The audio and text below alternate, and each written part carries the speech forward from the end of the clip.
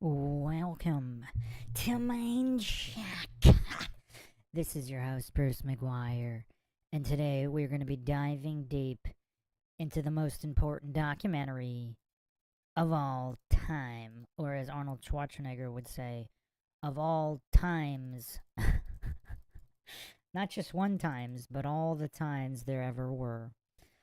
Let's get the audio balanced here. Okay. Is the audio good? Nice and loud for everyone. Welcome, Flat Bat Dad. Yeah, this is going to be one for the ages. So when I started the King Arthur series, episode 1's already up. You could check that out on MindShock. Is anybody else getting a little bit of an echo? Echo. Okay. That's better. Is that better? Yeah, it's better. I think that's better. Okay. So, yeah, in the King Arthur series, I'm attempting to make a unified field theory of truth. So, a unified theory that connects Tartaria, the different ancient maps of whatever the shape of the world is, or was, if it changed, if the geography changed due to there being various cataclysms. Welcome, Lord Zed, Eric Petersman. So I think a unified theory is very, very important here because there's so much to go over. And I was looking at some of these old maps. And it does appear, so we're either to believe that these old cartographers with just very specific features of land masses, Antarctica, etc., with cities on them, they're all wrong or crazy?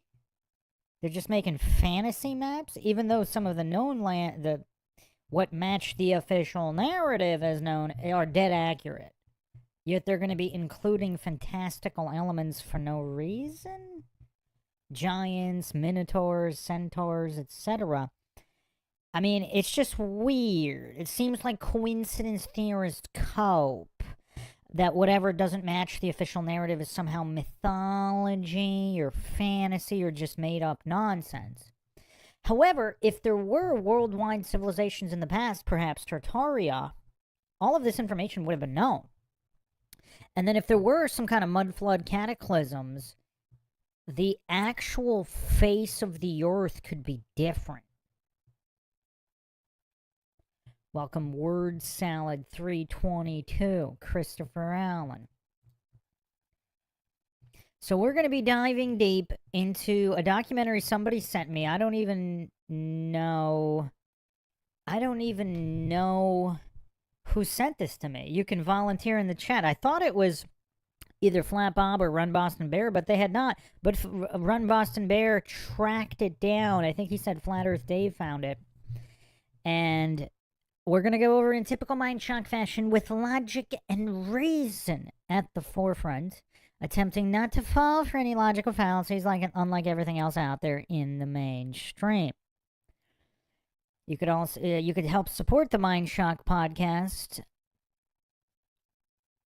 Like and share, Twitter, Facebook, Reddit, Patreon. Patreon is a good parody for case topic, logical analysis, co-podcast requests. And you can also become a YouTube member right here on YouTube. Help support the channel that way. Questions, comments, theories, thoughts, suggestions, rebuttals, debunkings of any kind, comment section. Or if you're with us here live, drop them in the live chat. I'll try to get to all of them. So, something I've been talking about recently on Twitter, where there's always a bunch of goofs competing for Dunning-Kruger championships with their cope spirals, so highly entertaining. Twitter's always highly entertaining. But something I was kind of talking about, I just kind of thought of, like, obviously not all conspiracies are true. Like, maybe Elvis and Bigfoot aren't starting families somewhere. I mean, maybe they are, but maybe they're not. Maybe that's not one of the true ones. But here's the thing. Are the only conspiracies that are true the ones the mainstream actively pretends are not true? Because you turn on the idiot box, like the mainstream news channels, whatever conspiracies they claim are not true, history is showing that those are the true ones. So you turn on CNN or Fox News, if they're not attempting to debunk, various ghost conspiracies or Bigfoot ghosts. I did a whole podcast on Bigfoot ghosts. Maybe that's the reason there's not a lot of bodies being discovered. Although there are some. Check out the Bigfoot bodies episode for that one. But anyway, they're not actively trying to convince everybody that Bigfoot ghosts aren't real. There aren't full-time grifters trying to pretend they're not real. But look at the aftermath of, let's say, Pizzagate, Epstein, some of these other conspiracies, and Flat Earth, Tartaria. I mean, look at the vehemence that the mainstream goofs attack certain conspiracies but spend no time on others. And I think that's really interesting. So, welcome, Sarah Catherine, Pinto Sack, South to West. So, I'm going to start it off right here. Hopefully more people kind of find... I know YouTube's not giving out notifications as always. Just a reminder to everybody, even the free tier on Patreon will give you the updates. The free updates. So, Aaron says, enjoying some very dark bourbon pecan pie in the fabled lost lands of the glorious Southland. Welcome, Aaron. All right, so the name of this documentary, for people who were wondering, and I don't even know the pronunciation here, Saorsa, To Be Free. And I don't even know who made this documentary, but the amount of information covered, and just, trigger warning for the coincidence theorists, there's going to be a lot of conspiracies here. Now, again, I do not claim anything is true or untrue. We are examining every point in the documentary here for veracity with logic and reason. So again, I'm not claiming anything in this documentary is true. But what I found interesting is this might be the only documentary I have ever seen that even attempts to connect it all. I mean, I am doing my best in the King Arthur series and then also the True History of the World series, but this guy touched on the same points, some of the same points I'm touching upon in the True History of the World series. First 2 episodes are already out. You can check those out.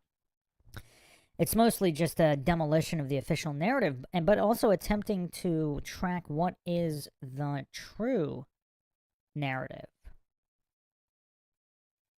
So this is Saorsa, To Be Freed.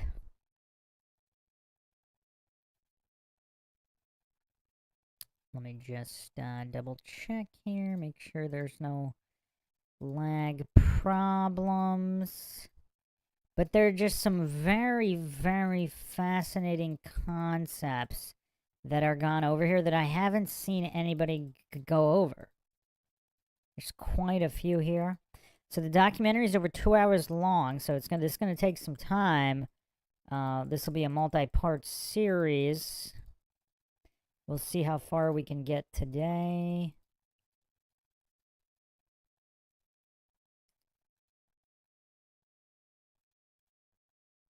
Okay.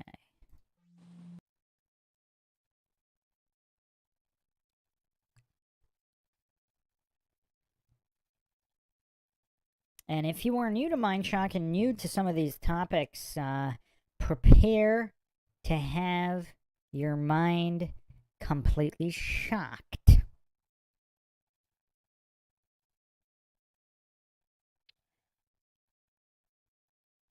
Pinto Sack says, I bet you could make a better documentary, Bruce. Maybe. Austin MP says, The Matrix. Haha, that's funny. Alright, let me make sure the audio's all good here. I'm the captain, and I'm going to start this documentary by making a few claims that I will back up with undeniable evidence. Now, again, I'm not claiming any of this is true or untrue. And this individual does have a certain pompous manner in some of the delivery. And so, I mean, let's see what he can and can't back up with evidence. But the reason I'm going over it isn't that I'm not saying there's answers here. I'm saying this might be the most important documentary of all time for the questions that it asks. I've located lands that have been hidden from us. Multiple massive land masses that are beyond our known world. Fully chartered, and I have the means to set sail in multiple vessels that I own once I've secured crews, including a second captain. Let me show you what no one else is capable of. If watched in full context, what I've got to show you will blow your mind repeatedly, including that the hidden lands that surround us are fully built out with old world architecture and infrastructure, just like how we see all around us. That the flat earth model is purposely incorrect and designed to deceive you. There is no ice wall, and I'll prove it. Everything you think you know about Tartaria is wrong. I figured out the entirety of the last great reset of humanity worldwide, and it only ended in 1860. Undeniably proven and fully explaining the mud flood aftermath. Australia and its natives are not what you think they are, and that our entire recent timeline has been fabricated. So immediately, a lot of people might be turned off by this guy's attitude. It's a real speaker. They might be turned off, as far as I can tell. It seems like a real speaker. So, again, this guy's attitude is kind of pompous, a little bit narcissistic. He's stating basically he's figured everything out. Nobody else has. Nobody else can. Again, let's look past that and look at the questions here and examine this information. I know a lot of people might be turned off immediately by this, but the questions that he's asked, and he's pretty astute in certain areas. In particular, I haven't watched this completely all the way through. I watched several sections, and it already seems like the most important documentary of all time, maybe. The way he explains certain things and certain concepts, I have not seen anybody else explain it this way. It doesn't mean it's true, but I think it's very interesting and definitely worthy of examination for that reason. After decades of personal research down the rabbit hole, dividing truth from sheer conspiracy and fantasy, following a spiritual path that's been guided, I've took all the relevant individual research subjects and I've pieced them together. Not just put subjects side by side, but fuse them together. One topic only makes sense and fuse with the previous, all in context. But only by doing this can any of us see the bigger picture, knowledge combined. If a picture says 1,000 words, and our eyes can see 1,000 lies, see it to believe it. This documentary was not created to attempt to wake the soulless non-player characters that surround us. They're not programmed to acknowledge or question the world around them. This documentary is for you, the small amount of truly enlightened human beings in this world. Not to go all Morpheus on you, but you've felt it all of your life. Always been the odd one out. You've always known that something just isn't quite right about this place. You've followed your senses, your intuition, your heart, your common sense, and what your eyes tell you. I'll never tell anybody what to do or think. I can only guide you.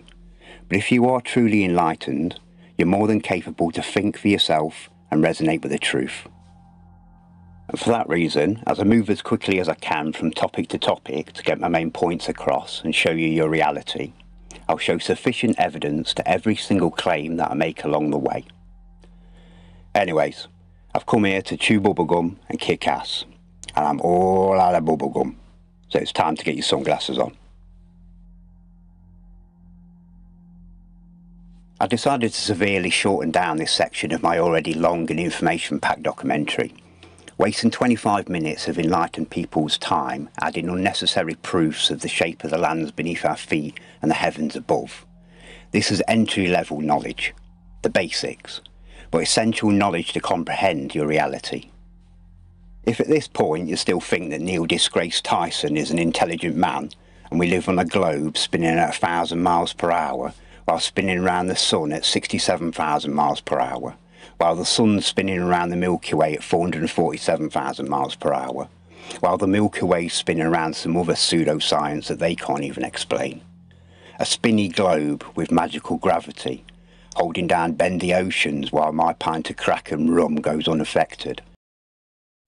Don't forget all the dark matter. This guy's blaspheming against the heliocentric religion. Let's not forget all the dark matter. If we just pretend dark matter is real, it still kind of doesn't work. But at least it kind of, sort of, maybe works if we pretend the dark matter is real. How dare this guy ignore the magical dark matter that can't be proven? How dare he? The blasphemy. The Fallen Slaves of Saul, welcome. Fallen Slaves of Saul says, I got bubblegum.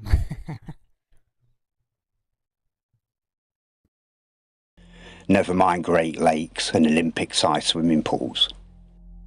With fake CGI cartoon space, cartoon planets, cartoon stars, cartoon space stations, astronauts in space, cartoon satellites with cringy realities, Elon's shit cartoon car, Freemasons land on a plasma moon with tinfoil spaceships, upside down umbrellas, and embarrassing clip art cartoons from the moon.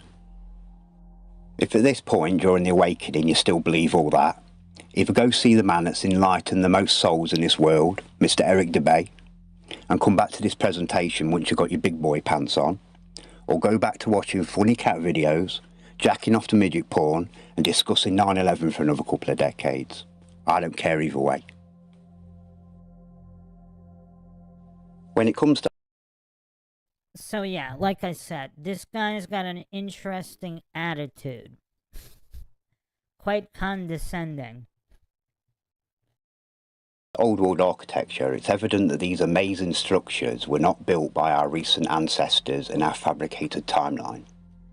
Once I'd put together the past world resets, which I'll explain in detail, I was able to distinguish 4 main different timelines of architecture, all separated by one or more worldwide catastrophic events of destruction.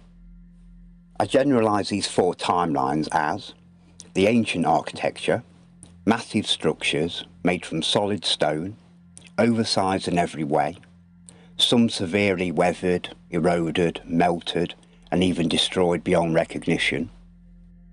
The second timeline structures, which I'll refer to as old world architecture, and that's practically everything the AI narrative wrote being founded in the 1900s, during a time frame that I'll prove only had 10% or less of the previous world's population, the events that buried this world in mud.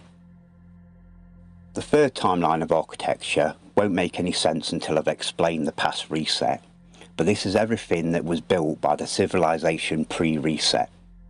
And again, I will prove to you that the previous timeline civilization did not build the ancient or old world architecture, which are all these rounded type castles, battlement shapes along the tops, mostly battle damaged or falling apart. But don't get these mixed up with the more impressive old world castle type structures, or the ancient star forts that are all over the world. The less skilled pre-reset timeline peoples made much more primitive timber-framed houses, higgledy-piggledy wonky walls, solid, thick-walled, highly thermal, thatched roofs. Like their predecessors, they also built a lot of red brick houses.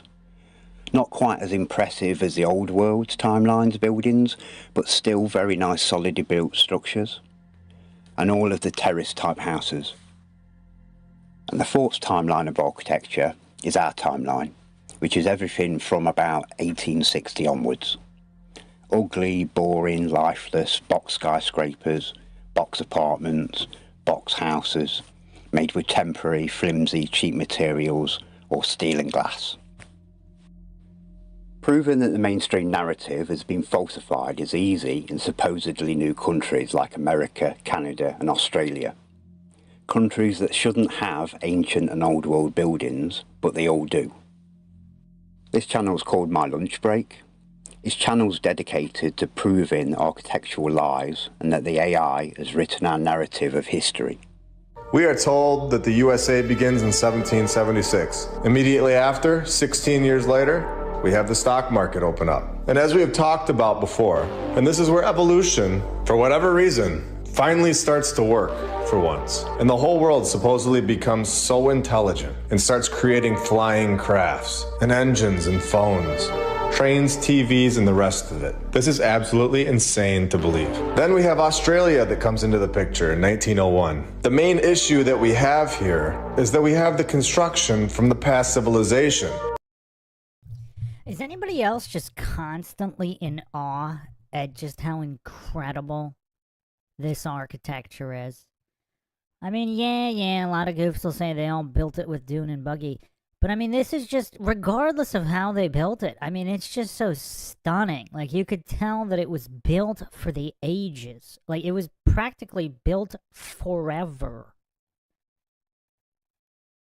Unlike, yeah, all the crappy construction today. That is sitting here staring at us right in our faces. Buildings that we do not recreate today in 2023. Cities such as Budapest that have a coffee shop, a parliament building, and chocolate museums that look straight out of the movies. We have identified nearly 100 fire stories to this point, where buildings that are said to be built in the 1800s that clearly are from the old world are completely destroyed due to a fire, even though they're mostly made of stone, which is not flammable. This is the beginning of waking up the masses, understanding this massive historical lie, understanding that there was a previous civilization right before us that is no longer here. Where they went or what even took place that removed them from this place is what we want to know. They left all of their structures here for us to see. In my opinion, they left all of their technology, and the individuals who are supposedly so smart and evolution just hit them square in the face never created these things. Henry Ford, Thomas Edison, and on and on. Through my first 37 episodes, you will find hundreds of issues with the narrative, and we're just getting started. They were able to construct the St. Mark's Basilica in 4 years, from 828 to 832, but didn't have a light bulb? Give me a break. They built the inside with candlelight. I mean, just the sheer amount of planning for it, like, regardless of the materials or technology. Like, how do primitives plan to construct this, size, scale, etc.? I mean, just think about before they built it. So these people wandering around with wagons, like, what are they thinking? Like, they got out the blueprints and started sketching? Like, what kind of paper did they have? Like, how do they sketch the plans to create this, let alone create it? Oh, and don't forget that it lasts forever. Unlike anything that we build today, even though this was in a time period before they even knew how to make paper, it really is incredible that once you get it, you don't go back to not getting it. You can see it all very clearly in nearly every town in the world. This past civilization had much more technology that we have not been given back yet. We have been given the car back, the train, the plane, the TV and cell phones, the light bulb and computers, internet and power tools. All major movies have been recreated. They know what we like. Refrigerators, cameras, GPS, video games, all of this in the last 300 years. In my opinion, like I've said, they have had all of this technology, and this includes AI. I'm starting to find the same narrative too many times, all over the world. I am now leaning towards an AI that most likely created all of these insane, ridiculous narratives. For every one of these buildings, the repetition of the plots and the repetition of characters gives it all away. How long has AI, or more specifically this Chat GPT stuff, really been around?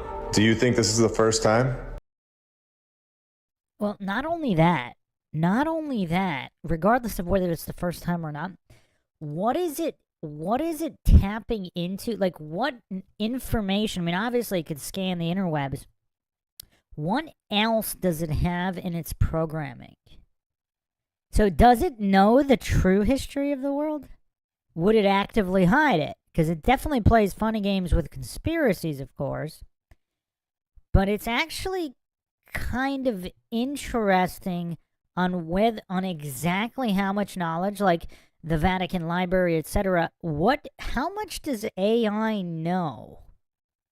Because even if that information isn't public on the internet, there are just how much could it piece together? Because one of the things that I think AI is excellent for is keeping many data points, countless data points in mind simultaneously while constructing an argument. I mean, that, in my opinion, I mean, that is one of the main strengths of AI.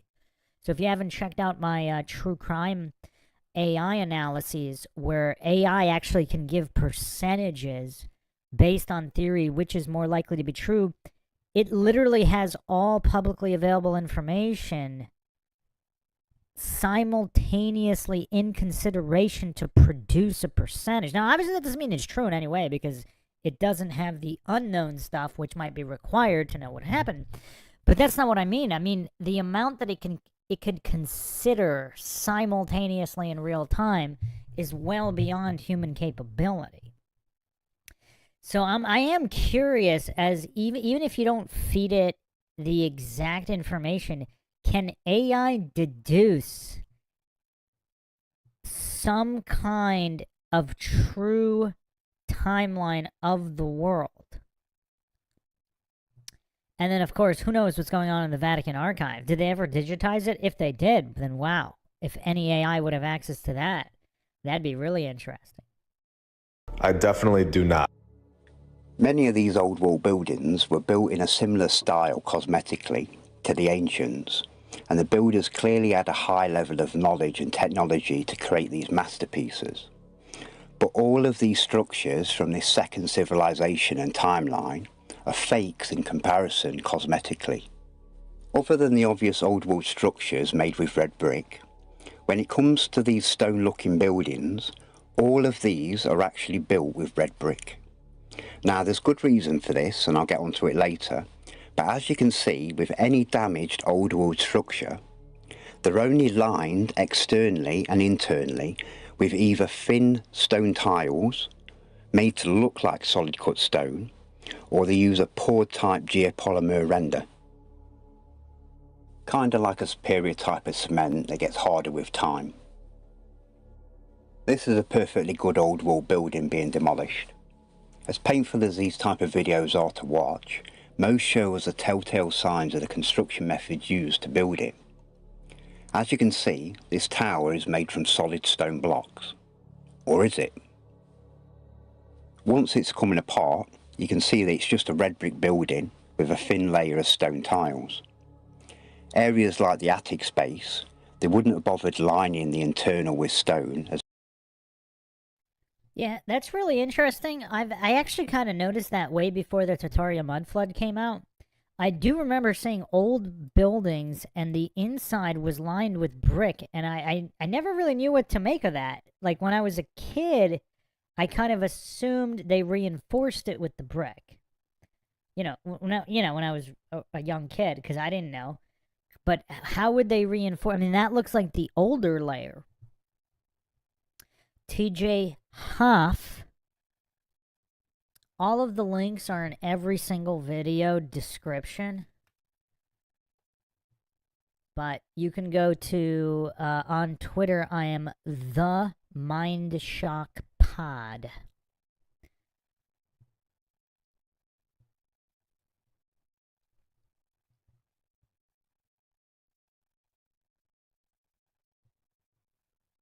So yeah, this is actually a very interesting point about the bricks.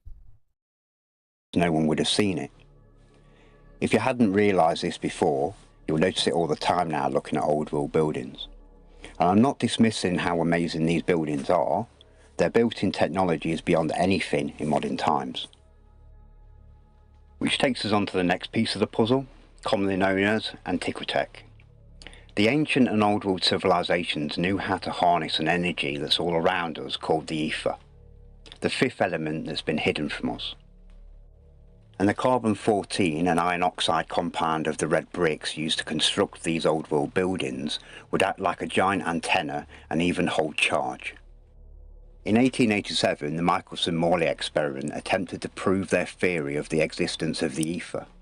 Unfortunately, they never did due to their primitive technology of the time. Nearly 100 years later, in 1986, the US Air Force repeated their experiment and proven scientifically that the field of the ether existed. The results were published in a scientific journal called Nature in August 1986, headlined Special Relativity, Nature, Volume 322, page 590. There's no money in it for the cult with free, clean, sustainable energy for the world, so now they just deny the ether's existence. These are not religious symbols. When the cult created their religions to control and divide, they merely adopted these symbols as they were all over the buildings that were delegated as their houses of worship. You'll notice all original Antiquitech had these copper balls and antennas in the shape of the relevant symbols. This is the old world symbol for the ether.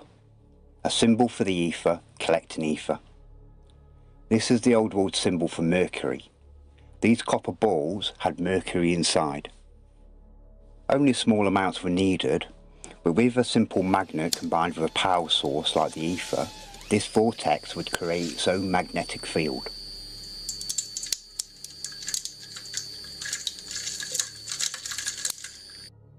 Unfortunately, as the years go by, they replace this tech with their cheap wooden crosses.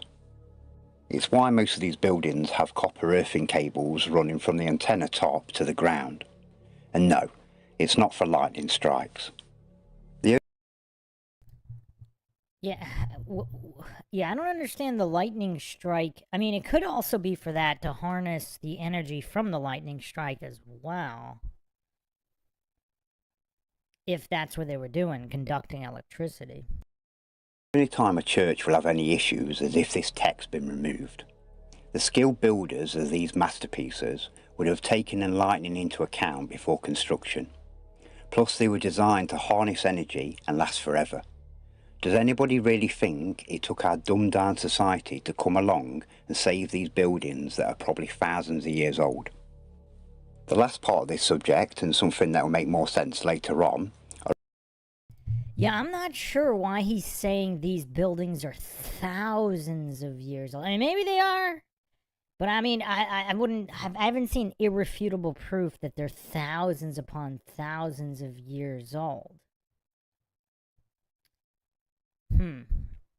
Because why wouldn't they be destroyed? So over thousands and thousands of years, there would have been many different resets. So wouldn't, I mean, I don't know, because there do seem to be different groups of architecture, like the old castles and star forts, and then the more modern Greco-Roman and then Gothic architecture. I don't know, these might be different eras, different worldwide civilizations building them, but, and maybe some of them are from thousands of years ago, but, I mean, I don't know, like the underwater ruins off Japan and India, some of those from the Mahabharata that are supposedly hundreds of thousands of years old, allegedly. That's how they're translated, but yeah, I don't know. These, I mean, just from the looks of it, it doesn't, I wouldn't guess thousands upon thousands, but I don't know. Old world greenhouses. Incorporating geothermic technology, also harnessing the ether to grow super crops, unaffected by the exterior elements. Greenhouses that are big enough to feed entire cities. A similar technology has become popular in recent years called electroculture, a technology that uses electrical currents from the ether to enhance plant growth.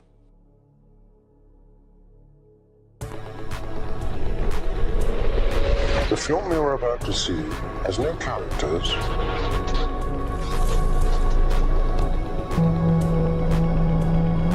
If you spare a little of your imagination, it is a film to describe to you the effect of cymatic frequencies on matter.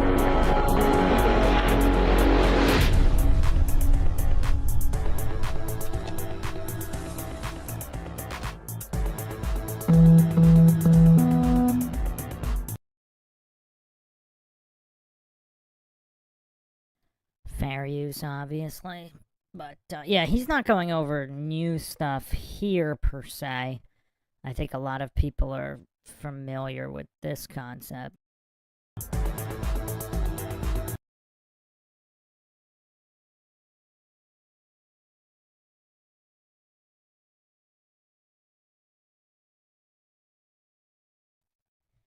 Aaron says, definitely older than we're told, though. They definitely have endeavored to fool us about the timeline. When I was a kid, they were changing the engraved dates on buildings. Yeah, you mentioned that before. Yeah, no, there's definitely some funny business going on for hundreds and hundreds of years. I mean, maybe 1,000. But I mean, I don't know. What is he alleging? That there are thousands and thousands? Like, how many thousands? He's saying they're like 3, 4, 5, 6,000 years old? I mean, I don't know. I mean, I guess it's possible if they kept remodeling them, maybe. I don't know.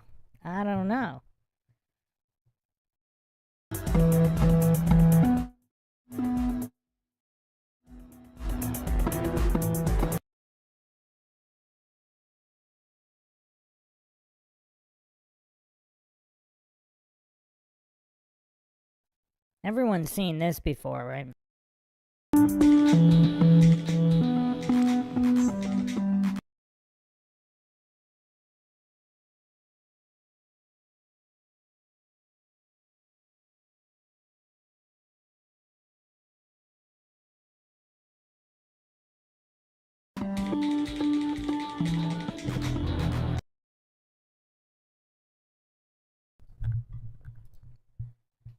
John McClure says, I've used electroculture. It works. Marco says, Freemasonry, something to that term. Yes, indeed. And also foundation. Foundation.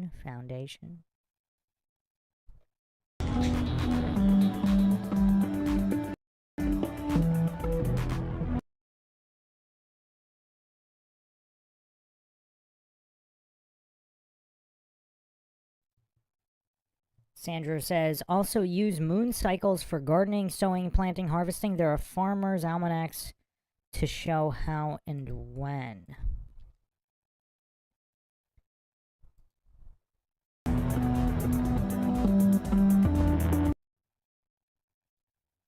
Aaron says, yeah, the old photos from the 1800s show buildings with obvious signs of wear and tear and dirt.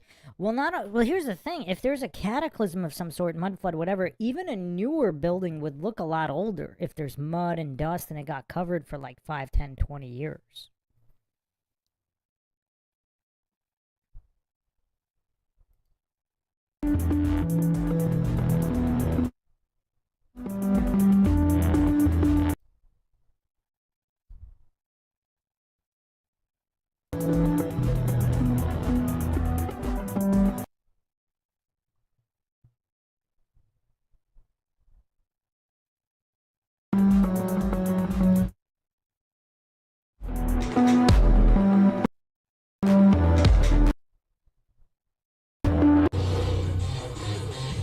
Watch the glass.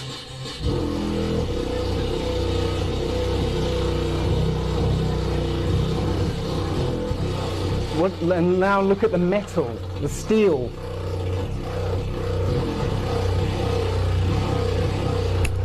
Just that's incredible, isn't it?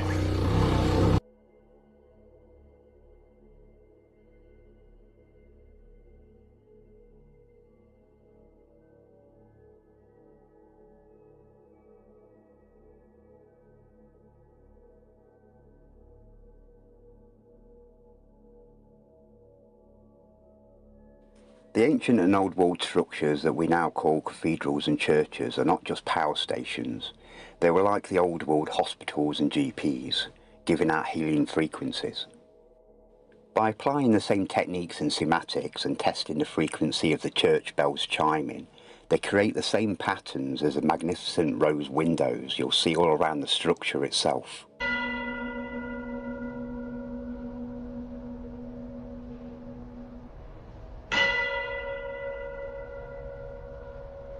The tolling bells would emit powerful vibrations and influence entire towns and their water supplies. Hence why there's tunnel systems under every cathedral, church and city worldwide. These fed the water supplies to its inhabitants around the cities. A technology taken from the ancients. The ether and the frequency of the bells would influence the molecular structure of the water. It'd be like drinking and bathing in life energy, life juice. the fountain of youth. These glass-stained windows were not just for decoration, they're technology. The glass would harness the sun and moon's electro-radiation through the geometric pattern of the window, and the light on the inside takes the form of that frequency. Each frequency contains its own geometric pattern. The cathedral. By shining a light through a geometric pattern, it has healing on the human body and soul. It regenerates while vibrating at that same frequency. These structures also contain the most powerful sound instrument ever created, the brass organ and pipes. Breathtaking masterpieces. The organs would heal your organs. It's a reason why the ancient and old world civilizations lived longer than us and grew larger than us today. Well, so organ, organs, and let's not forget organ.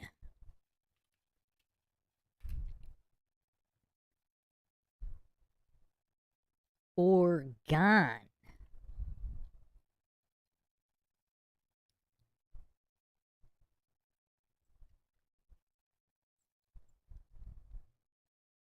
O-R-G-O-N-E. Quite a lot,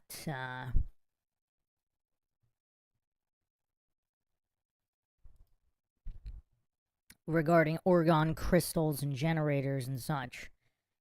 Interesting name, organ.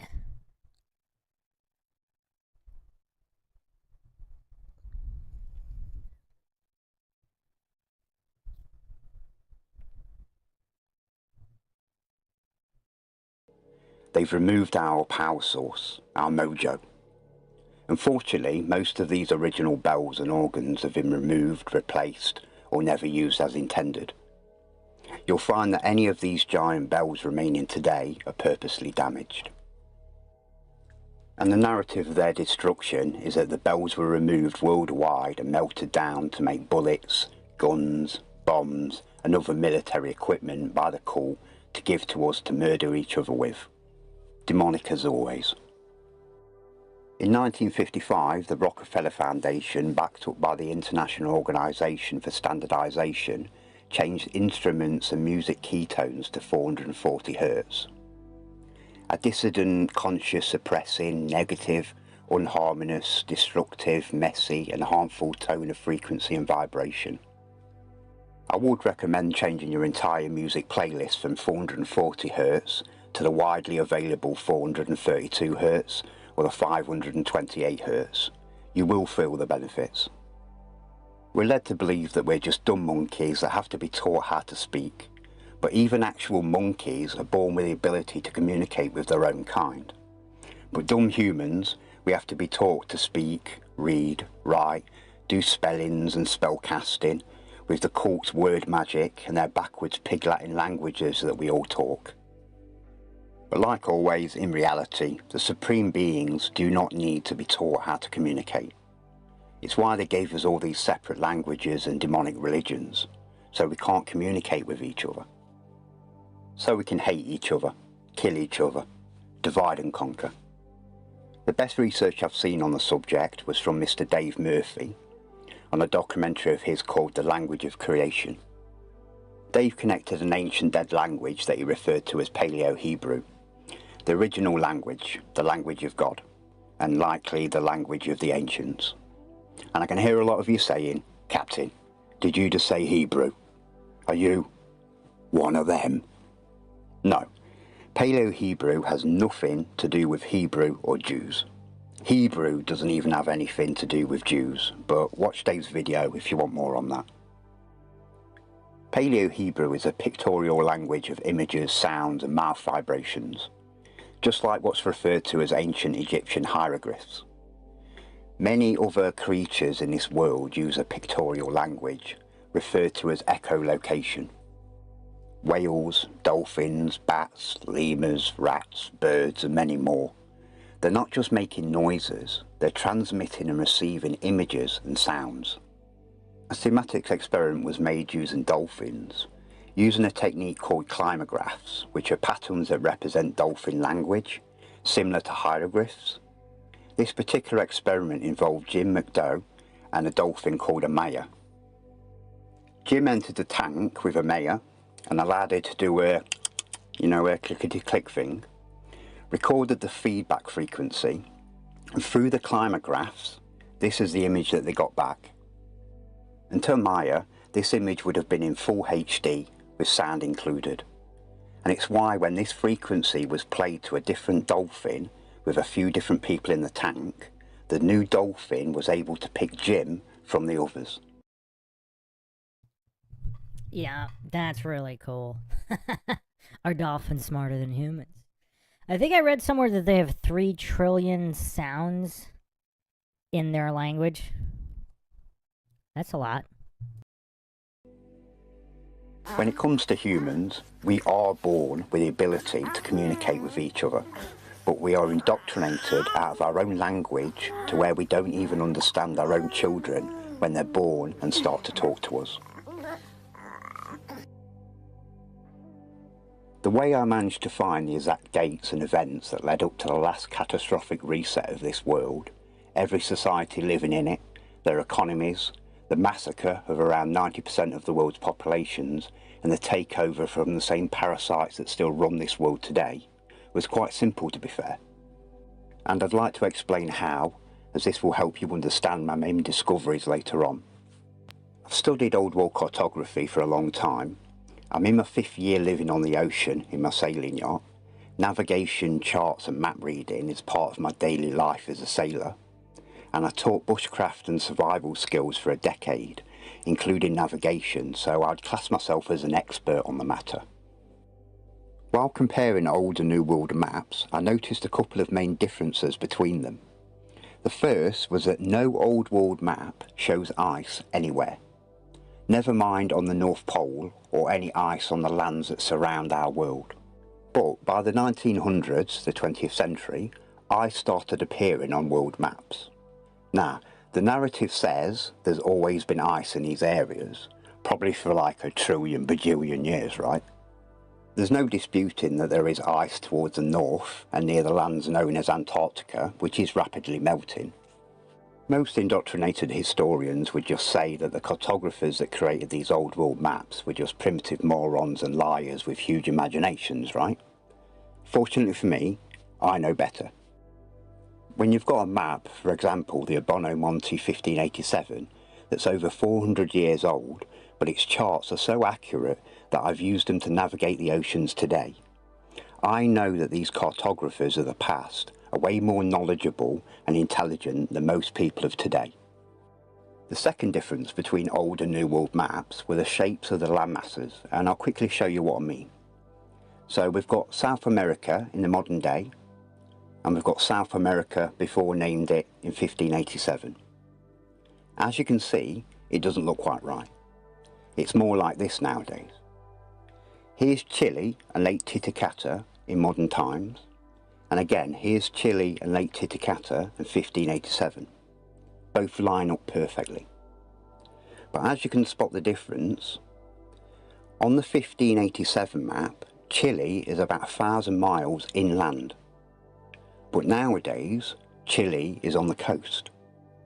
And as you can see, that due to Chile's position with Lake Titicaca, Chile hasn't moved location in recent times. They both line up, new and old. Now, a simple indoctrinated mind would come to the same conclusion. The old world map makers are morons. I had a more realistic hypothesis.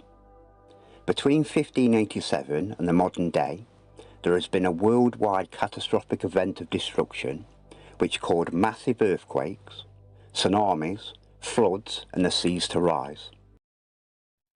Yeah, this isn't a unique theory.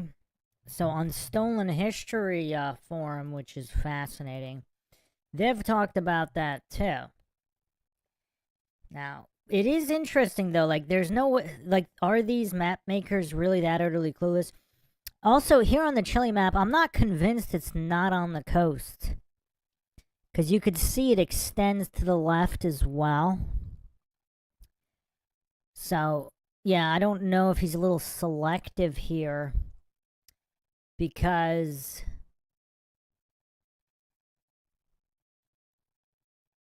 to me, it looks like it could also be in the coast, even though it is going inland as well, toward the mountains here. But these are very, very specific maps. And look at the outline of the lakes and everything. I mean, it's pretty accurate. So I don't know why some goofs hallucinate that these map makers are just idiots. Tsunamis, floods, and the seas to rise. Volcanoes blow in the tops, causing ash clouds that block the sun, causing a worldwide mini ice age. A mass depopulation event where the powers that be took the opportunity for a worldwide takeover and removal of our true timeline of history. And I know what you're thinking. Captain, have you been drinking seawater again? Nothing like that has happened in our recent history. A couple of years later, I needed provable answers, so I opened up a search engine and I asked a simple question. What was the average temperature of the 1700s? The average temperature during the 1700s was notably cooler, as this period was part of the Little Ice Age. The evidence and information surrounding this Little Ice Age is enormous if you ask the correct questions and code words. But for now, it just spat this temperature graph at me. Can you see it? Between the 16 and 1700s, there's a massive spike referred to as the Little Ice Age. Now, don't be fooled by their spelling, their spellcasting. There was nothing little about this Ice Age. Also, how much... the one thing I don't think he goes over is Mandela effect. Because I think Mandela is critical. I only did one introductory episode. I do have episode 2 coming with tons of receipts and some new theories.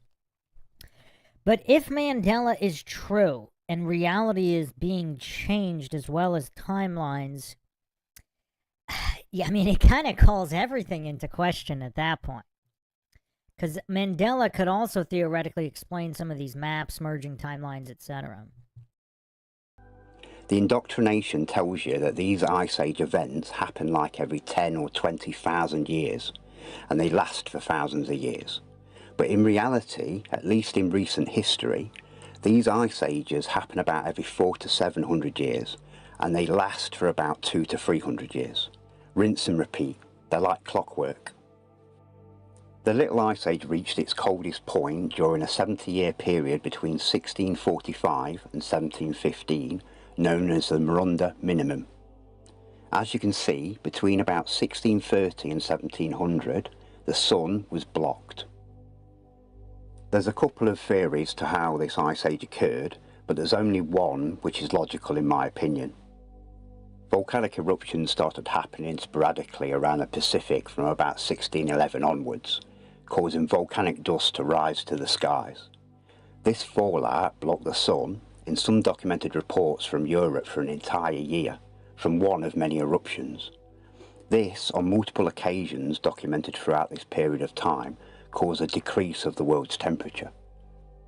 3 particularly cold intervals, one began around 1650, another about 1770, and the last in 1850, all of which were separated by intervals of slight warming.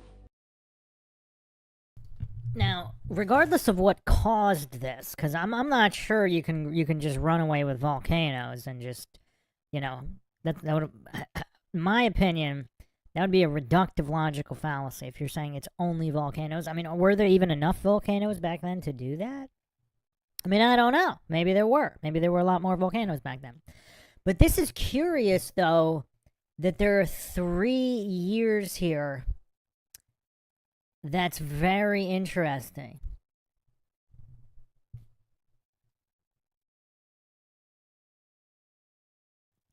Are these the mud flood reset years? And obviously they lasted, I mean, it wasn't just one day of the year. It lasted a year, could have lasted a year or more. I find this interesting. When I'm gonna continue my Real History of the World series, I'm gonna line these up. I got a lot of big plans for that series. I'm gonna line these up with these years because this guy might be onto something here. Massive magnitude earthquakes throughout this time period caused ginormous tsunamis worldwide, added with the extreme weather, high winds and torrential rainfall, added with freezing temperatures, this alone killed hundreds of millions.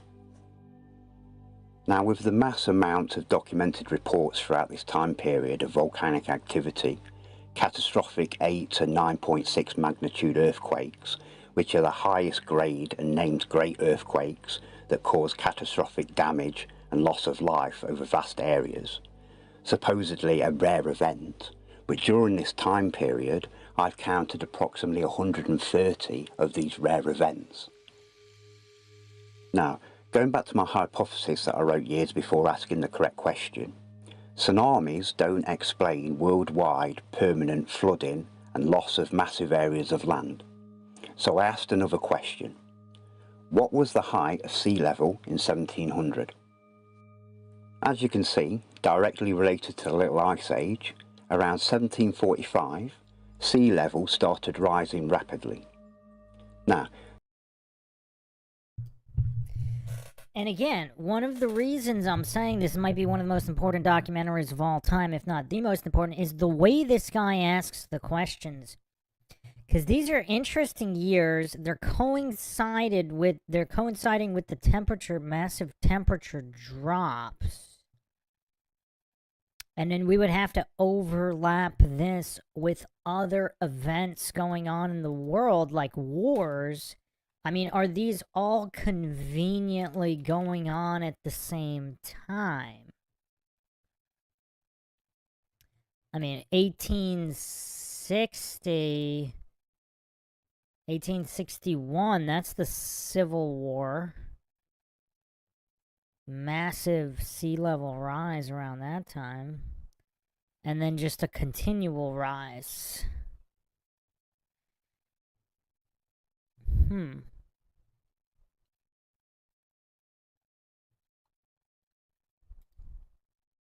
do I believe the accuracy and honesty of this graph?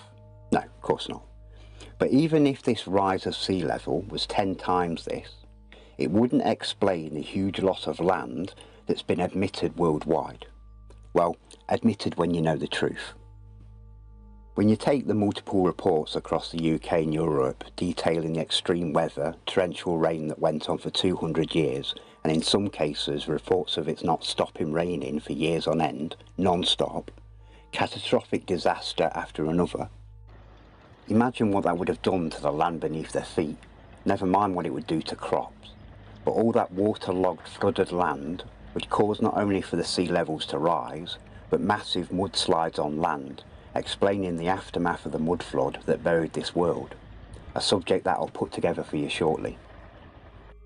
With the reported permanent loss of large areas of land like the Danish, German and Dutch losing huge amounts of their coastlines, another example on the other side of the world, in Jamaica, June the 7th, 1692, a massive 8 magnitude earthquake struck Port Royal, Jamaica, causing the town to sink into the sea, resulting in approximately 5,000 deaths due to the quake and later tsunami. 2/3 of Port Royal sank into the sea, with many buildings collapsing due to soil liquefaction. The earth opened up and swallowed many people. Most of the town's 2,000 buildings were destroyed, and many ships in the harbour were capsized. Another interesting thing to think about is even with these submerged cities, I mean, maybe they really were built to last forever, because even in these harsh ocean conditions, like all the salt and other stuff going on, they're still relatively well preserved.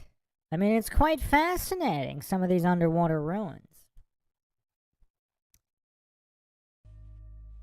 Now, even when you take into account all of the documented sea level rises, torrential rain, flooding, mud floods, tsunamis, this doesn't explain all these countries reporting massive land loss and the obvious land loss between old and new world maps. Like I've shown you with Chile now being on the coast. And they even admit that this area had significant coastal loss due to the Little Ice Age. But there has to be a more logical explanation for this. Something's missing. So I asked another correct question. something that came to me in my dreams, in images, and something that at the time I didn't even know was a real thing. Can land break off continents and slide into the ocean? Yes, land can break off from continents and slide into the ocean, a process often associated with landslides or movement of tectonic plates. However, this is typically a gradual process rather than a sudden event. Well, tell that to the Jamaicans in 1692 when their city rapidly fell into the ocean within minutes, causing all of the deaths. Continents can break apart much easily than previously suspected. Shocker, right? These findings explain the origins of flat-lying zones, hilarious, of weakness known as the detachment faults developed at depths of 10 to 15 kilometres which were not previously understood. Their conclusion: the volcanic activity during the general crisis of the 17th century played a crucial role in shaping the environmental and social landscapes of the time, contributing to widespread instability and conflict. Now, before I show you some of the absolute sickening, stomach-churning atrocities of the direct results of this little ice age, researching this massacre as extensively as I did made me physically ill for a week afterwards. It was that bad. But before that, I have to explain this last part about the little ice age before the AI bot shills attempt to dismiss any of the facts and truths that I'm telling you. When you go onto the cults-controlled wiki page, it'll attempt to downplay the little ice age, not only by its name, but as it says. The little ice age was a period of regional cooling, particularly pronounced in the North Atlantic region. It was not a true ice age of global extent. What they're saying here is that this was not a worldwide weather event and didn't cause ice to form towards the north or south. But as always, all the evidence is on the contrary. Even the indoctrinated historians refuse this narrative. He, of course, rubbishes the Little Ice Age as episodic, minor, and, quote, largely independent regional climate changes rather than a globally synchronous increased glaciation, end quote. But if glaciers began advancing rapidly in the 14th century around the world and then retreated rapidly starting in the 19th and into the 20th century, it takes a special kind of determination to call it a regional blip. And that sort of resistance to the concept of the Little Ice Age is exactly the kind of denialism we're talking about here. That guy's like the quintessential nerd. I mean, his voice is just, I mean, that's just epic. Nerd of an epic proportion. And there's dozens of scientific literature published proving that this was a worldwide weather event and did freeze our, at the time, unfrozen landmasses. Erica J. Hardy's study in the South Pacific with a 420-year history of isotope ratios measured in samples taken from Australia's Great Barrier Reef. The results of Hendy's extensive study showed that salinity was higher in the mid-1500s through to the middle of the 19th, rather than in the 20th century. This proved that these southern regions' temperature was considerably lower during the time of the Little Ice Age. To have full access in the true horrors and direct consequences of the recent Ice Age, you have to type in a second and secret code name. The General Crisis of Humanity, or the General Crisis of 1700. And again, don't be fooled by its mediocre title. Now, this is not me connecting the Little Ice Age with the General Crisis of Humanity. This is a narrative connecting them, and this time it's not fooling you. It does not want you having this knowledge.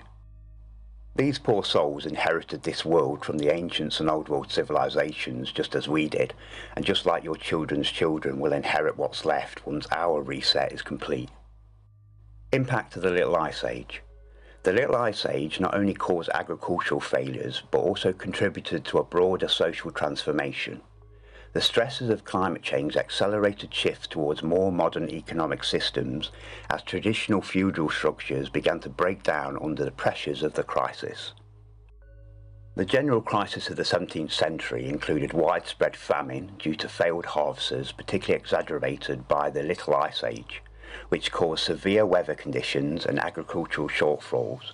This led to significant population declines and social upheaval across various regions including China and Europe. Unusual cold and lack of rainfall in the summer seasons. Wars and revolutions disrupted over agricultural production. Heavy taxation, difficult to sustain their livelihoods.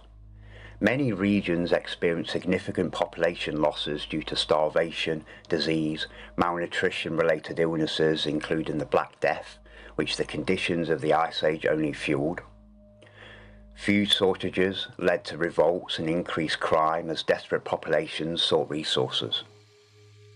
In Paris, France, during the civil strife of 1648 to 1653, there was a succession of 7 years of very heavy rainfall. The population loss there was 1/3 during the summer of 1649.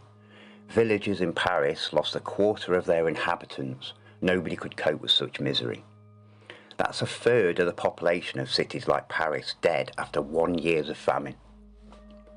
Another famine in France between 1693 and 1694 killed 10% of France's entire population. France alone had 111 major famines over a 200-year period during the Little Ice Age.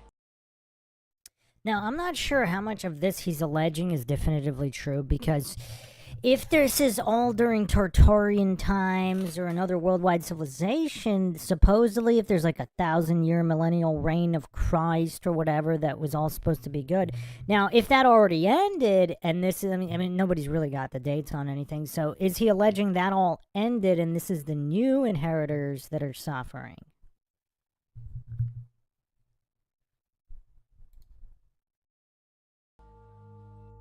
During famines across the UK and Europe, cannibalism was reported as desperate measures for survival, and I've read accounts of this happening worldwide until the late 1800s.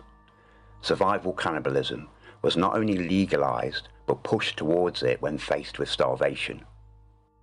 Where do you think the phrase "eating one's own children" comes from? In one account that I read, a dismembered body of a 3-year-old girl was seen. Some parts were boiling in a pot on the fire, while others had apparently been consumed. The girl's mother assured that the child had died of natural reasons. Turn to cannibalism, eating corpses, deliberately killing others, most often children, for consumption. 2 factors put children specifically at risk. They could be more easily snatched and killed than adults, and their flesh was often considered more palatable. People resorted to eating their own children due to starvation. Across Europe, records show that 1 in 4 children died before their first birthday, and half of them didn't even reach the age of 20. I've read stories of mothers taking their children out into frozen forests and leaving them to freeze to death because they couldn't feed them. Malnutrition prevented them from producing milk. Stories of men riding their horses in such freezing conditions that the horse's skin freezes and they're able to slice flesh off the horse's back and eat it while the horse, being so numb, doesn't even feel it, and the wound would freeze within seconds. During this period and other previous resets, the cult loved their paintings, often referred to as the Massacre of Innocents. Paintings worldwide of true events where children are being brutally murdered for consumption. This particular painting was created by a piece of shit called Pierre Bugel, named the Massacre of Innocents. This oil painting was later painted over, but originally it pictured children being dragged from their mother's arms and being murdered upon orders of the king and church. A mother weeping over a dead child, begging for mercy, kicking in people's doors, snatching children, stabbing children, stabbing them with spears. Personally, I think paintings like this should be burnt. I mean, this is really dark, but I don't know if I agree that they should be burned, because they documented something, especially if it can be verified that they were painted at that time. Like, the documentation of this, I mean, obviously, I don't think this should, I mean, again, I don't want to watch any actual videos of any of this stuff. Same thing with Epstein, whatever. Should they be destroyed? That I don't know, because you would need proof that these evil people existed and did these evil things on one hand, obviously not to be shown to the majority or anything, because you don't want to corrupt the minds or stare into the abyss. That's why I don't watch any of, any kind of actual crime scene footage or any of that stuff. But I'll look at a drawing depiction of what happened, so you know what happened. So, I mean, this kind of evil, it's almost like if this painting didn't exist, like, who would believe this kind of evil? I mean, I don't know.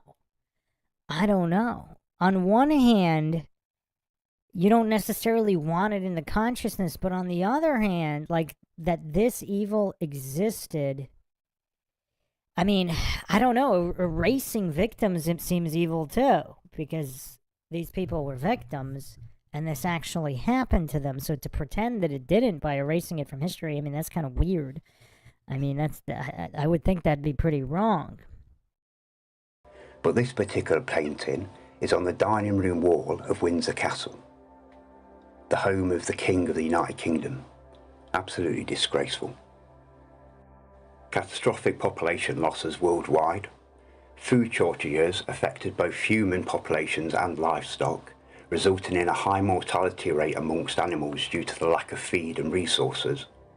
Increased prices for remaining livestock caused social unrest, and this explains why the pre-reset people's timeline were building huge greenhouses. They were protecting their crops from the elements of the Little Ice Age. There's too many of. That's also really curious. What else did they know with the greenhouses? Did information survive from the previous reset that necessitated them to build so many greenhouses? I mean, I'm not saying they weren't smart enough to know potential issues down the line, but I'm asking, did more information survive from the second previous reset to the previous reset than from the previous reset to now? Events like wars, civil wars, massacres and other horrors that's directly related to the Little Ice Age and the general crisis of humanity to even mention, but here's a list of a few that I personally researched. The general crisis contributed to the conditions that ignited the American Revolution in 1775, but due to the conditioning, most Americans today still believe it was over the English adding a tax on tea. This era was marked by various massacres, civil wars and disputes, with an enormous loss of life. In 1709 alone, Paris, France had temperatures dropping to -15 for extended periods. The extreme cold led to famine and hypothermia and caused an estimated 600,000 deaths by the end of 1710. Sea ice surrounded Iceland, trapping its population. Then its volcano Laki blew its top, killing over half its population in a single day. Finland's winter. I mean, this stuff is so dark. If that's true, that's insane. So half of Iceland's population wiped out in a single day. I mean, wow. 1696 to 97. And just a quick aside here on the spiritual side, for those that believe like demonic entities or whoever get energy from death and destruction, imagine how much energy and power they would get from all of these events happening simultaneously in the world. Is that how they were able to complete the takeover? Killed 40% of its population in 1 year's famine. Estonia, the same winter, 1696 to 97, killed 50% of its population. Rivers across the world, like the Thames in London, would freeze over with a foot deep of ice and house the Thames Frost Fairs from 1607 to 1814. Now, before I go through the world's death rates during the Little Ice Age and the general crisis of humanity, I want to show you how the AI hides all of this from you, how sneaky it is. I'm going to type into a search engine, the fall of the Ming Dynasty, but you can ask about anything related to the Little Ice Age and you'll find the same deception. I specifically asked about its fall, and as you can read down every link, scrolling for hours and hours, you won't find any mention of the Little Ice Age or the general crisis of humanity, because they don't want you connecting the truth of our past. But let's type in another question. We won't use the word fall, as in the fall of the Ming Dynasty. We'll just type in Ming Dynasty. But this time we'll include the code name, the Little Ice Age. The Little Ice Age significantly impacted the Ming Dynasty and contributed to the dynasty's decline and eventual fall in 1644. The same time period that Tartaria was wiped out and removed from history, something I'll put together for you later.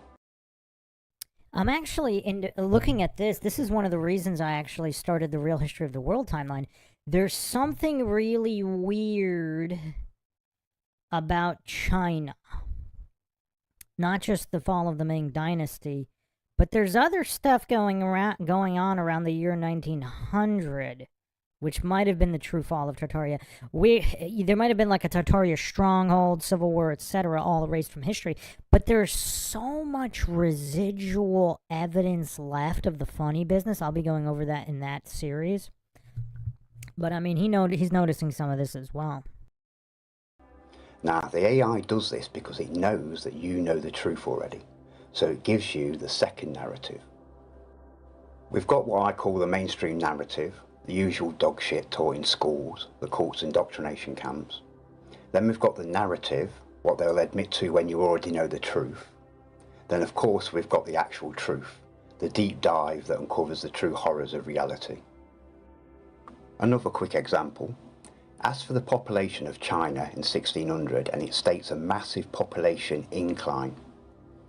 Add the Little Ice Age to the question, and it states that there was a massive population decline during exactly the same period.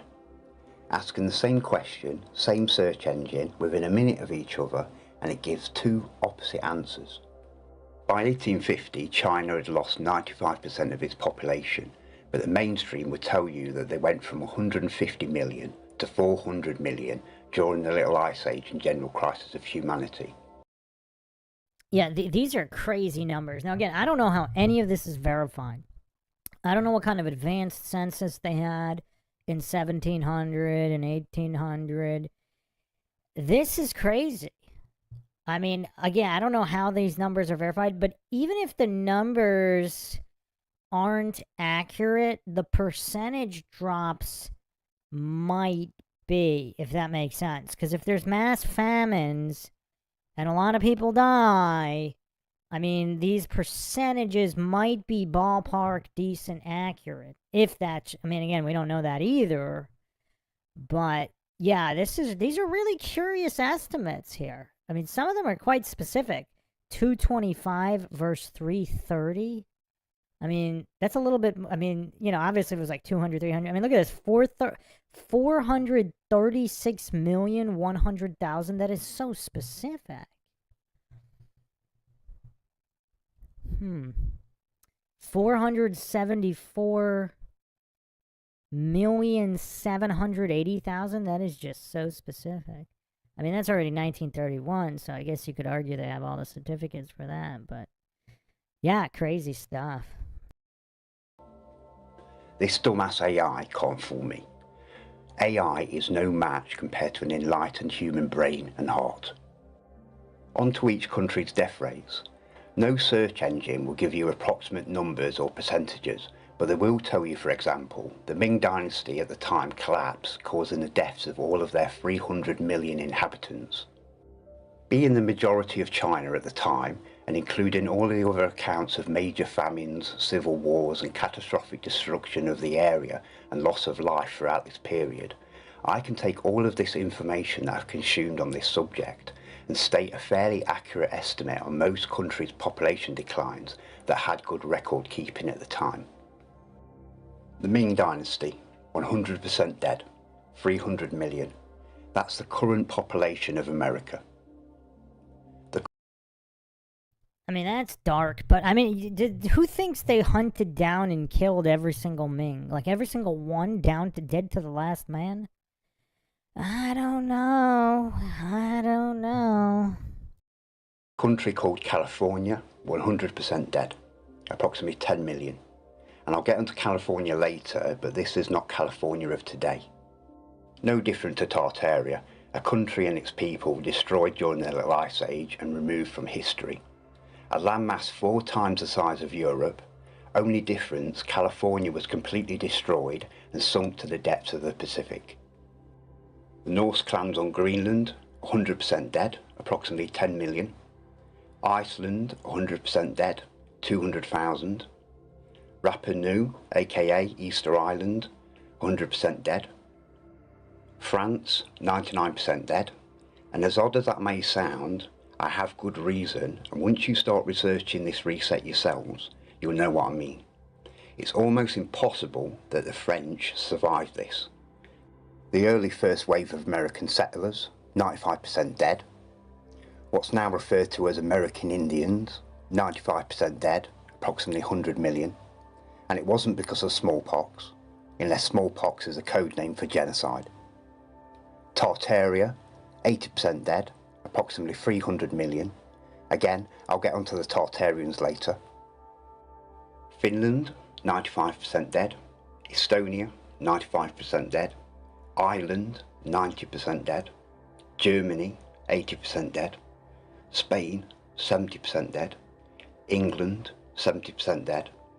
The Dutch had its supposed golden age between the late 1500s and 1700s, but they were still on their knees like the rest of the world, with a 50% population decline by 1800. I mean, these are quite specific numbers.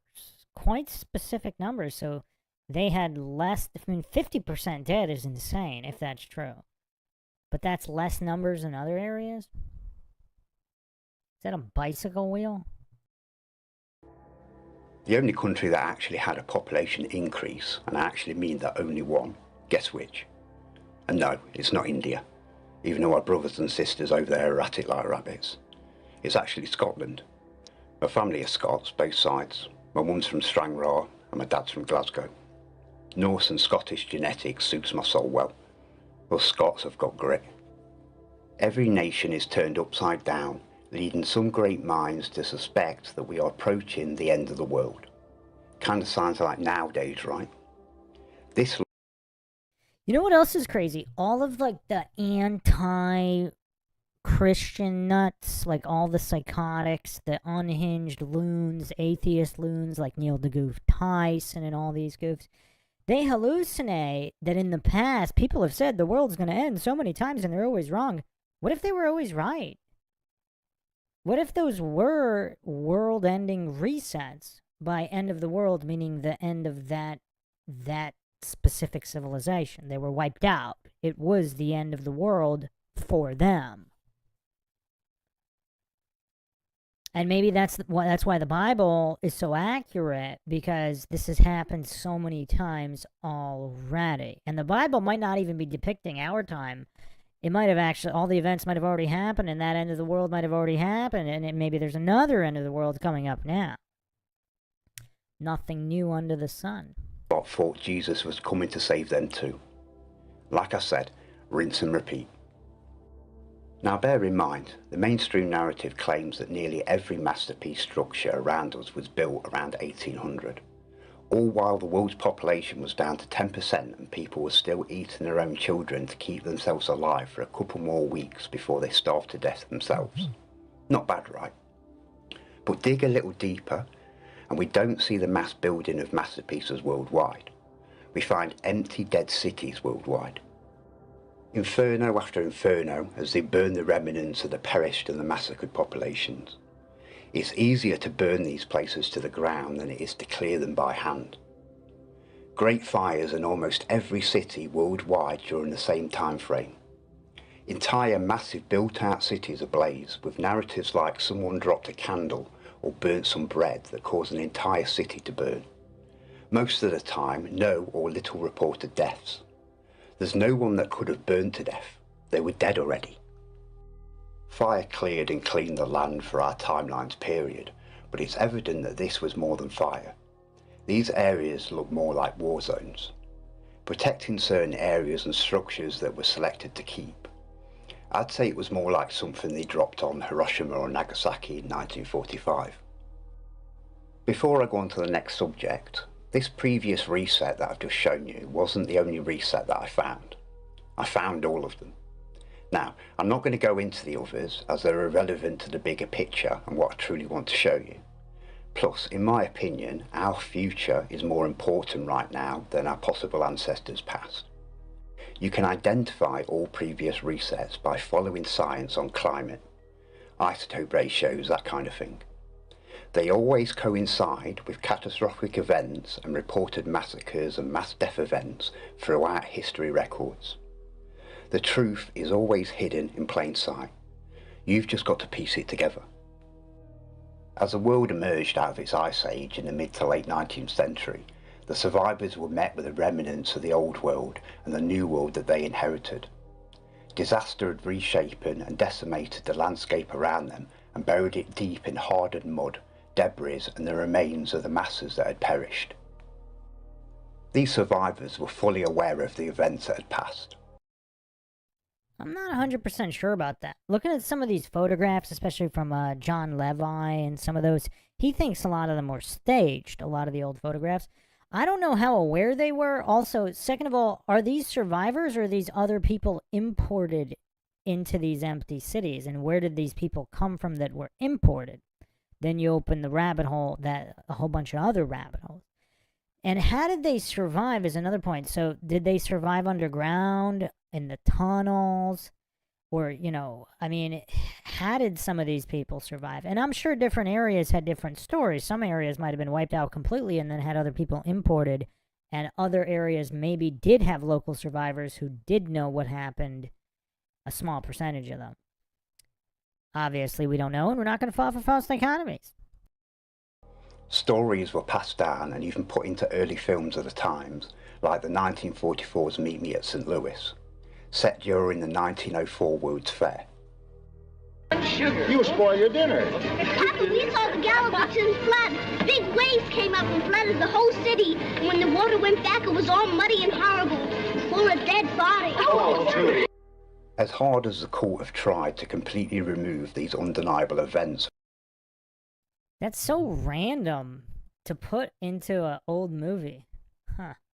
our recent past, the evidence speaks for itself.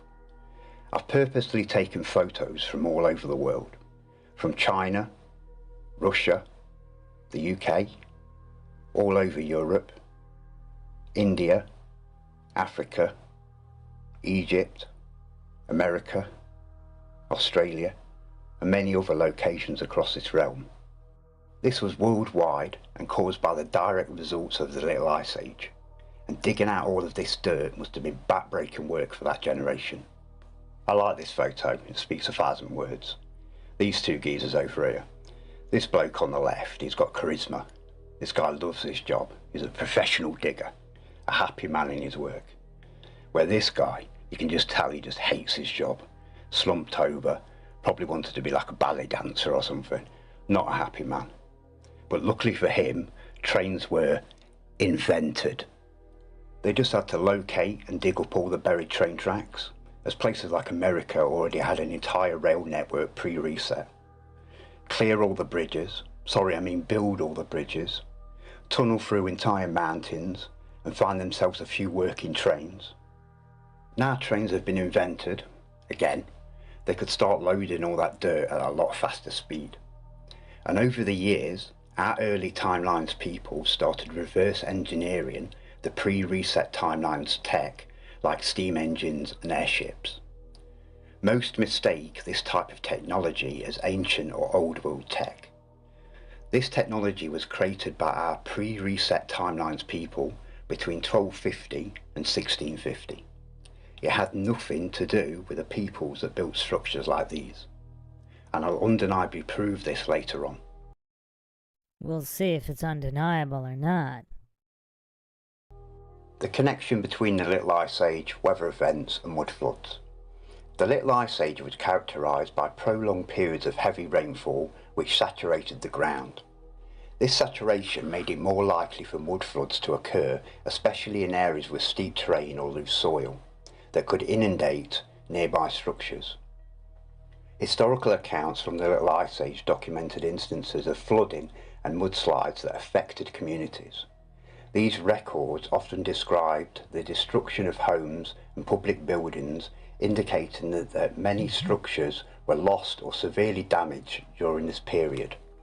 These are old world houses. As you can see, mud flooded. As always, when the land around these structures was excavated, the original ground floor level was unearthed. And as you can see, this wasn't the structure's basement, the cellar. This original ground floor level had windows and doors. Glazed windows facing dirt. Makes no sense, right? And like every old world structure, this stone looking building is just a red brick building with a geopolymer rendering to look like stone. This ancient structure, now called the Mormon Temple in Utah, North America, was supposedly dedicated in 1893, wanting us to believe that its construction was finished in 1893. But as you can see with all ancient and old world structures around the world, this building is severely mud flooded, and always has been since the start of our timeline. This structure has been excavated twice during our timeline. First in the 1970s, the dotted line shows our timeline's ground level, and the original arched doorway to the original ground level floor, and showing the full height of the mud flooded windows. What else is curious? We need images like this for all of these old world buildings in all these different cities when available, because, and I don't know what he's specifically alleging here. Is he stating, so this was built between 1250 and 1600 or whatever? Was it built prior? Did it survive one reset? Did it survive two resets? Is it going to survive three? This structure was buried by approximately 15 foot of mud. The majority of the mud floods happened between the time of 1600 to 1750. Supposedly, this structure wasn't constructed until 1893. So that means one of two options. This building was mud flooded 200 to 300 years before it was constructed, or this building was here pre-mud flood. In reality, this structure isn't 132 years old. This is an ancient building and is at least 2,000 years old. Yeah, I don't know how he immediately jumped to 2000. Like, why is it not 300 or 400 or 500 years old? During this next period of time, all we get are empty cities, built out, immaculate, but clearly old structures and infrastructure all over the world, including countries like America, Canada and Australia. During a timeline where the narrative says all of these mud-flooded buildings were being built, all we ever find of their supposed construction are photos of primitive wooden scaffolds surrounding palaces that shouldn't exist, being painted by teams of painters. I've even managed to find out what it says on this painter's hat. Then all of a sudden, boom, filled out cities.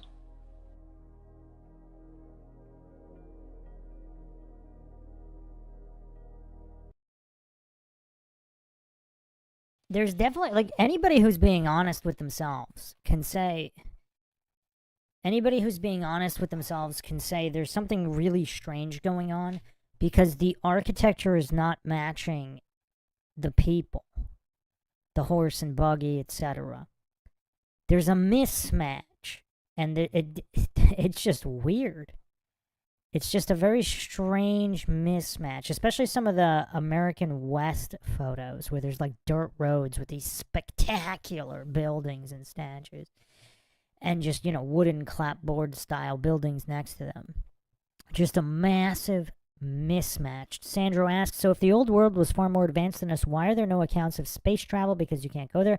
Well, there actually are accounts. There's a few Chinese accounts and I believe ancient Indian accounts in the Mahabharata. Space travel, space lasers, space battles. There's Chinese accounts of them going to the moon, etc. Now, I don't know if they were mistranslated. I don't know what's going on. I don't know if that's even possible to leave if there's a dome, to leave the dome. But, yeah, no, they do have accounts of that. Whether they're true or not is another matter.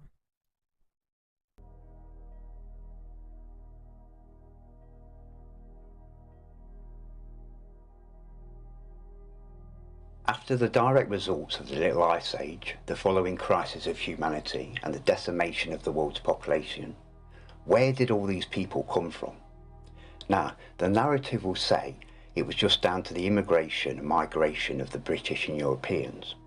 And I'm not saying there wasn't immigration going on at the time, but due to the fate of them early settlers and the harsh climate during the recent Ice Age, Westerners were very apprehensive about immigrating to these new worlds. Aaron says, popular fiction of the time. Yeah, we don't know. We don't know. Or they could perhaps be talking about travel if the flat model's true and there's many different ponds of Earth, which this guy's actually going to get into the moon map and a lot of really interesting things. Perhaps they were traveling to the next pond over with a different sun and moon. Not necessarily, because if you're presupposing the heliocentric model while you're reading the account, you might get to a different conclusion in translation than if you are not. No matter Or some kind of interdimensional travel or something like that.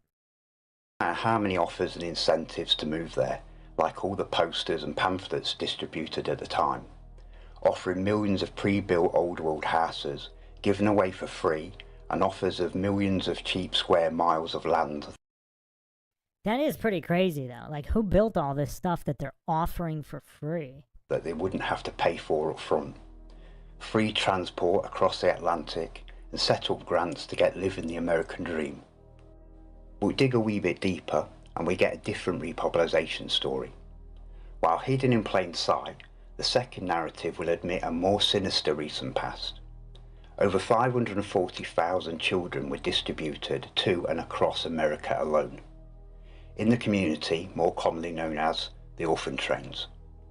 Now, were these poor children orphaned by the horrors of the previous reset, or was there a more sinister explanation to this? The next part is more of a question on my behalf. The incubator babies. Were these really incubators as we know and use them today? Or was this a period of time between 1860 and 1920 where they were creating humans, genetically modified organisms? And is this where we get all of our soulless non-player characters that surround us?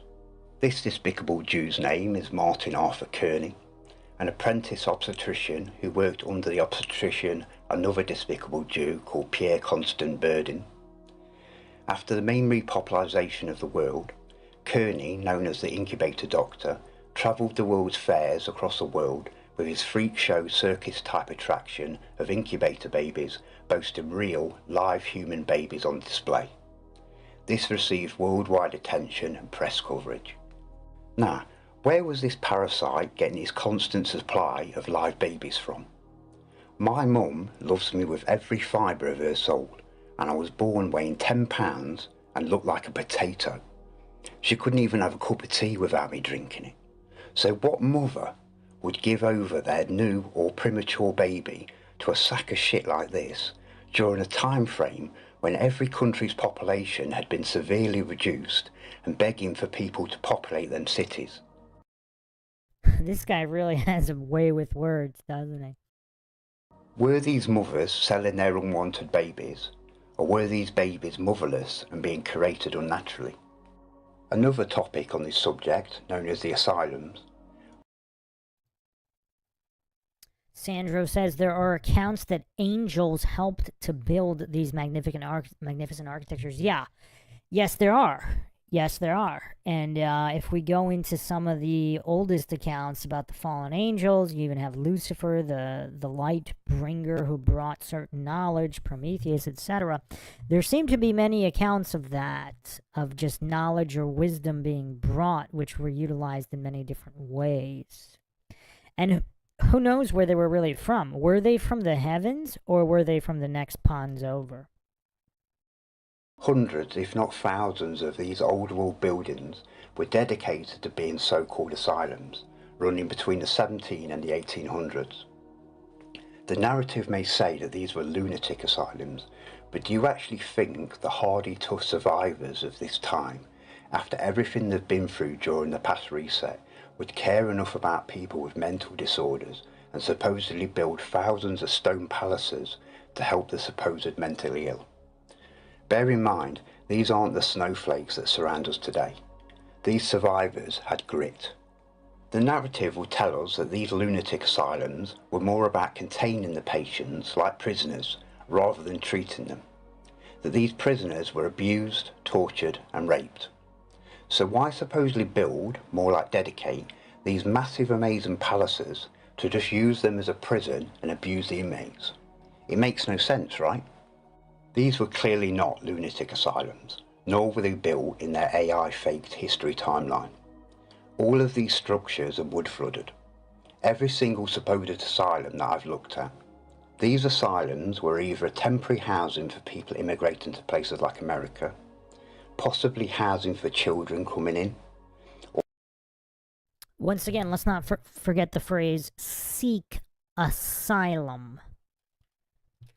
You seek asylum. An asylum seeker is an individual who seeks refuge in a foreign country. A person who leaves their country of residence enters another country. So where were they from seeking asylum? In asylums? Is that the real truth? And then the lunatic asylums were the cover story to fool the gullible. Or even possibly breeding facilities. Of the most bizarre and disturbing topics of this repopulation subject are the mass amounts of symbolic posters and postcards implicating growing and selling babies.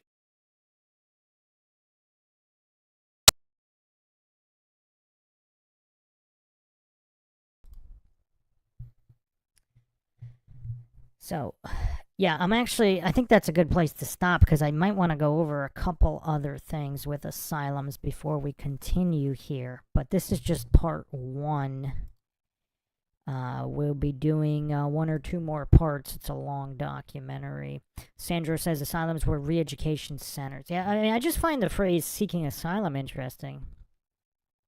Liberty Guy off-grid.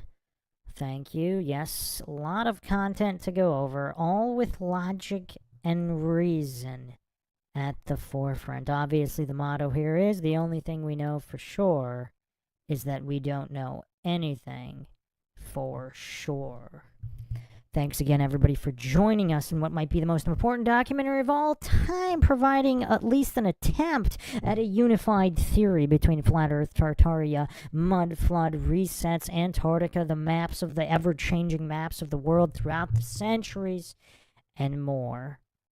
If you want to help support the podcast, you can donate to our PayPal. Check the link in the description. Make sure you subscribe, like, and share to Twitter, Facebook, Reddit, and Patreon. This is Bruce McGuire signing off. Catch you guys next time.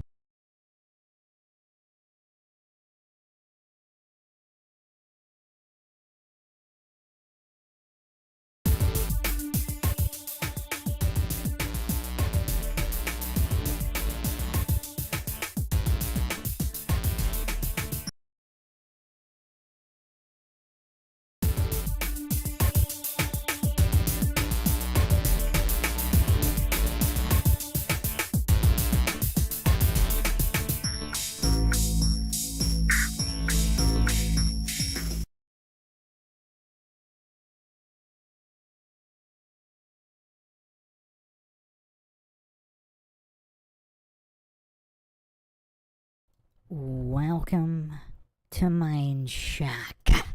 This is your host, Bruce McGuire. And welcome to part 2 of dissecting what is possibly the most important documentary of all time. Not for the content specifically, not for the conclusions allegedly reached, but for the questions asked. I know a lot of people were having trouble with that. A lot of the goofs on Reddit were having trouble with that concept.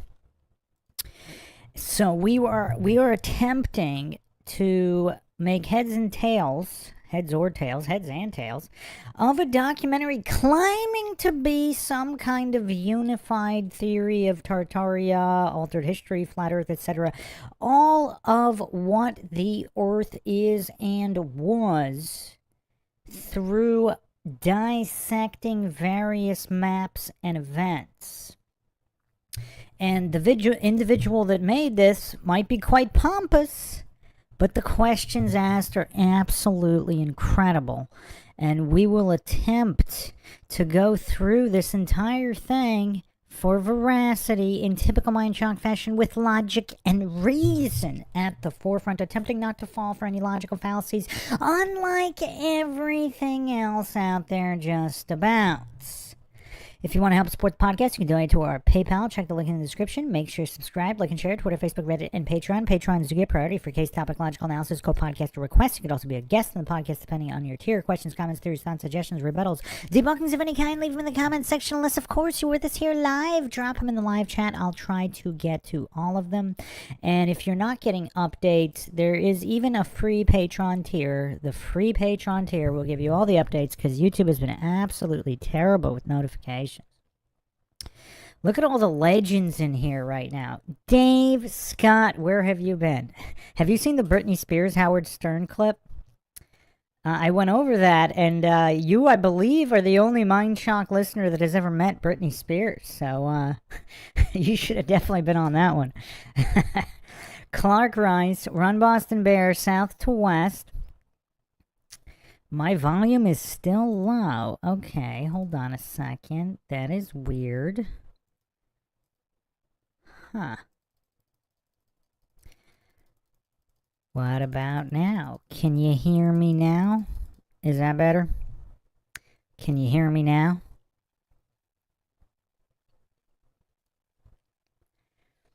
Chin Chin says, it's still a coincidence, bro. It's all coincidence. South to West says, coincidence theorists hate this topic. Dave Scott says, I'm here in the background quite often. Yeah, I missed your comments. You always have great thoughts. Run Boston Bear says, having you maxed out on my iPhone is normal, no change. Yeah, I just boosted it by like 3 decibels. So I don't know what's going on there. Okay, Run Boston Bear says slightly better. I don't think I mean, it's red line. It's clipping on my end now. But if nobody has any complaints, I'll leave it here. Normally I would turn it down a little bit because it's clipping.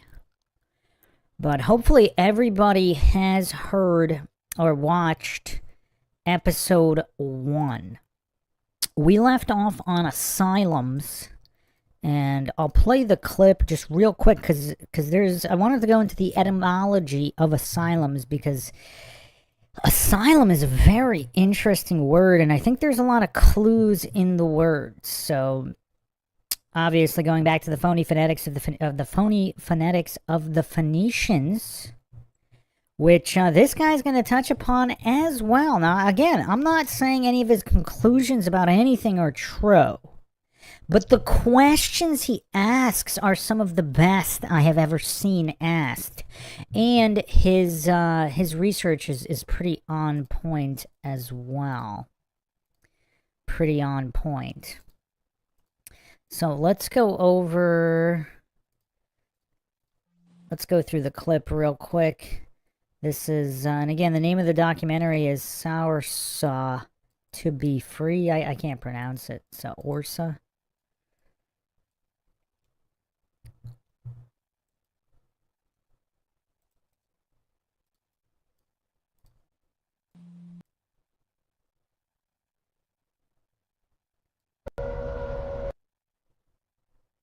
The organs would heal your organs.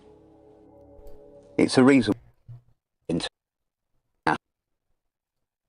or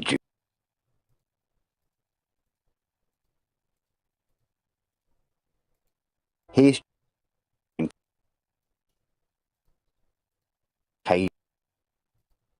what was the height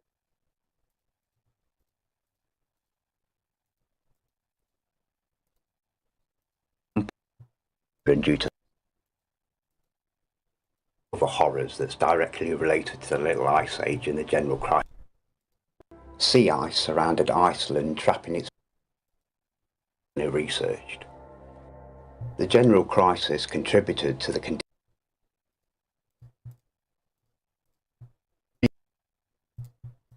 early first wave of American settlers, 95%, 70% there, over there erratic like rabbits. It's actually Scotland. Now bear in mind, the mainstream narrative claims that nearly every masterpiece structure around us was built around 1800, all while the world's population was down to 10% and people were still eating their own children to keep themselves alive for a couple more weeks before they starved to death themselves. Not bad, right? But dig a little deeper and we don't see the mass building of masterpieces worldwide. We find empty dead cities worldwide. Inferno after inferno as they burn the remnants of the perished and the massacred populations. It's easier to burn these places to the ground than it is to clear them by hand. Great fires in almost every city worldwide during the same time frame. Entire massive built-out cities ablaze, with narratives like someone dropped a candle or burnt some bread that caused an entire city to burn. Most of the time, no or little reported deaths. There's no one that could have burned to death. They were dead already. Fire cleared and cleaned the land for our timeline's period, but it's evident that this was more than fire. These areas look more like war zones, protecting certain areas and structures that were selected to keep. I'd say it was more like something they dropped on Hiroshima or Nagasaki in 1945. Before I go on to the next subject, this previous reset that I've just shown you wasn't the only reset that I found. I found all of them. Now, I'm not going to go into the others as they're irrelevant to the bigger picture and what I truly want to show you. Plus, in my opinion, our future is more important right now than our possible ancestors' past. You can see and the remains of the masses that has been since the start. Says all of these mud-flooded buildings were being built. All we ever find time, offering millions of. Were these poor children orphaned by the horrors of the previous reset, or was there a more sinister explanation to this? The next part is more of a question on my behalf. The incubator babies. Were these really incubators as we know and use them today? Or was this a period of time between 1860 and 1920 where they were creating humans, genetically modified organisms? And is this where we get all of our soulless non-player characters that surround us? This despicable Jew's name is Martin Arthur Kearney, an apprentice obstetrician who worked under the obstetrician another despicable Jew called Pierre Constant Burdin. After the main repopulation of the world, Kearney, known as the Incubator Doctor, travelled the world's fairs across the world with his freak show circus type attraction of incubator babies, boasting real, live human babies on display. Now, he kind of goes over a lot of topics really quickly, but if there are genetically engineered humans, and some people believe the whole Adam and Eve storyline is from the genetically engineered ones. Not that there aren't other people in the world. Because even in the Bible, there's little clues that there were other people out there. So, yeah, I mean, it's kind of tough. And I've kind of talked about it before with the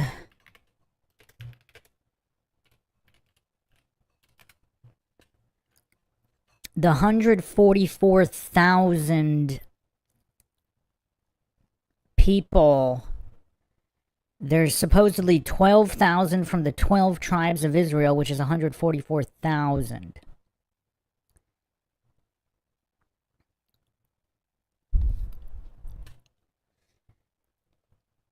Now, so how many does that mean that there's only 144,000 souls?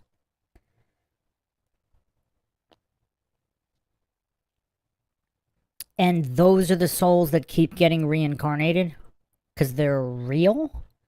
And then all the genetically engineered people, who knows how many there are, because how do you determine what the true population of the world is? Trusting governments? I mean, that's kind of silly. I mean, what kind of gullible goof is going to trust their government? So it's very difficult. Like, how do you even do population estimates? Like, even if you drive through a major city like New York City. So New York City apparently can have over 10 million people, and not that they live there, but commute there. I mean, that's tough to just think about in your head. Because you walk out on a massively crowded New York City block. I mean, you could see a couple thousand people. A couple thousand per block. I mean, how many blocks are there in New York City?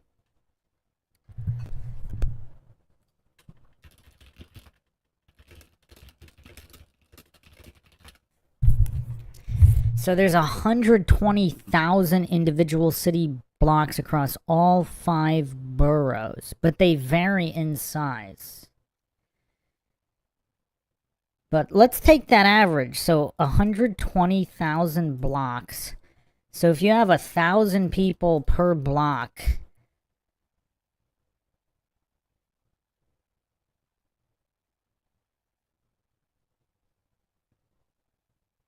so that's wait. Huh, that doesn't seem right.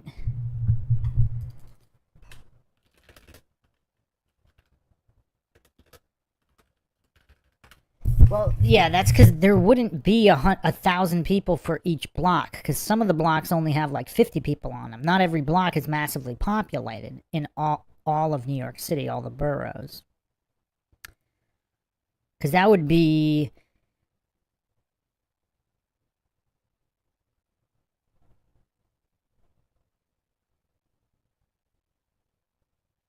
like 120 million people.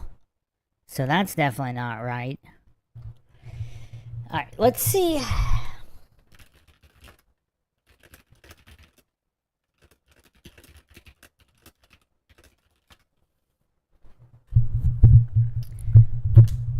So the census is showing 270 people per... Okay, so density per block.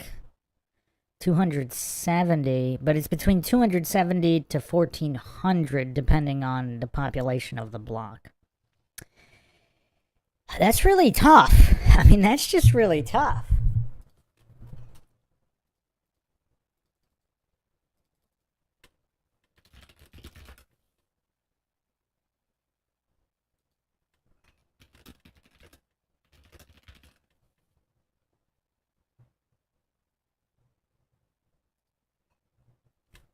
Let's look at a video here. I want to get a little deeper here.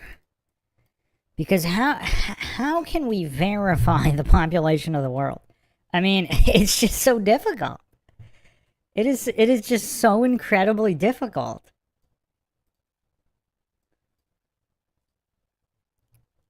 Are there really 11 million people in New York on any given day? I mean, I don't know. That's just so tough. Let's do a time-lapse comparison here.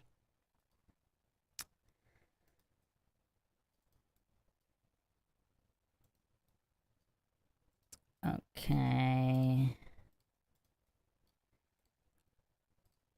We're going to get to the asylums in a second, but this is all related.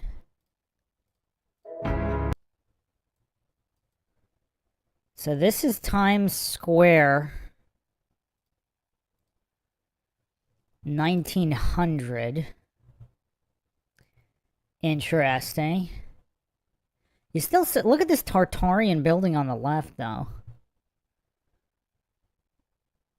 And in the middle here. I mean, this is weird.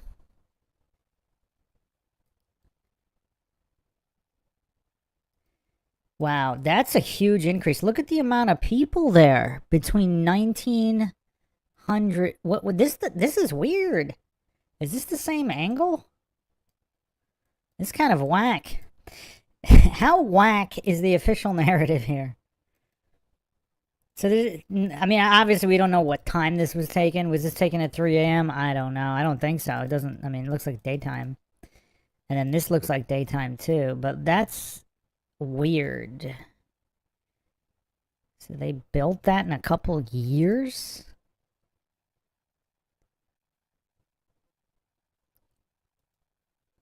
Oh, there's different angles. Okay. Yeah, I mean, there's clearly a couple. There clearly could potentially be 1,000 people here.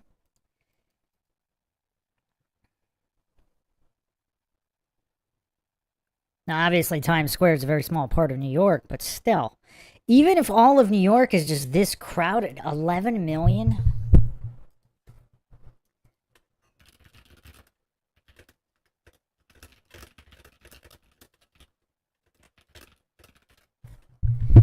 I mean, you got all the boroughs, but, I mean, it's just...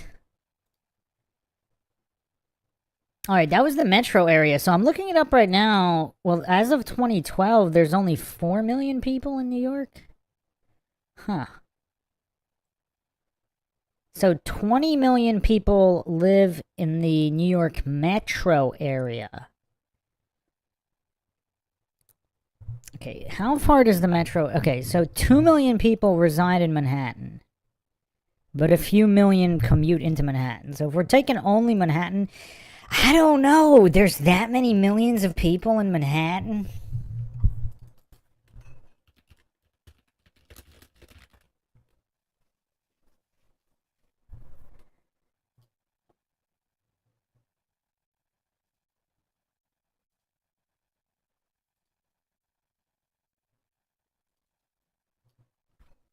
Let's look at a helicopter video here.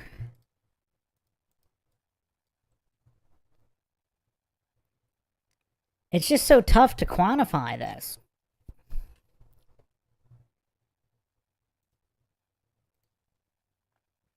I'm gonna get to the comments in a second.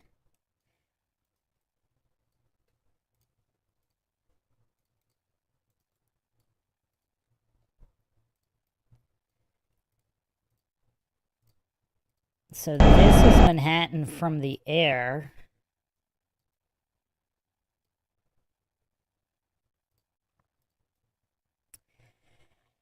So yeah, I mean, it's big. It's definitely big. You got high rises. You got potentially a couple hundred per floor. I mean, maybe. Maybe.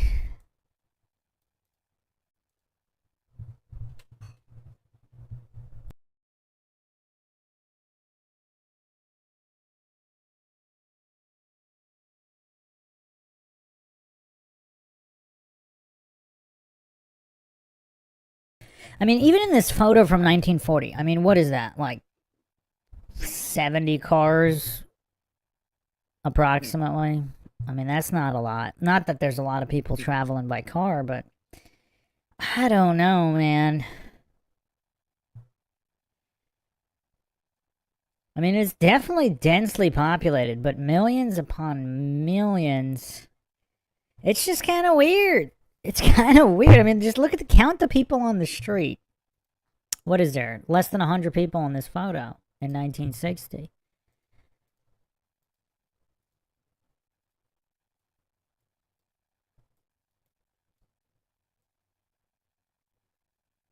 I mean, that's a lot of buildings. This is from I think this video was uploaded 2012, so.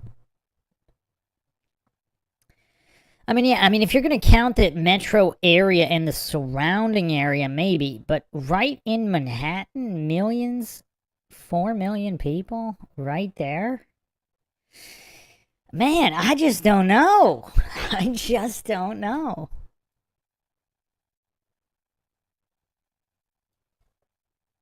Maybe.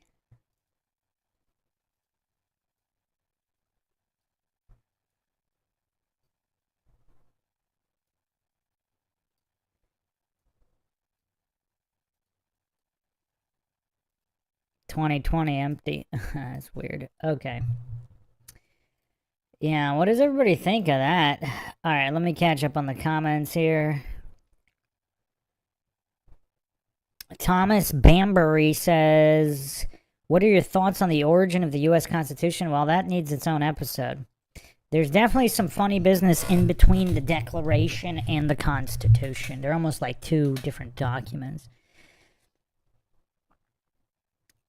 Dave Scott says, I'm currently in Mexico City. There's 22 million people here. I don't doubt it. How do you verify 22 mil, though? I mean, even when you got a big city, it's just block, couple hundred a block. Even if, I don't know, it's tough. Jeff says, there's this theory which claims the Bible story played out in Europe, specifically the Netherlands. However crazy it sounds, the guy's evidence with city names, if I remember it. Yeah, there's the same city names everywhere, though. I mean, there's a bunch of Jerusalems in the U.S. Chin Chin says, allegedly there are like 13,000 people in the rural county I live in. I kind of doubt it. You never know. I mean, it's tough. It's really tough. I mean, even going to cemeteries, there's really not that many people there relative to the population of a city. Population verification is really tough. Chin Chin says, Fomenko was spot on in noticing the population discrepancy. There should be way more people, according to him, unless I'm misquoting that. Seabass says, it's also weird that the sky itself is pure bright gray. An obvious edit to the photograph to remove what was in the sky. Even in black and white, the sun, clouds, and other things would still show. Yes, indeed. Show up as different. And sometimes they do. There are some older photos where you could see clouds in the sky. Clark Ray says, car density is much less than people in New York City, though. Yeah, definitely. But you would think with the amount of millions, the car density... I mean, I've driven in New York City before. Like, yeah, I was crazy enough to drive. The car density is kind of insane. It just in that particular photo, it wasn't.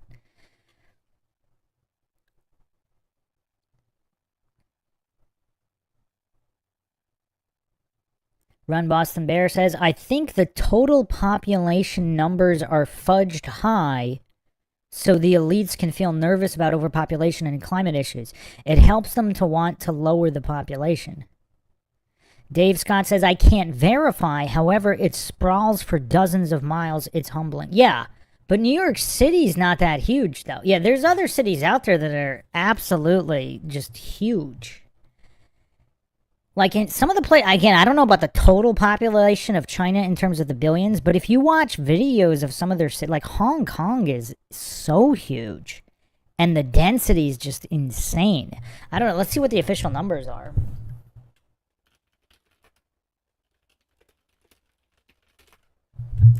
So, wow, Hong Kong supposedly has about 7.5 million people.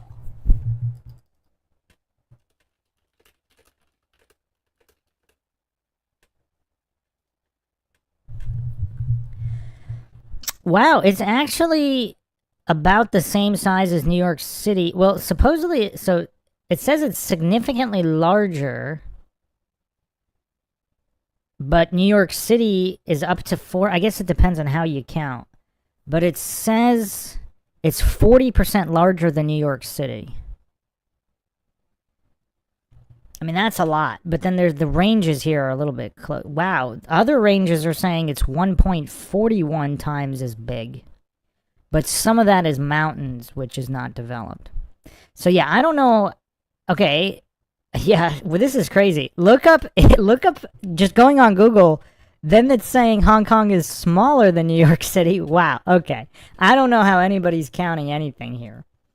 So, there's a different count everywhere. But supposedly the New York population is bigger than Hong Kong.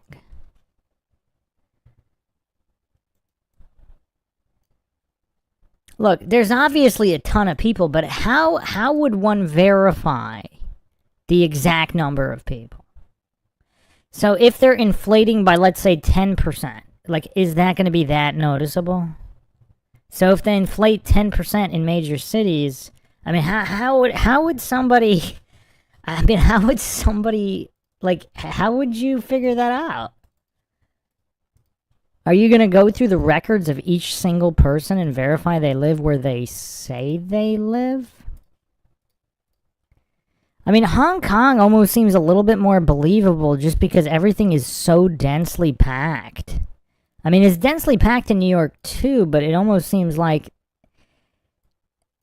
the buildings are slightly more spread out in New York City than Hong Kong, but I don't know. Hong Kong also looks like it has a lot more middle-sized buildings. Like New York has both tall and short buildings, whereas Hong Kong has a ton of mid-sized buildings.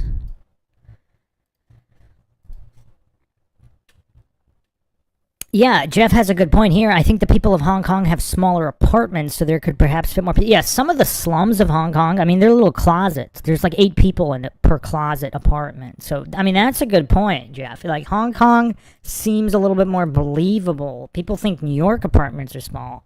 I mean, there are some absolute closets with 8, 9, 10 people in Hong Kong. Also, if you just look at videos of people walking in the streets, like Hong Kong is so much more densely packed. So is like in some of the cities in India. But I mean, I don't know. Like New York is tough. LA too. Like I lived in LA, and it just doesn't seem that there's that. I mean, LA's got a pretty large surface area though. It's like really spread out, but.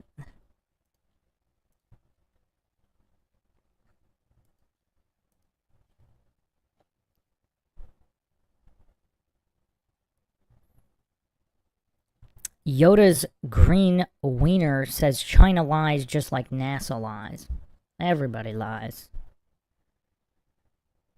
Seabass says, I think the population is high because it doesn't account for all the fake identities they create. Make a fake social security number, birth certificate. Yeah, that's definitely going to play. Yeah. I wouldn't trust any of the census reports, but there's other population estimates outside of that. I just don't know where they get their numbers.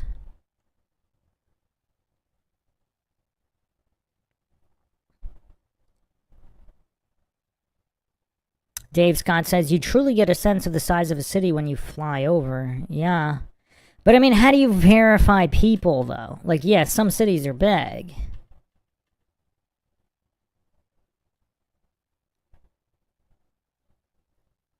Clark Rice says, it's weird to live in highly dense places because everyone's sense of crowding becomes skewed. Yeah, that's a good point. That's a good point. Yoda says there are people in New York City with 10 families in a two-car garage. Yeah, I mean, there's examples of everything, but I think Hong Kong just has a ton of those closet apartments. Whereas New York, even studio apartments are at least, they have closets in them. They aren't closets themselves, even if they're really small. Anyway, let's continue here. I just find this all very weird. Like, how do you do true population estimates? We're going to get to asylums in a second. This received worldwide attention and press coverage. Now, where was this parasite getting its constant supply of live babies from? My mum loves me with every fibre of her soul, and I was born weighing 10 pounds and looked like a potato. She couldn't even have a cup of tea without me drinking it. So what mother would give over their new or premature baby to a sack of shit like this during a time frame when every country's population had been severely reduced and begging for people to populate them cities? Were these mothers selling their unwanted babies, or were these babies motherless and being created unnaturally? Another topic on this subject, known as the asylums, hundreds if not thousands of these old world buildings were dedicated to being so-called asylums, running between the 17 and the 1800s. The narrative may say that these were lunatic asylums, but do you actually think the hardy, tough survivors of this time, after everything they've been through during the past reset, would care enough about people with mental disorders and supposedly build thousands of stone palaces to help the supposed mentally ill? Yeah, I don't think so. I mean, that's a bizarre narrative. I mean, that's bizarre. Let's go to etymology. Let's go to the etymology of asylum. Because this is just not adding up. So, asylum, early 15th century, place of refuge, a sanctuary. Greek asylon, refuge, fenced territory. Fenced territory. Inviolable. Safe from violence, especially of persons seeking protection from a or without right of seizure, which is of unknown etymology. So a place of refuge where people sought protection. I mean, look at these giant stone palaces. I mean, yeah, you could seek refuge there. Now, what are you seeking refuge from? Are these, like, what kind of worldwide war is potentially going on where you have massive amounts of people seeking refuge? And what does it mean to when you grant asylum to foreigners? What does this mean? Does this mean that if the fall of Tartaria, if there's some kind of worldwide conflict and there's a fall of Tartaria, would you get granted, if you defected from Tartaria, would you be granted asylum in the new regime, the new world order popping up? Or was this something else entirely where there's Tartaria versus other evil people? See, I don't think we can say with absolute certainty that Tartaria were the good guys. Like, I just don't know. I mean, maybe there was a millennial reign of Christ, maybe there was not. But we don't know that that was Tartaria. I think this guy is going to theorize that Tartaria inherited all these buildings as well. This guy kind of poo-poos the everything to do with the Bible and Christianity. So I don't think he's a proponent of the millennial reign of Christ and Satan's little season. Now, I think there might be something to that theory. I mean, it's certainly better than the mainstream narrative. But I don't know if we can, you know, in a reductive logical fallacy, state that that's all there is. Let's say there was a 1,000-year millennial reign. We don't know that that was the reign that produced these buildings or that that was associated with Tartaria. We don't know any of this. There's too many puzzle pieces here. But asylum, I think, is one of the biggest ones. So these are giant, elaborate stone palaces. They look like really robust structures where one could seek refuge from. I also wonder if there's a spiritual component here, because if there was a millennial reign of Christ, you seek asylum. Is it not just physical asylum if there were spiritual wars going on? So it means an inviolable place, a place that's not violated. Formerly a place where criminals and debtors sought shelter from justice and from which they could not be taken without sacrilege. Now, is that the cover-up narrative? The general sense of safe or secure place is from the 1640s. The abstract sense of inviolable shelter, protection from pursuit or arrest, is from 1712. The meaning benevolent institution to shelter some class of persons suffering social, mental, or bodily defects is from 1773, originally of female orphans, so shortly before this alleged Revolutionary War. A shelter for female orphans. So now here's where the kind of the dark theory comes.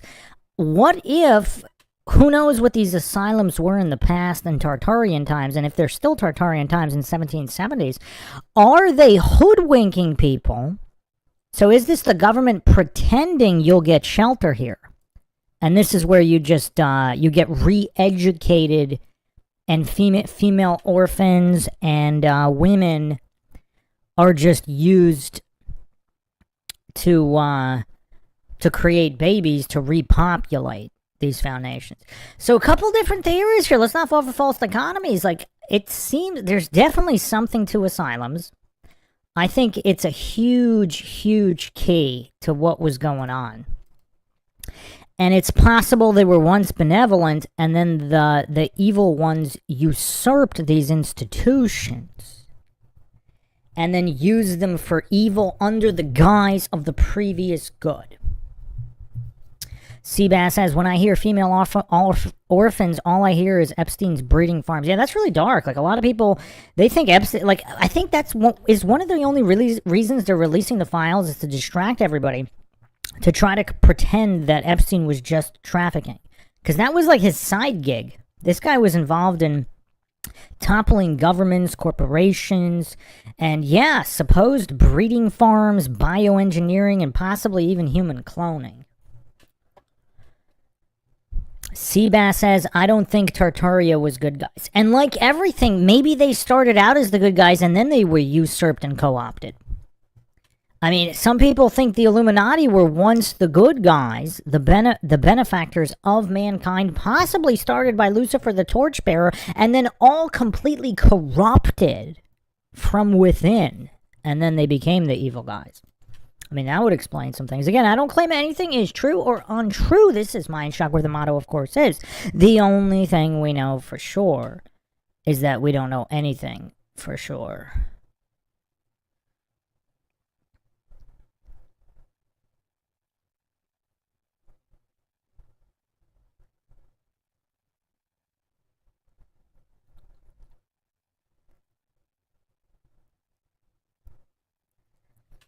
Clark says, I live very near an abandoned New York State mental hospital. There were over 10,000 people housed there. They had a major league baseball team, huge farms, etc.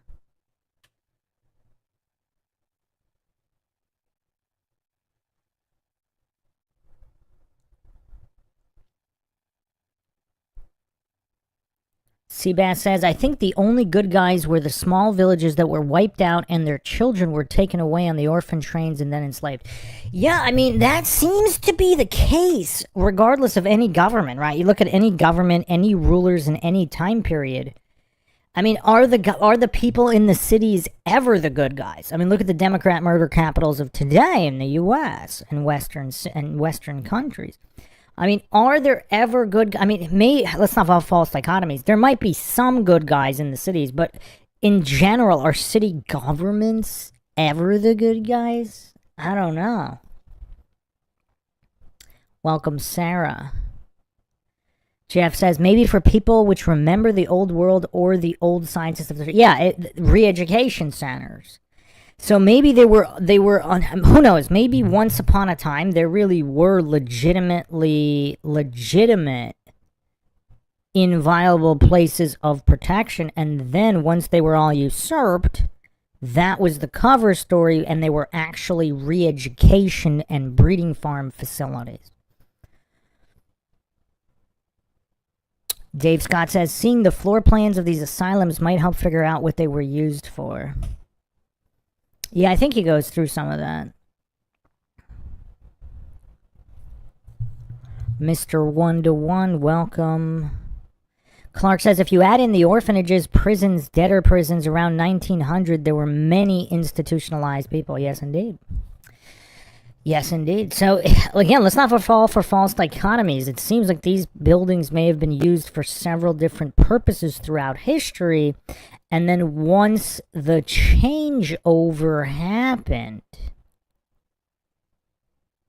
once the shift, either the fall of Tartaria, and how often is something evil replaced with something better? So even if Tartaria weren't the good guys, perhaps they were way better than the New World Order that came after. So there was the Old World Order, because if this is all true about organs and churches and all of these beneficial things for humanity, I mean, we see it even on a smaller timeline. I mean, as bad as the U.S. government is now, it wasn't as bad like 50 years ago. It wasn't even as bad, again, if we believe the official narrative, under the rule of King George. I mean, the average American, the average colonist, paid a total of 1 to 2% of taxes on everything. There was no income tax.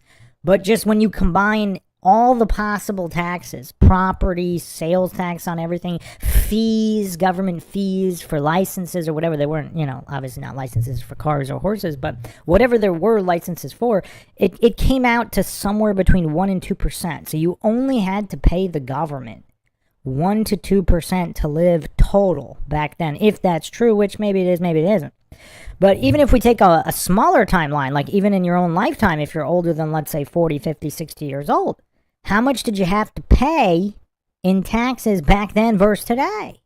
So if things always get worse, even if Tartaria were not the good guys, they perhaps were better guys than what we have today.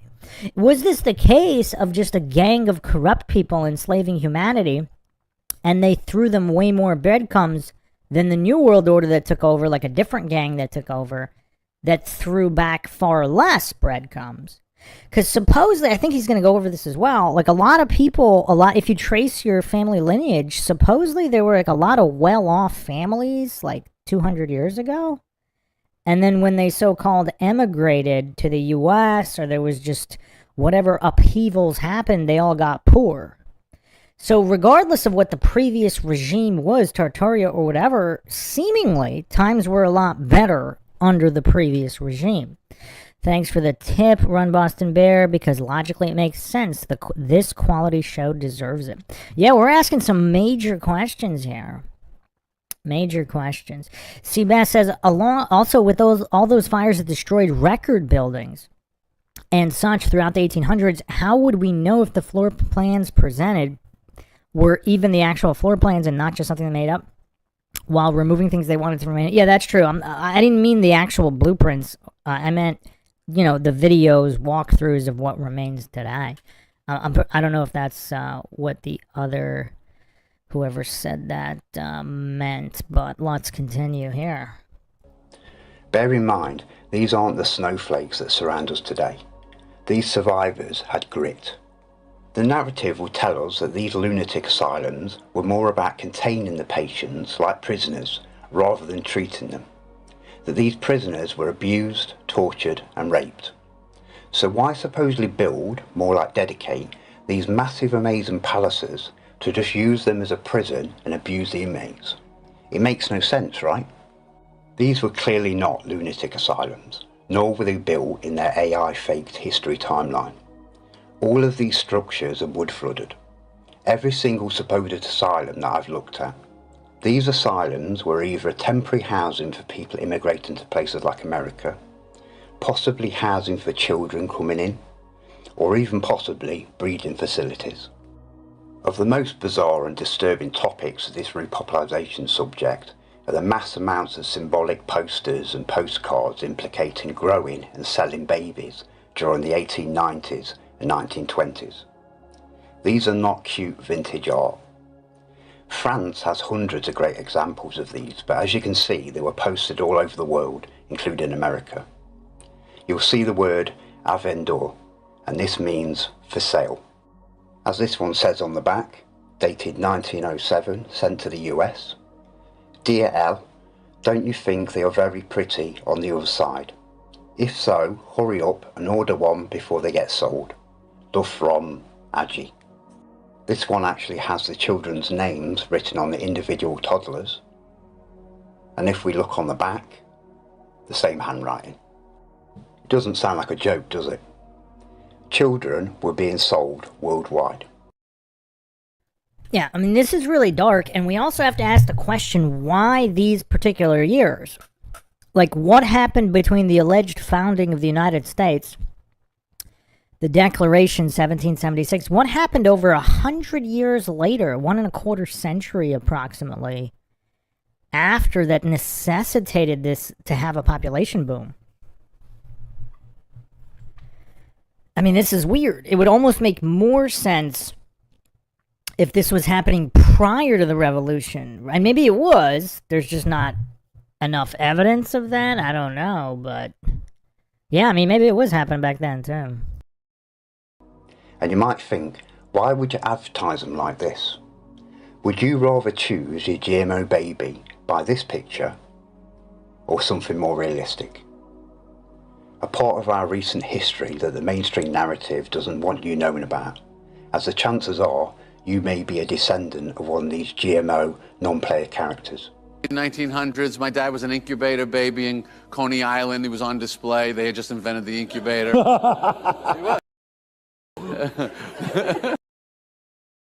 Yeah, that's a weird joke to make. Look at this scumbag. Look at this scumbag, Jerry Seinfeld. That is an interesting joke to make, isn't it? Huh.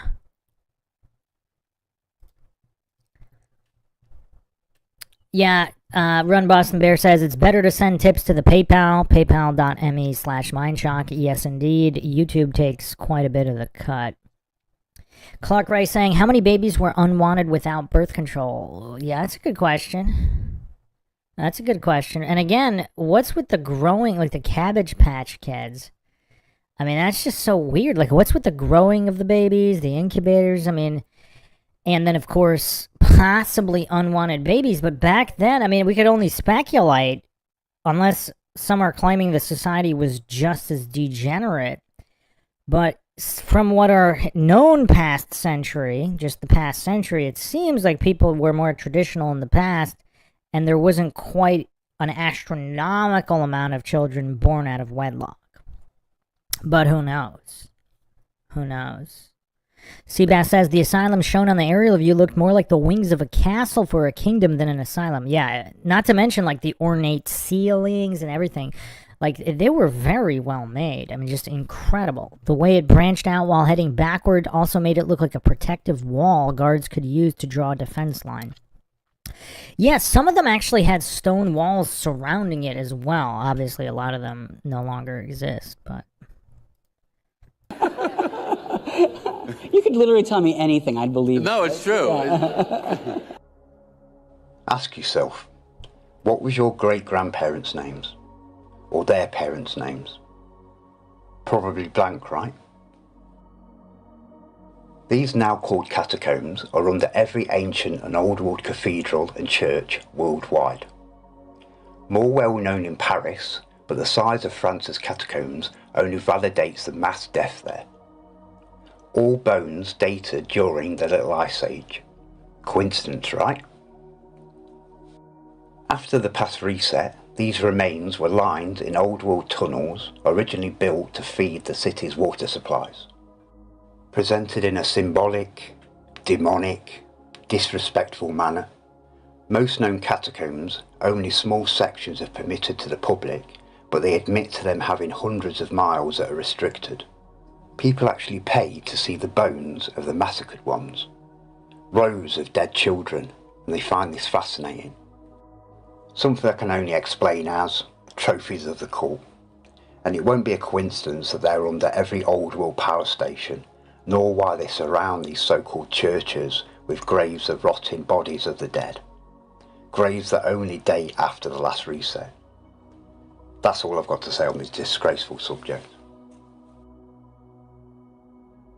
Because the cult's AI knows what I am and knows that I know the truth, it will communicate to me differently to how it would with most. When I ask, why did the cult do this to the people? Why does it reset them? Why does it lie to them? This is my answer. When empires, nations or rulers win a war or overthrow a system, they also rewrite the narrative to justify their power. If people knew all the ways they'd been exploited, they'd resist. Suppressing certain truths maintains control over populations. Education systems are designed for compliance, not exploration. Kids are taught clean versions of events instead of the messy reality. Truth threatens power. A population that knows its real history is harder to control. A society that remembers lost knowledge doesn't need rulers. A people who understand how often we've been reset would question everything. Whole empires, lost technology and cultural worldviews don't fit neatly into textbooks. A cult literally means hidden. Ruling classes often kept deeper knowledge for themselves. Religion and politics, both the same thing, censored anything that threatens their authority, labelling it hearsay, superstition or conspiracy. Governments and media shape collective memory through propaganda, film, school and even monuments. By controlling what we remember, they influence how we behave. I think that answers my questions pretty well. Humanity did, could and would live in harmony and abundance without being governed. We wouldn't need to break the law, common law, natural law, the law of the land, that you won't bring harm or loss to another human being. That's all we need. That covers all crimes. But it doesn't stop the cult pushing their 70,000 statute legislations upon us, put in place to control and collect revenue from us to feed their own greed, destruction, genocides, and even funding our own current Great Reset. A statute rule has the force of law upon consent of the governed. They poison our skies and air while blocking the sun and even blatantly admitting it, hurtling us into the next little ice age. And I've already shown you what happens after that. They poison our water supply. They poison our food. They poison our healthcare. Their AI orchestrates worldwide fake pandemics. And the docile, obedient non-player characters did as they were programmed to, attempted to police us, muffled voices through their face masks. You know, what I just thought of, too, to kind of expand on the NPCs, the incubator babies, or the genetically engineered, were the, like, if they're playing the long game, were the ancestors of the current NPCs, was that the goal? To just flood with so many NPCs that they would always outvote and outcrowd the real souls? To get the real souls to comply through mob rule, through social pressure. Was that what they were specifically engineered to do? And since they have no soul, they don't feel bad about it. Now again, let's not fall for false dichotomies. There's probably plenty of real souls who got hoodwinked, and once, if they're not too mentally weak to re-examine what had happened, they might feel bad about it. But if true NPCs are soulless, they would never feel bad about it. They're the equivalent of sociopaths.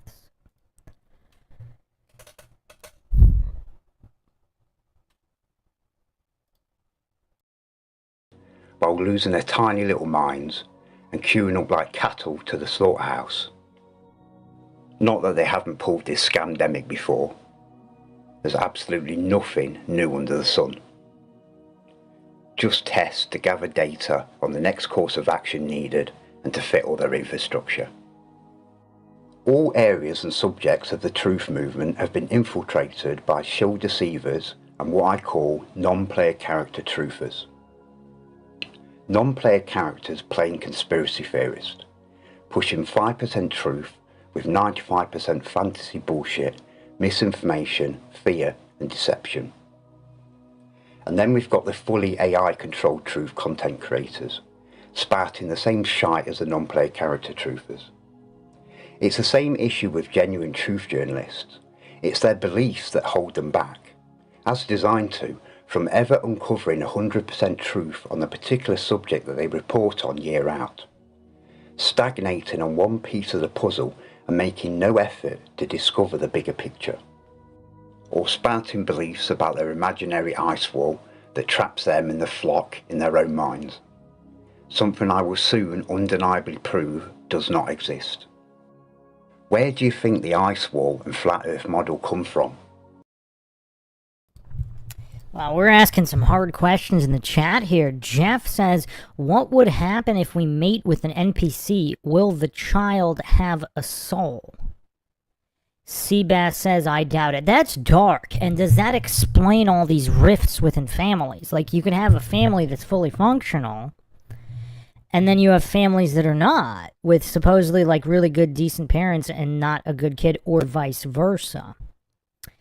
What causes that? What is the true cause of that dysfunction? That's an interesting question. I mean, and even if everybody has souls, and there are no soulless NPCs, the question of genetic memory, how does that express in an individual? So, yeah, I mean, these are potentially very dark questions, but yeah. And not only that, if you want to get even really crazy, supposedly every female retains the DNA of every male.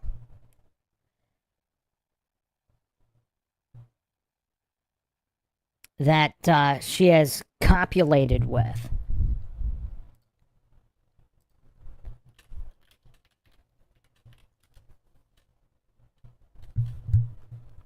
So, Yeah. That's interesting. So that would definitely lead towards a path of extinction, which we're already on anyway, with, the birth rate is under the replacement rate among Westerners. But the question of the souls, and this, I've brought this up before, but I guess now's a good time as well. There was a really creepy short story I read so many years ago, and it just stayed with me, even before I asked some of these questions.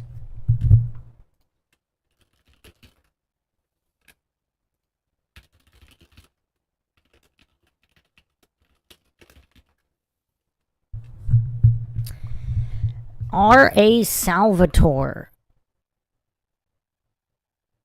wrote a short story, Hugo Mann's Perfect Soul. And he's a fantasy author, most famous for the Drizzt Do'Urden series. But Hugo Mann's Perfect Soul, I probably should go over it. But I guess spoiler warning here for the next minute for the people that want to read it. It is just so dark.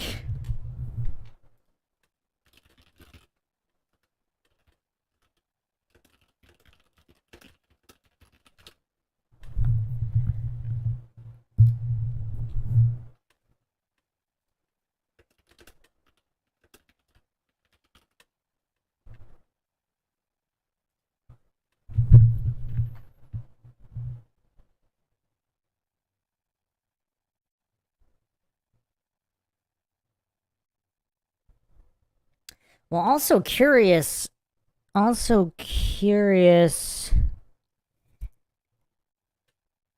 that it's a German boy in Berlin. I forgot that detail. Perhaps that's very telling as well.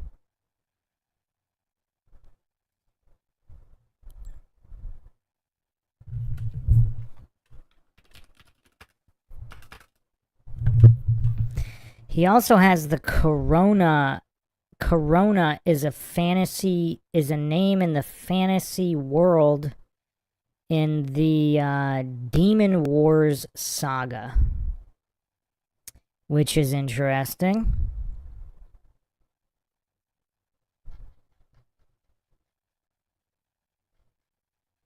But in Hugo Mann's Perfect Soul, not everyone has a full soul, and it's kind of degraded with every generation.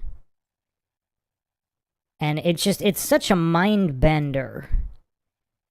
And I'm not going to spoil the end of it, but I guess that's all I'll say on it. Maybe I'll do a podcast just on that at some point. I was supposed to do that already. I didn't get to it. But that one was just really, it was so disturbing. It's one of the most disturbing short stories I've ever read. But it really gets you thinking, if there were only 144,000 original souls and everybody mated with NPCs, or at that time I was thinking either Nephilim or whatever, bioengineered people. But through this lens as well, if there's like genetically engineered NPCs, the more, I don't know what the basis of that story was. Perhaps if you mate with like a demon or a succubus or something without a human soul, it would get degraded over time. So if that happened to your great-great-great-great-great-grandparents, eventually the soul would just get degraded until there's not full souls.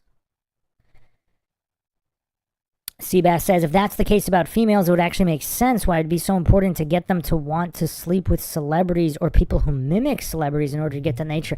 Wow, to be retrained. And wow, that is dark. And that's actually going to tie in with my upcoming Howard Stern expose on that scumbag and the promotion of materialism and just, flesh and money, but promiscuity, etc. But yeah, I wonder why is that also why the Bible warns against promiscuity? Because it just degrades population and degrades away full-souled beings for demonic takeovers. And maybe once it gets bad enough, perhaps the creator of this world necessitates a reset. But yeah, I mean, these are crazy questions, of course. One of the biggest deceptions that this cult brainwashes even supposed truthers with is their religions. By following a strong spiritual path of enlightenment and having a true understanding of what you are, only expands your mind, body, ability, and raises our frequency. We don't need their religions that close your mind and traps you in fear, put in place to control, divide, and cause you to hate each other. Yeah, see here, I think he might be a little off base here with some false dichotomies. So yes, religion can be used to brainwash and for evil, etc., but, and instill fear, but it can also set you free. The armor of God concept that we talk about all the time.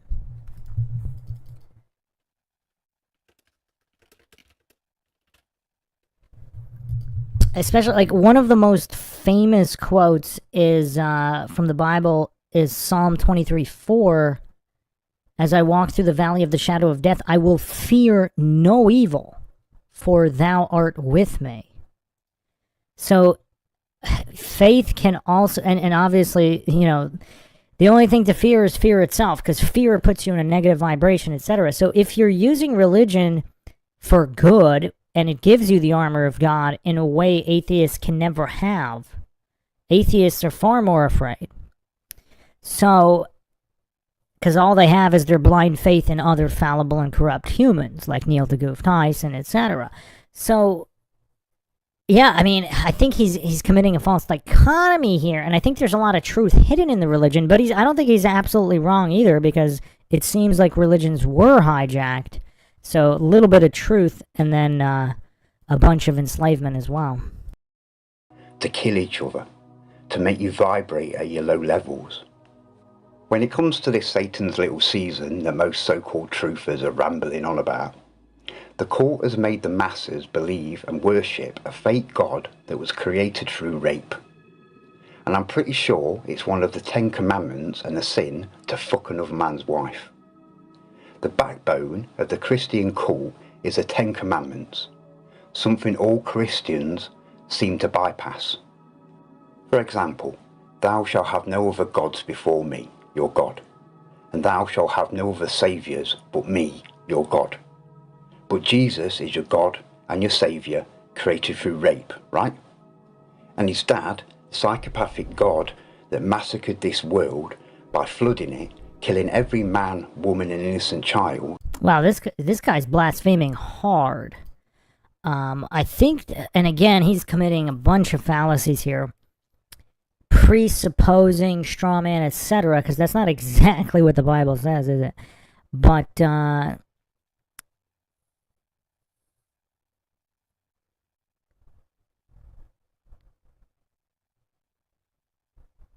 Seabass says, okay, hold on a second.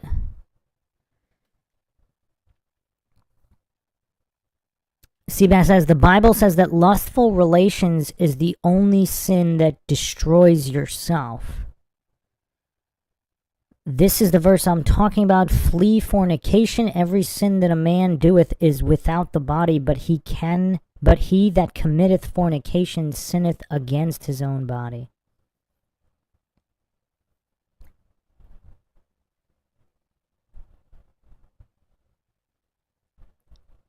Fallen Slaves Us All says, I need a test to see if I'm an NPC. If you're wondering if you're an NPC or not, you're probably not an NPC, right? Because NPCs probably aren't programmed to wonder that. I'm guessing. Unless, of course, we're going with the partial souls theory, in which if you're, 50% or more NPC, maybe you can wonder. I don't know.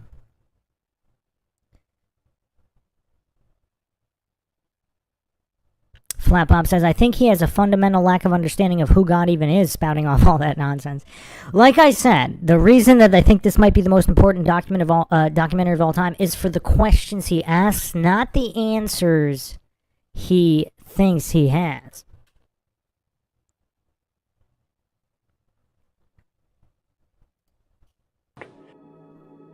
The cult have fooled all religions into worshipping evil, to make sinners of you all. Maybe this is why the cult reset and massacre the population so often, collecting the souls of their flock. The timeline before the last reset believed that Jesus was coming to save them too. He never turned up.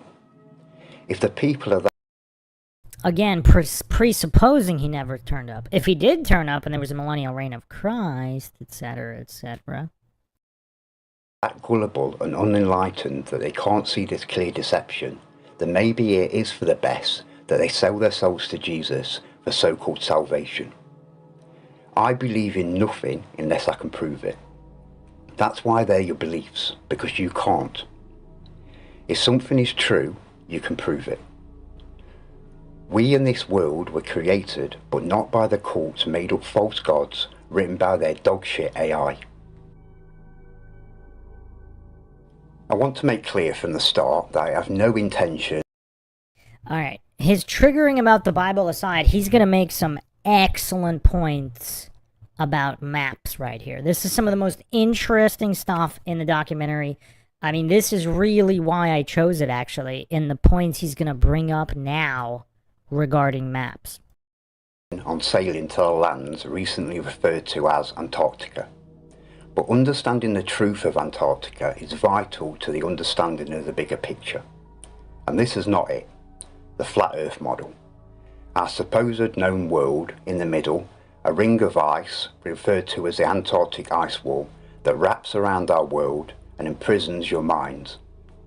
The first atlas globe type maps showing ice or an ice wall pops up around 1892 with the likes of the famous and heavily pushed Gleason's map. We now know that all the ice formed that we see rapidly melting today was caused by the Little Ice Age between 1600 and 1850. And later on, I'll prove that nowadays Antarctica is the only remaining landmass that still remains partially frozen. The narrative of Antarctica obviously has deceptions, but in reality it's fairly close to its narrative in comparison to the purposely deceitful flat earth model. Soon after the end of the Little Ice Age, Freemason Admiral Byrd's expeditions were sent out to inspect the damage and find out what was left. A few years later, in 1961, the Antarctic Treaty was formed. The only agreement and treaty signed by all high-power nations and never broken. Now, most that have proclaimed that this treaty prevents the public from passing south of the 60 degrees south have been criticised. Now, don't get me wrong, restricting us beyond the 60th south is exactly what the treaty does, but number 2 of their rules states there will be complete freedom of scientific investigations. Now, by all means, apply for permission from your governors, begging to explore Antarctica to scientifically prove that their own bullshit narrative is alive. And if you're granted permission, I will fully fund the expedition and take you there myself. But you will be ignored, investigated, or denied. And don't think you can lie your way to permission. As it says in number 7, all Antarctic stations and all ships and aircraft supplying Antarctica shall be open to inspectors from any treaty nation. But they do add number 6. The treaty applies to all land and ice shelves south of 60 degrees south, but not the seas. Which quickly takes us to their fake Antarctic trips, holidays and vacations. We've got South America. Down at the bottom, we've got Cape Horn and Drake Passage. An area of ocean 600 miles wide, this thin passage added with Cape Horn, where the Atlantic and the Pacific Oceans clash. Known amongst us sailors as the most treacherous area in the world. The worst area one would want to sail through. A true test of a sailor's skill and grit. A place that's claimed tens of thousands of lives. So when it comes to trips to Antarctica, this would be the worst area to make the crossing by vessel. Keep that in mind. The narrative and deceptive tour guides claim there's 8 different ways to explore Antarctica, and you can book tickets for a couple of them for about £10,000 to £30,000 per person, sometimes just for a 2-day trip. Number 1, the classic Western Peninsula voyage. crossing the Drake's Passage by vessel, even jokes about the unpredictable seas of death, stopping at the Shetland Islands, King George Islands and Half Moon Islands, none of which are Antarctica, but the flooded Caledonia of Deception Islands. You just can't make this shit up, and we'll get back onto that later. Number 2, cross the Antarctic Circle.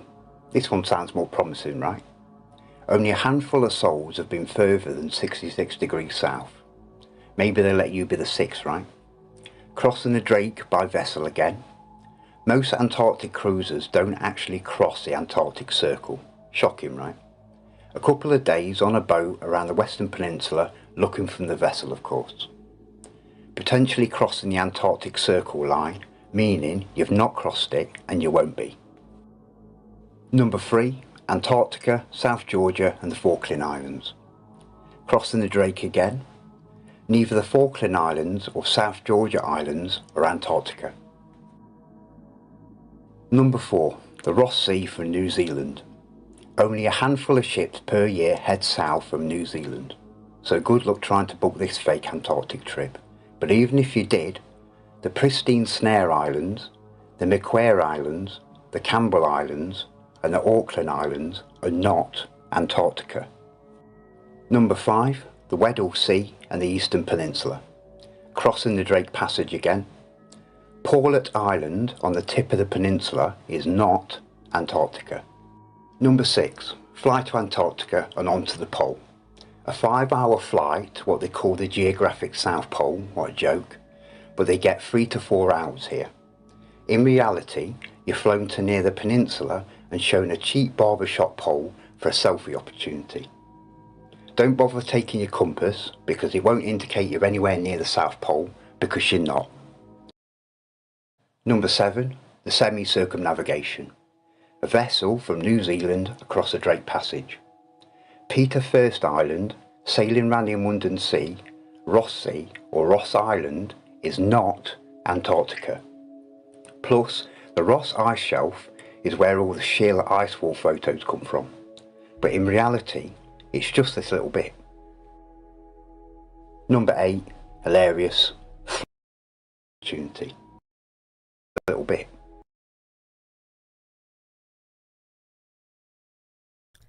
I mean, he's making some really interesting points, and I've brought this up a bunch of times. Just because you went to somewhere where they told you was in Antarctica, how do you know you're actually in Antarctica, especially in relation to where the other continents are? Now, this is basic children's level logic, but all these brain-dead goofs and anti-flat earth grifters like Simon Dan, Not a Professor Dave, Neil deGoof Tyson, all these brain-dead retards are hallucinating that some kind of an alleged movement of something in the sky in a place that they couldn't even verify was truly Antarctica somehow proves the flat earth invalid? I mean, can you get any more brain dead? I mean, it's just weird. It's just weird. These are simple concepts. Welcome, Duck and Felonies. And Christopher X. Miller, if I said that correctly. Emperor Lord Zed. Is that you, Lord Zed? Welcome, Tom Rosland.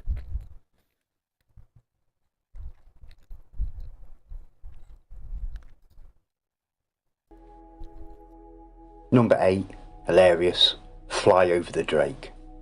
Just a plane trick, no landing, enough said. Now, it's time to show you what your world used to look like. Some of you may have seen this before. This is the Abono Monte chart from 1587. One of the largest old world maps at 10 foot by 10 foot.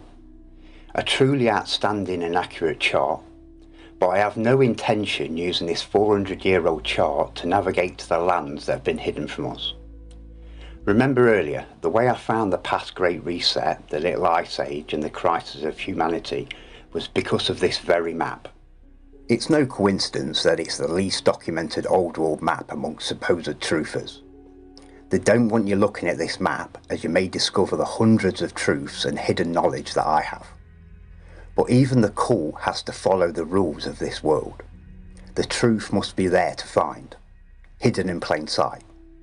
But they do love to turn your world upside down, in every way, even literally. Due to pesky cartographers and historians that retain a soul and minds to think, proving that the currently used Mercator map is completely distorted and inaccurate compared to the slightly more but still deceptive Gauss-Peter projection map, the cult have been forced to roll out their damage control and, as always, slowly adapt a new deceptive narrative. But trying to wrap our world around a globe distorts both of these deceptive maps. There's many good presentations and papers written on this subject. The main part overlooked concerning the Gauss-Peters projection map is that it's meant to be this way up, a reality that I'll explain later on.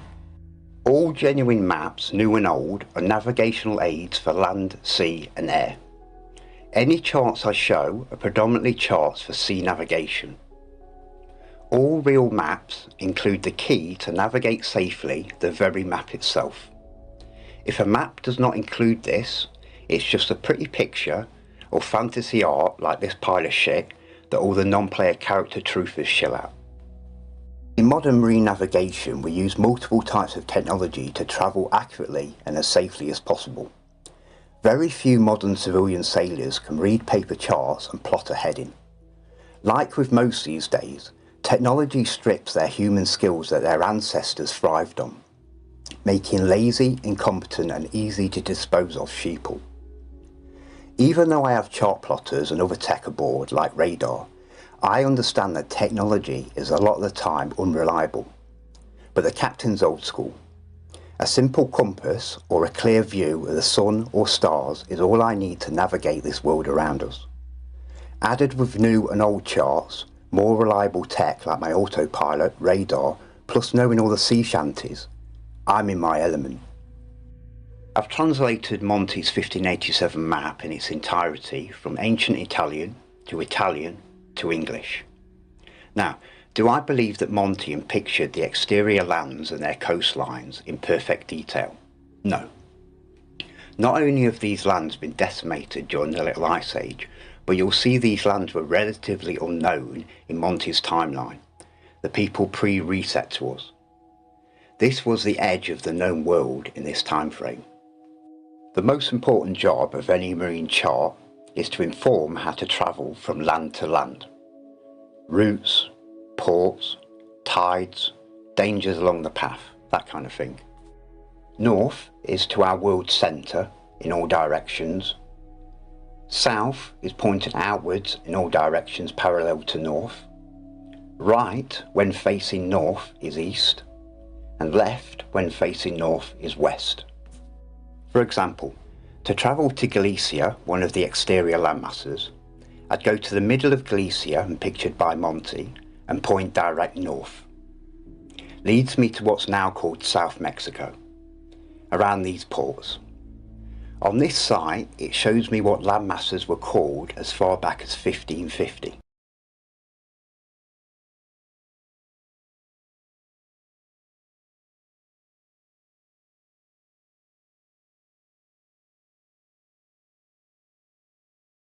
Okay, everybody needs to pay attention right here, because the biggest mind shock is coming. I mean, there's a few mind shocks that are coming.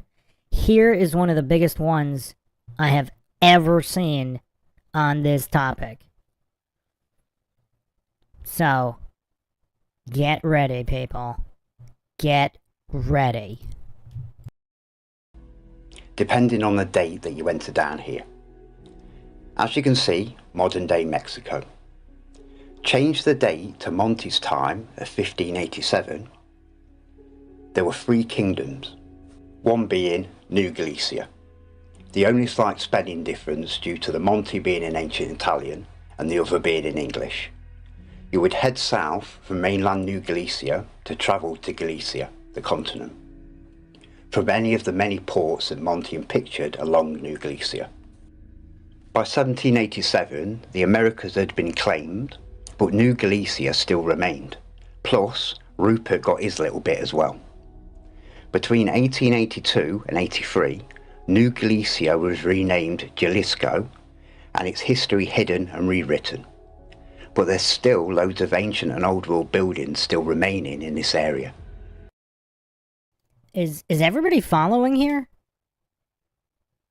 This guy just linked lands on the Circle of Antarctica in a map from hundreds of years ago, which matches names with names in Mexico. I mean, was North and Central America and South America, are the continents of the inner pond, if the flat Earth map is true, are these all colonies from kingdoms that existed on the outer lands of Antarctica? I mean, it's only going to get crazier, but just pay attention here, because he's putting some things together I've never seen anybody else put together. At Monty's time, of 1587, there were 3 kingdoms, one being New Galicia. The only slight spelling difference due to the Monty being in ancient Italian and the other being in English. You would head south from mainland New Galicia to travel to Galicia. I mean, the coincidence theorist cope on this would have to be astonishing. So are we to believe that these old map makers are just fantasy and just making stuff up? I mean, this guy literally drew pictures of the inhabitants and animals and everything. I mean, this is one of the most detailed maps of all time. However, some of the continent shapes are off, and he's going to get into some of these issues. I started investigating some of them on my True History of the World podcast series, 2 episodes so far. I got to do a couple more there. There's so much more. But this is a major mind shock.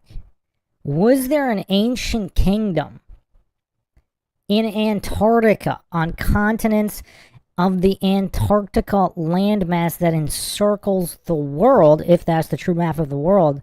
What are the chances that this is all coincidence? The continent. From any of the many ports that Monty pictured along New Galicia. By 1787, the Americas had been claimed, but New Galicia still remained. Plus, Rupert got his little bit as well.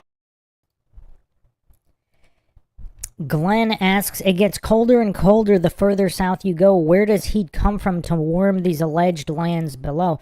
Well, the climate was different back then. There's no... The theories on why and exactly when, we'll get into that. We can get into that more. But yeah, because they drew vegetation. This isn't only the Piri Reis map. I mean, there's other maps that show Antarctica green. Not to mention, Glenn, have you seen my Antarctica episode? Even now, there are freshwater, non-frozen lakes well above freezing in Antarctica, in the inner land, even on mainstream documentaries, like National Geographic. Even today. So there's definitely funny business going on in Antarctica. Well, between 1882 and 83, New Galicia was renamed Jalisco and its history hidden and rewritten. But there's still loads of ancient and old world buildings still remaining in this area. Now, I can do this all the way around this map, and it lines up perfectly with the new one too. I want to give you a quick walk around on the inner lands as well as the outer, as this map's a key to understanding the bigger picture and answers hundreds of questions. We'll start in the middle. Other than the new chart that I'll be using to navigate out here, like all maps, they're presented upside down. So let's turn this G the correct way round. The North Pole, the Arctic, Hyperborea, Rupus Nigra, Sumeru, the Garden of Eden. It's been called a lot of names over the years. My human ancestors called it Asgard. This G in the middle at 90 degrees, in cartography, this G basically means the destination. And even though we can't see what's under the destination marker, it's always the same in old world cartography. The Magnetic Mountain, Mount Meru, Black Rock, Mount Sinai, the Holy Mountain.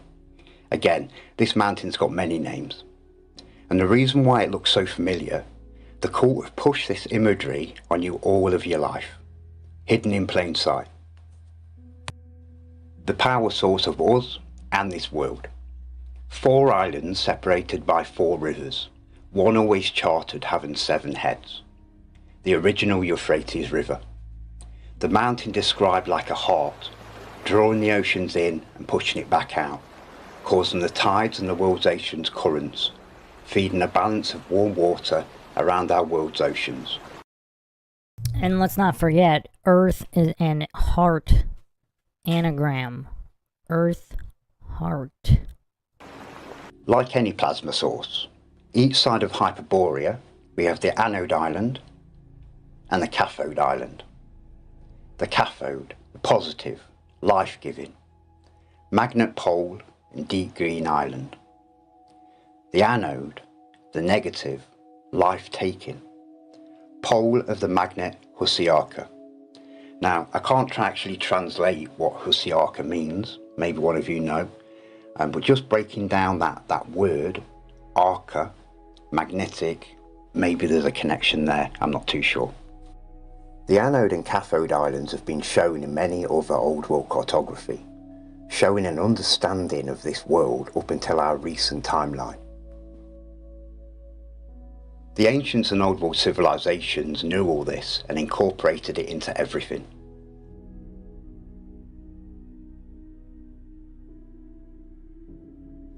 Now, down onto the North Sea, towards the Atlantic, we've got Greenland and Iceland, Friesland and Hiltland, 2 more countries sunken during the Little Ice Age around 1783 and removed from the AI's history. We've got the UK, Scotia, Scotland, Aberdeen, and we've got Elgin, Glasgow. Over to Ireland, you can clearly see Dublin, Ingal, England, Lincolnia, Lincoln, Londra, London. Over to France, we've got Paris, somewhere I'm soon sailing with my son, St Michael's Mount, a stunning ancient island city off the coast of Normandy, Le Merville Abbey, which sits on top of the mount about 300 foot above sea level. I love gems like this that survived the Little Ice Age events. Onto the Mediterranean, we've got Spain, Italy, the Pisa Tower, possibly before the mudslides during the Little Ice Age gave it its lean, Egypt, the pyramids. Cairo is one of the largest cities pictured on the Monty map. Going over the Atlantic, remember this is 1587, so Canada only had Canadian provinces at this time, but fully built out with the ancient and old world infrastructure that we see there today. Take note of the griffin, that'll make more sense later. The translation was a little off on this one, but it basically says something along the lines of, here are griffins with 4 feet like eagles, and I'm pretty certain it says something about large crabs. But the other translations in Canada came through perfect. When these villages were discovered, they found very large, almost giant men and women, and they escorted the convoys chained, beardless and naked, genocided and enslaved like all natives. Down the east coast of what's now North America, we've got Florida. Florida was discovered in year 1522, about Easter, the day on which it was discovered. Now, it says discovered twice. Discovered only 65 years before this map was created. So shows how little this timeline knew before they were reset themselves. And it wasn't the so-called American Indians building these cities and living here, as I'll prove shortly. Down to Mexico. At the time, Mexico was just a city, not a country, and Monty pictures this city perfectly. Before its complete destruction during the Little Ice Age, Mexico was the largest city and capital of the Aztec Empire. The Aztecs were not the primitive savages that the mainstream pushes. Towards their end, sure, they had become more savage and started sacrificing people to their weather gods, but only due to the direct results of the Little Ice Age. But at the same time, the Satanic Church were burning hundreds of thousands of women due to thinking that they were witches and using their witchcraft to create the bad weather. Sometimes the woman's entire family and children were burnt at the stake. And again here, I think he's got some crazy bias against Bible and Christians, etc. There are some theories that they were simply burning those of the old world previous reset survivors who had knowledge. And possibly, I don't know about magic powers, but some previous science. So were these Aztecs any more stupidly despicable as the rest of the so-called civilized Christian world at the time? But once the sea ice melted, the Aztecs were given their Christian genocide and colonized immediately. And again, we don't really know exactly what happened there. Over to the west coast of America. Anyone that knows their geography knows this looks odd. This well-known and documented country called California was amongst the largest land to be lost during the catastrophic destruction of this area during the Little Ice Age. And as you can see, we've got modern-day California where it is today. And just up, we've got San Francisco as expected, with active volcanoes that blow about 20 years later. This entire area, 4 times the size of Europe, first flooded into its own continent, then snapped off into the ocean around 1630. It's where Americans get their myths that one day California will snap off and sink into the Pacific Ocean. It's not that modern California will fall into the ocean, it's that California, the country, did fall into the ocean. It's like Chinese whispers from your ancestors.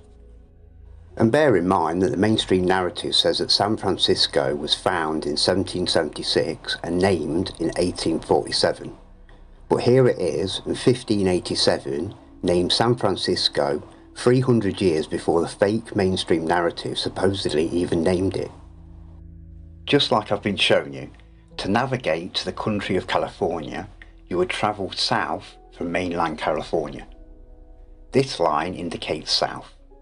Straight south from mainland California to the port of California in the country of California. Just like from mainland New Galicia to the outer continent of Galicia. The country of California and its inhabitants perished around 1630 to 1700 when California nosedived into the Pacific. Another country and people removed from history, just like Tartaria, Friesland and Hilland. Quickly going on to South America, going back to what I was showing you earlier with the massive land loss in this area, as you can see with my rough outline of what's left today. Like I said, once you know the truth and use the correct code words, the narrative admits this land loss throughout this realm. During the Little Ice Age, which lasted from around the 16th to the 19th century, South America experienced notable environmental changes, particularly affecting its coastal regions. These changes influenced both flooding events and coastal loss.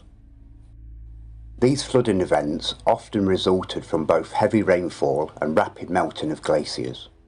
In particular, the Patagonian coastline and parts of northern Chile faced erosion. Estimates indicate that during the Little Ice Age, approximately 216,000 square miles were lost in South America. These areas right here. This area is now Patagonia, previously named Regione di Giganti, Land of the Giants. And to some, that may sound a wee bit silly, but this was a reality that's documented in many ships' logs from many famous and respected Navy admirals and captains during this timeline. Yeah, it's going to get even more interesting right here. How many people are having their brains shocked so far? Yeah, it's going to get even more interesting right here, because how did he know all of this information to put it on the map? And look at the detail. He's even drawing trees, animals, buildings, the mountains and the hills. everything named. And from what remains today, it's named accurately. So I guess the coincidence theorists are hallucinating. He just made up some of this other stuff. The pre-reset timeline. These logs reported 8 to 12 foot men and women, including the voyage of the naval officer Ferdinand Magellan, an explorer that discovered the Straits of Magellan in 1520, a series of passages between Patagonia and what we now call Antarctica. He also named the Pacific Ocean. Himself and other crew wrote logs of accounts of these giants during his expedition that cost him his life, when he was killed by natives in the Philippines. We don't feel bad for this parasite. He deserved what he got. I won't be going into it in detail, but he befriended these peaceful giants, gained their trust, then captured a few of them, enslaved them, abused them, and they died on the ship. These entire areas broke off and sunk into the Pacific and Atlantic Oceans around 1630, the same time the continent of California disappeared. Around to China, the Great Wall of China, a stunning old world red brick structure. They have a few bits restored for the tourists, but most of this was destroyed during the recent ice age. But there's no big mystery. This has nothing to do with defence, just an old trade route to get through the mountains and over the rivers between the Chinese Ming Dynasty and Tartaria. Even more amazing than Mexico City, this is a giant island city called Quimincia, the biggest star fort I've ever seen, with 5 other island star forts surrounding it. Probably thinking fantasy, right? No. Known as the City of Heaven, being the most splendid city in the world. Notice the 3 bridges? I told you, Monty's the man. This map was amazingly accurate for 1587. Dave Scott asks, making a map that detailed back then, could he have used remote viewing? Well, here's the thing. Why wouldn't it be detailed back then? If most of the world as it was mapped back then by many people, and then in between resets, knowledge is lost and it has to be remapped. But if cataclysms literally sunk continents and caused major shifts, the maps wouldn't look the same. And is that what we have now? As you can see, a huge star fort. Unfortunately, this city, everything around it, including its inhabitants, were wiped out during the direct results of the Little Ice Age. I mean, look how detailed that is. Look how detailed. Look at those cathedral domes and everything. Like architecture that we see in other places, just so detailed. But on the remote viewing question, one could argue, if that's all real, it would be possible today to remote view the previous reset world. You could possibly even use this map to do so you could actually specify exactly what you want to remote view. Now, people really need to stop calling everything old Tartarian. When you know the truth, you'll see how ridiculous it is. It's the cult shilling their misinformation and confusion. The cult have gone on shilling overdrive to make most of you think that the Tartarians made everything old world. They've made you believe the least likely race of people and country to have made everything are in fact the very people that did. Tartaria was obliterated around the same time as the fall of the Ming Dynasty, around 1644. We can only assume Tartaria fell in the same way. Yeah, so on the Real History of the World series, I'm actually going to go over why that might not be true and remnant. Now, maybe officially that's what happened, but perhaps there were remnants of Tartarians after that continued fighting in like small civil war types and all the way up through 1900. And I'll be going over all of that with receipts. This area is Tartaria, now called Russia. The lower region has sparse small cities and pictured. The above northern regions were individual teepee villages of Tartarian tribes, nomads moving with the seasons, hence the teepee tents and wagons. As we can read in these inscriptions, all these Tartars, savage and without fixed habitations, but they carry their pavilions with them, and they carry with them leather covers which they use instead of houses. Now take note of these white animals pulling their wagons. These animals. These are not wild animals. They're pictured with blue collars. They're working animals. And when you bear in mind that animals like horses didn't arrive in mass in Asia and America until around 1750 with the British and European settlers. This description says Canny Alani, which means Great Dane dogs. There is still a dog breed around today called the Great Dane. Due to crossbreeding, modern Danes grow smaller than the Tartarian original breed, but still, look at the size of these beasts. Now, you can see how they had these Great Danes pulling their wagons. We've got Maria Tartaro, the Tartarian Ocean. Azriet, these are the 10 tribes of Israel. A manticore. Here there are animals with human faces, body of lions and tails of serpents. I'm guessing this is a womanticore, or this guy's just got bitch tits. When Monty pictures or talks about these creatures, it's because they're real. When he shows a unicorn, he means a unicorn. When he shows a cyclops, he means a cyclops. When he shows birds flying with elephants, it's because he's seen a bird flying with an elephant. And this bird was called Rock. Going from what we know is Tartaria onto what is now called Alaska. Remember, when the country of California took a nosedive into the Pacific Ocean, it took half of what's now Alaska with it. This area in 1587 were called the Ananian Province and the Quiveria Province. Notice another griffin, like in Canada and Tartaria, a real creature of course, and the crest of both Tartaria and China, including the Ming Dynasty. Here it says, in what's modern day Alaska, this tribe who are in the countryside of Anilio in Tartary. This land is a region of Tartaria. Like countries of today, some claim rights to lands that are not attached to their own. Also take note of the same Tartarian teepee villages, tribes and the same Great Dane dogs. Small built-out cities in the lower southern regions, just like in Tartaria, and the multiple ports in the western regions of what's now Alaska, crossing over to the Ming Dynasty's City of Heaven. After the fall of the Ming Dynasty and Tartaria, the surviving Tartarians had to migrate south into Canada and what will become North America. For an unknown reason, the cult removed Tartaria and the Tartarians from their history books and renamed them the Native American Indians. So, yeah, this is quite a theory here.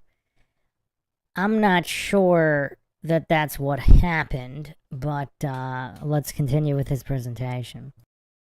The Tartarians are not native to these lands. The Tartarians are not American. They were on this land before America was claimed and named. And the Tartarians are not Indians. These are Indians, from India. The Tartarians are of Oriental descent, but their own unique species of human. While they kept their ancient native traditions of living naturally in teepee villages, wise and knowledgeable, a fresh start in a new world. See, one of my theories that I'm going over on the Real History of the World series is that the Tartarian, so after the previous major reset, so if Tartaria was the previous reset, possibly minor, the previous major one of Atlantis or whatever, that would have been, I guess, hundreds of years before the Tartarian reset, which could have been 100 to 300 years prior. So the one before that possibly was the Atlantean one. And when that happened, there was a contingent of people that wanted to live with nature because developing technology only leads to the ruin of the world. And there's some documentation on that.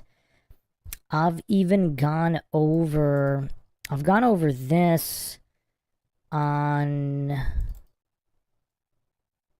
I believe it was on the Real History of the World series. Let me bring it up right now. This is one of the most mind-shocking documents that nobody wants to look at, especially like those Native American advocacy groups that pretend that, the U.S. is all on invaded land that belong to the Native Americans, arbitrarily only taking one point of history. And I've actually posted this on some of their Twitter accounts. They never respond because their entire identity is built on hallucinating and pretending that the official narrative of history is true.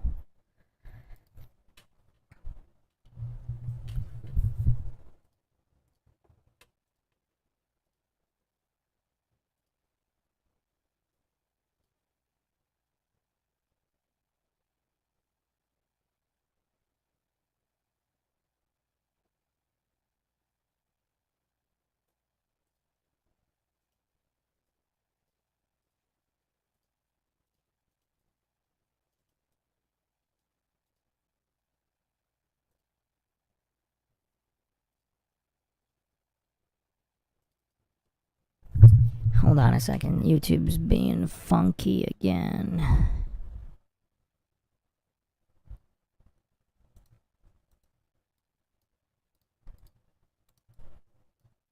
Okay. So here it is. So this is Lucy Thompson's book, 1856 to the American Indian. Chapter 4 is Traditions of the Ancient White People. When the Indians first made their appearance on the Klamath River, it was already inhabited by a white race of people known as the Wagas. These white people were found to inhabit the whole continent and were a highly moral and civilized race. They heartily welcomed the Indians to their country and taught us all of their arts and sciences. The Indians recognized the rights of these ancient people as the first possessors of the soil, and no difficulties ever arose between these people. So were these the Tartarians that were there before that built all the cities? So I don't know. With still no horses on the land, and scientific proof that the first dogs of America came from Asia and Tartaria, due to the lack of resources and major famines worldwide at this time, the old ways of the Great Danes had to adapt. The Tartarian survivors prospered on this fully built out land like you see all over Canada and America, but still chose to live how they always have. Naturally. Beautifully. Going back to the inscriptions in Tartaria, Avriet, these are the 10 tribes of Israel. Yeah, I'm going to stop it here for this episode. We're going to do one more part. We're going to finish this up in the next part. So, definitely a lot of mind shocked, I think, here. Once again, the questions this guy is asking are very, very valuable, which possibly make this the most important documentary of all time, not for the alleged answers or some of his presuppositions and logical fallacies. But, yeah, thanks again, everybody, for joining us. You want to help support the podcast, you can donate to our PayPal. Check the links in the description. This is Bruce McGuire, signing off.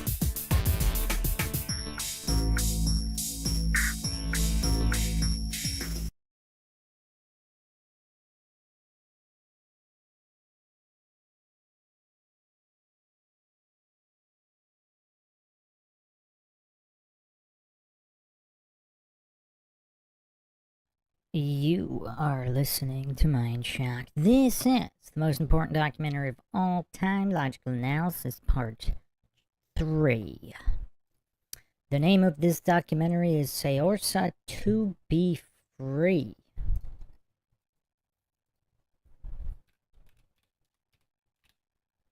If you haven't checked out the first 2 parts, check them out.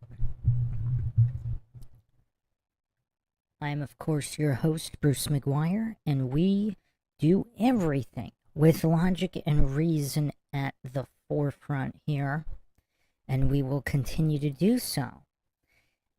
In typical MINDSHOCK fashion, if you want to help support the podcast, you can do it to our PayPal. Check the link in the description. Make sure to subscribe, like, and share. Twitter, Facebook, Reddit, and Patreon. Patrons do get priority for case topic logical analysis co-podcaster requests. You could also be a guest on the podcast depending on your tier. Questions, comments, theories, thoughts, suggestions, rebuttals, debunkings of any kind, leave them in the comments section. And of course, you could also become a YouTube member right here to help support the channel that way. Questions, comments, theories, thoughts, suggestions, rebuttals, debunkings of any kind, leave them in the comment section. Unless, of course, you're with us here live, then drop them in the live chat. I will try to get to each and every one of them. So, once again, because a lot of goofs got triggered over the first 2 parts, hallucinating that I am in some way claiming that everything in the documentary is true in any way, and that the importance lies in the truth of the claims. Obviously, there's no shortage of basic illiterate goofs online spamming evidence of their illiteracy, logical and otherwise. The reason why I am stating this is the most important documentary of all time is for the questions that are presented, not the answers. The questions as a result of everything here. So, we're going to pick up right where we left off here.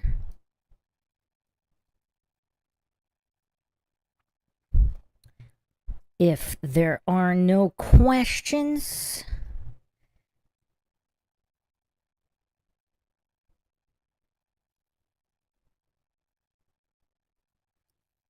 welcome everyone.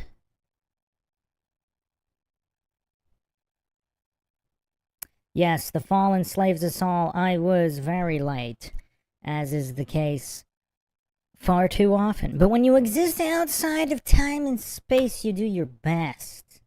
You do your best. Obviously, Satan, Saturn, is the god of time, and I do not advocate anybody be a slave to that, but just for organizational purposes, I do try to adhere to the schedule as much as possible, as much as YouTube servers allow me to. Sometimes it lags. The more I advertise the live in advance, the more problems there seem to be. Whereas if I just go live instantly, that's usually the least amount of issues. But then people say they didn't get the notification, and if they had known earlier, they would have wanted to watch live. And I don't know if this is all just part of the games that YouTube is playing with certain shadow banned channels. Wouldn't be surprised. But that's what we have to deal with.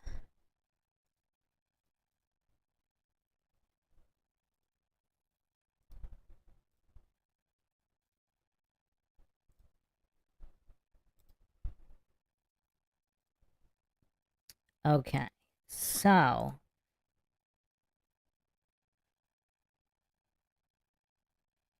Lord Zed says it was the most important documentary until your John Stamos deep dive. Oh, don't worry, that's coming. That's coming. I actually think I'm coming with Howard Stern deep dive. Possibly one of the most responsible parties for the slide into degeneracy and debauchery from which the West has never recovered since Howard Stern came on the airwaves. Yes, Troubling Tribune, I will be finishing Jaren vs. Whitsitt soon, within the next couple days.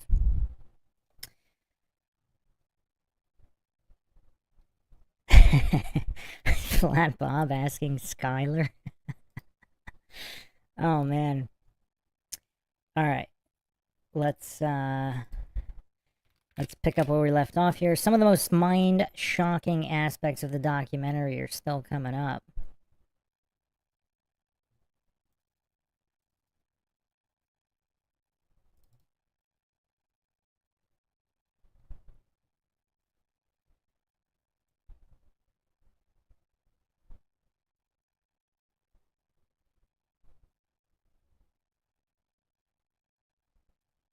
This is where we left off here. With the Native American Tartaria narrative, which, again, I'm not claiming this is true in any way, but these are interesting lines of inquiry that are perhaps the most important that have ever been presented anywhere. Wide at this time, the old ways of the Great Danes had to adapt. The Tartarian survivors prospered on this fully built-out land like you see all over Canada and America. And just real quick, I don't know if he's going to mention this here. I don't remember the original source. I went over it on a previous live or one of the Altered History episodes, Mudflood Tartaria episodes. One of the theories is that the Native Americans live with nature and without developing technology because that is what brought down Atlantis and brought the end of the world in the previous cycle. So to avoid that, the survivors of Atlantis, a certain band of survivors from Atlantis, became the native peoples that specifically have a philosophy of honoring Mother Earth and Father Sky and living within nature.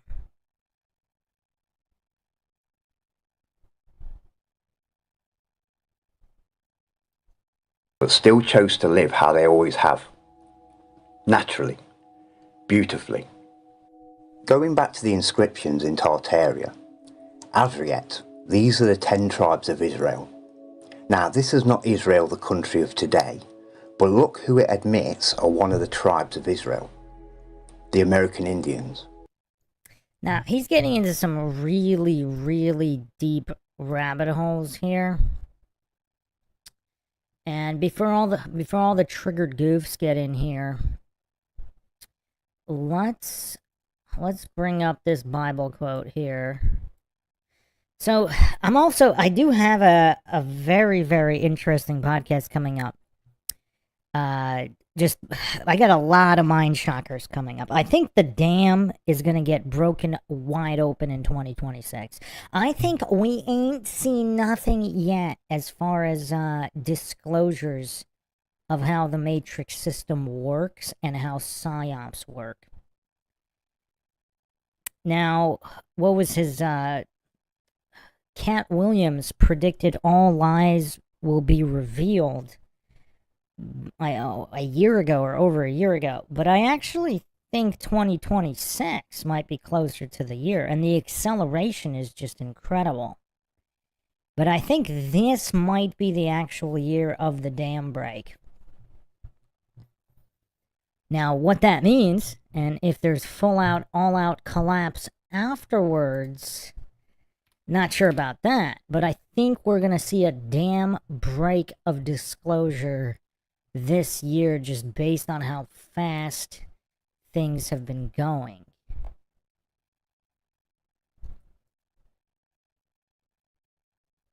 So let's look at this interesting Bible quotation.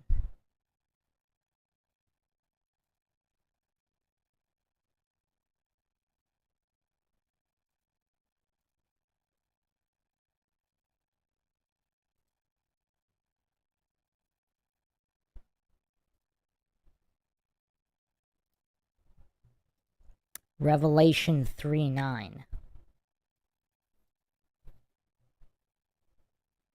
Not sure I should read it based on YouTube's algo, but I'll put it on the screen for those that want to read it on the screen. Revelation 3:9.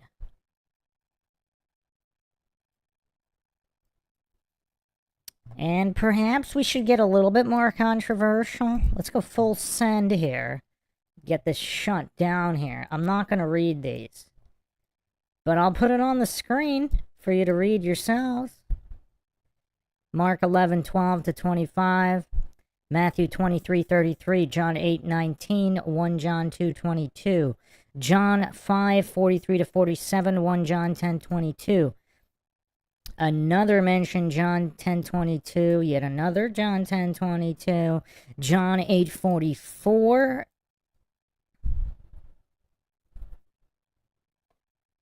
I'm not going to go through all of them here. A lot in Titus here. Wow, Titus 1:10 to 11, Amos 5:26, Acts 7:43, 1 Thessalonians 2:14, 16. Yeah, quite a lot here. Romans 5:22 I will read. Wise fools. Now, what else is curious is that it says here, Romans 8:27-28, true Israel is the church. That's kind of interesting. And then what is the false one? What is the false one? Revelation 3:9. But I'll just leave these here as we continue going through this documentary. Who we now know are the Tartarians, hence why this inscription was written in Tartaria. But this list of tribe names doesn't mention the Tartarians, only by their newly AI written name, the Native American Indians. Unfortunately for the Tartarians, the sea ice melted and allowed settlers to spew in, and Christianity caught with them. Over the next 100 years, the remaining adult Tartarians were genocided of up to 100 million, and the AI wrote a new history for the now Native American Indians. I think the correct term is cultural genocide, indoctrinated through forced Christian schooling. Tartaria, like many other countries like California, Friesland and Hilton, were destroyed by the Little Ice Age, the last great reset, and removed from history. The way Tartaria was rediscovered during our timeline was through old world maps. Now, most infatuate on when Tartaria was removed from maps and what must have happened to them, which I've now explained. But no one seems to ask, when did Tartaria start appearing on maps? And the answer to that is 1292. It was around this date that the country of Tartaria was formed, and that same country was destroyed around 1644. That's a really interesting range there. Very interesting range. If you haven't checked out the real history of the world, I have 2 episodes there. I got a whole bunch more coming where I'm going to tie a lot of this together as well. The Grand Tartaria that built everything everywhere, every building in every country, were around for 352 years, start to finish, and lived in teepees the entire time. They still do. The name Tartaria did not exist before the late 1200s. Before anyone starts rambling, it was the peoples that lived there before that built everything everywhere. My point exactly. They were not called the Tartarians, so why are most calling everything old world Tartarian? The country that inhabited this land before it was called Tartaria in 1292 was called Kievan Rus. And before that, this country was called Srifia. And again, this is all disputed. He's stating all of this as fact, which is one of the issues with this documentary, because it doesn't support any of these things. There's a lot of funny business going on with all of this. Now, including, ancient Rome, and then the Romanovs in Russia, the Romanovs of Rome. And then there was also the Roth Empire, connected to Roche, and then the Rothschilds, the child of Roth Empire. I mean, there's a lot to go. I'm going to go over all of that in the true history of the world with actual receipts for this stuff. Now, I'm not saying this guy's wrong in any way. I'm just saying these are unsubstantiated statements, and there may have been overlap, with all of this. So I'm definitely not claiming he's 100% accurate here. I'm also not claiming he's wrong. there's some muddying overlap from known information, and of course, this is all his story. So is it even possible to know? But the lackadaisical, cavalier nature in which he's just spewing these statements off as fact is kind of curious.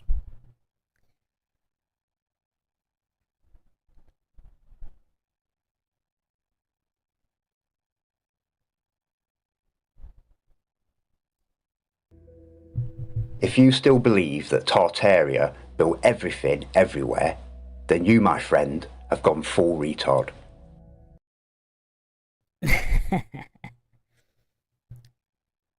I mean, it's hard to know. Like, how do you know they didn't?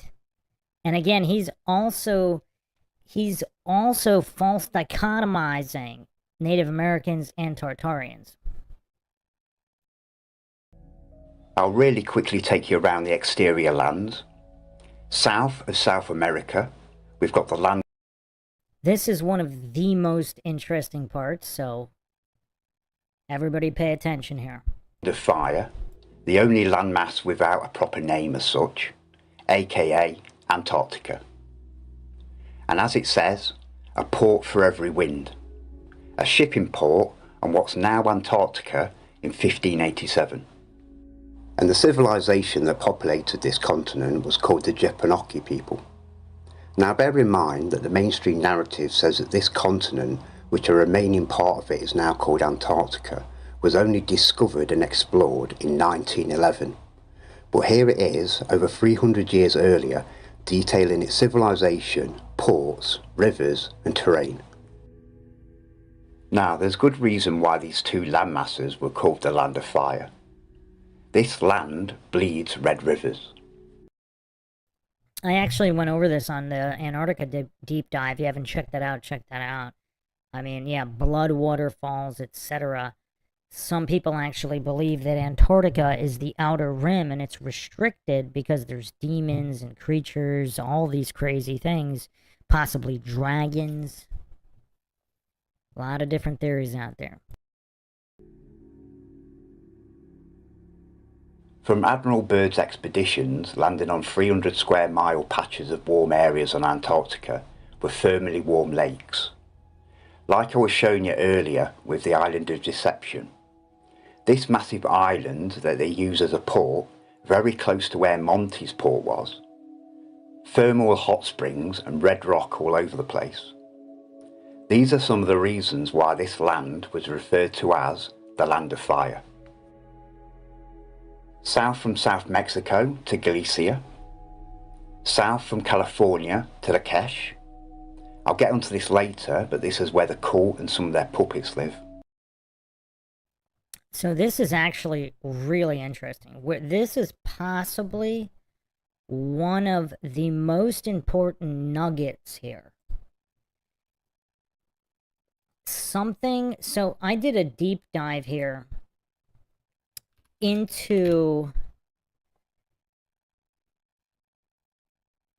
the coat of arms and the history of coat of arms and family bloodlines and names and lands. I actually think this is where the answers can be found. So, for example, so this is Lakash or Lakash in Antarctica, this land. And look at these. Is that a feathered serpent of some kind? America is the land of the plumed or feathered serpent. And also, if you look at these coat of arms, I mean, look at the highlighting of the red. These kind of serpent-like emblems here. A gauntlet here. Some kind of crown. So, Lakash, this land in Antarctica, on the outer rim, he's even got trees here. And look at this. Is this animal some kind of dinosaur-type animal? Some kind of just large creature of some sort on the bottom here. And the etymology here of Lakash, the ancient roots of the Lakash family name are in the Anglo-Saxon culture. The name Lacash comes from the family that lived in the village of Laycock in the West Riding of Yorkshire. The surname was originally derived from Old English words Leia, coach, which means the meadow with the wild birds.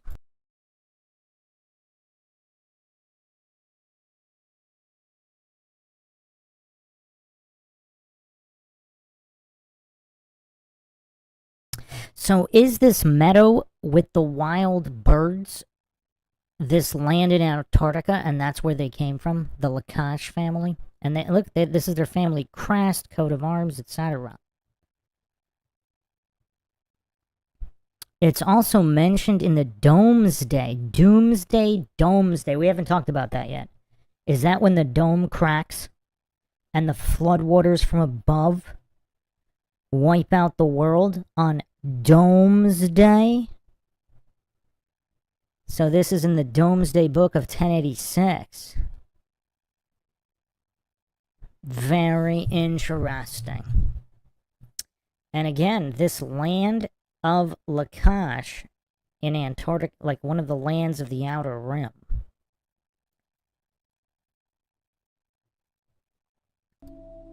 South from South China to Nova Guinea, and this one will blow your mind later, and Monty detailed its inhabitants who are amongst us. South from South India to Patalia,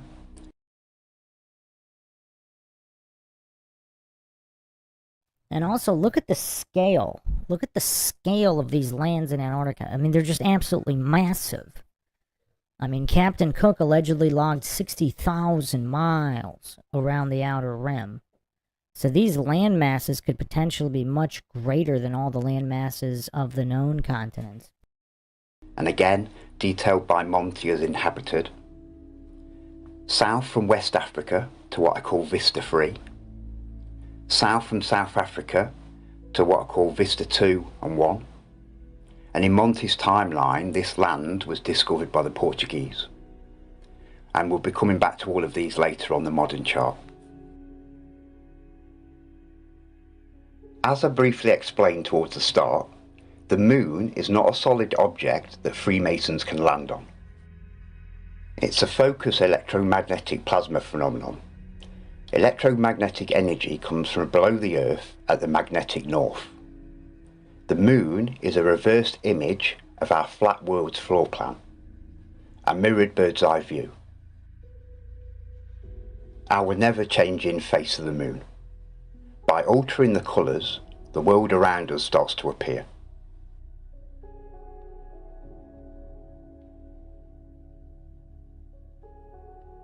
And I'll refer to this as the political map. It will help you get your head around it a bit better. This lunar map is so accurately detailed that it's an impossibility for it to be a coincidence. I believe in nothing, and I've tried to debunk it, but I can't. It lines up perfectly with the Monty, and I know the Monty map to be accurate. And there's some of you thinking, Captain, you're contradicting yourself now. You said a map is only a real map if it retains a built-in key, a navigational guide to navigate the very map itself. And you're right. Don't take them eyeballs off your screen.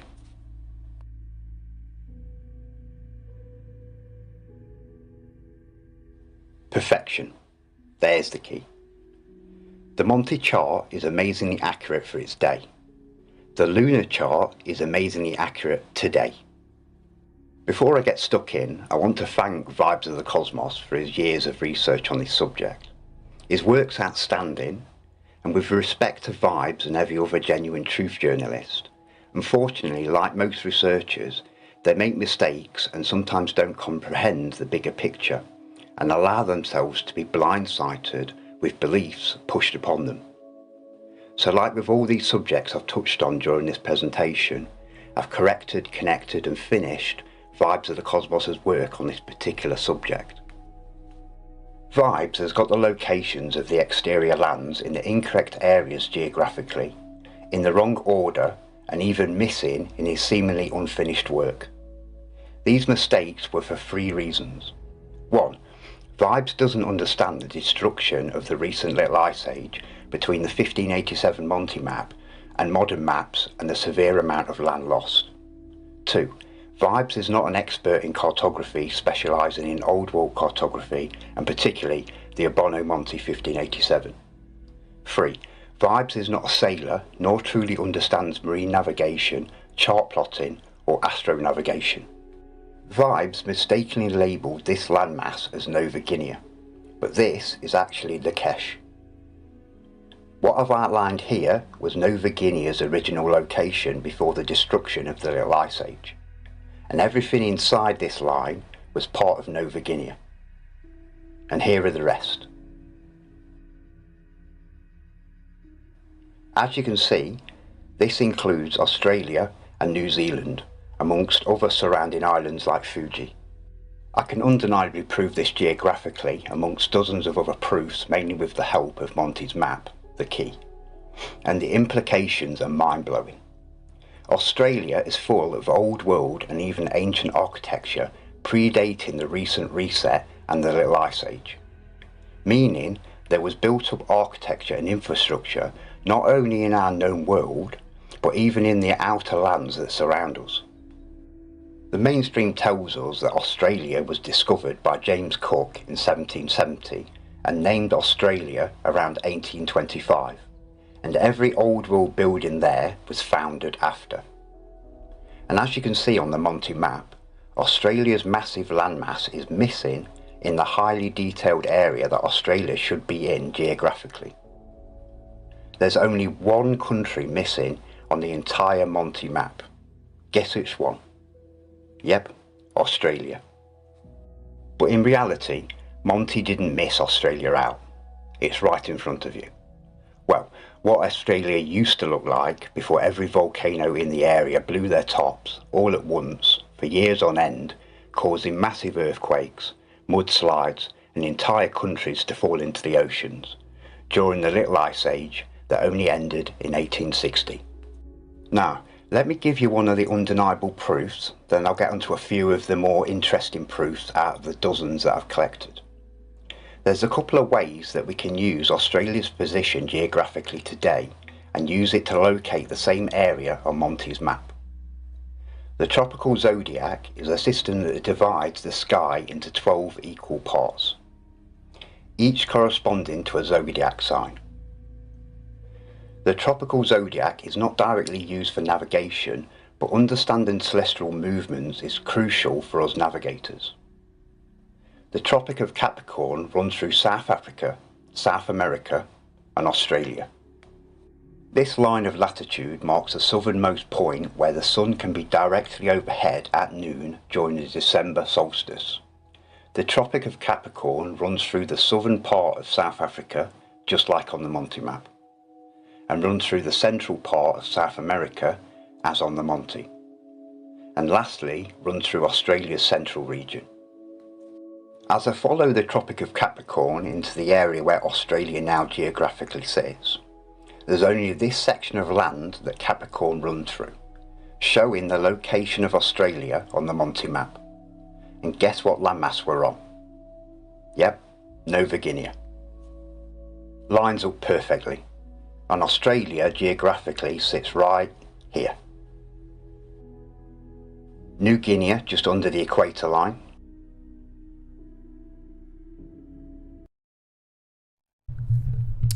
So New Guinea is fascinating. I want to get into this because the etymology here is going to reveal a lot.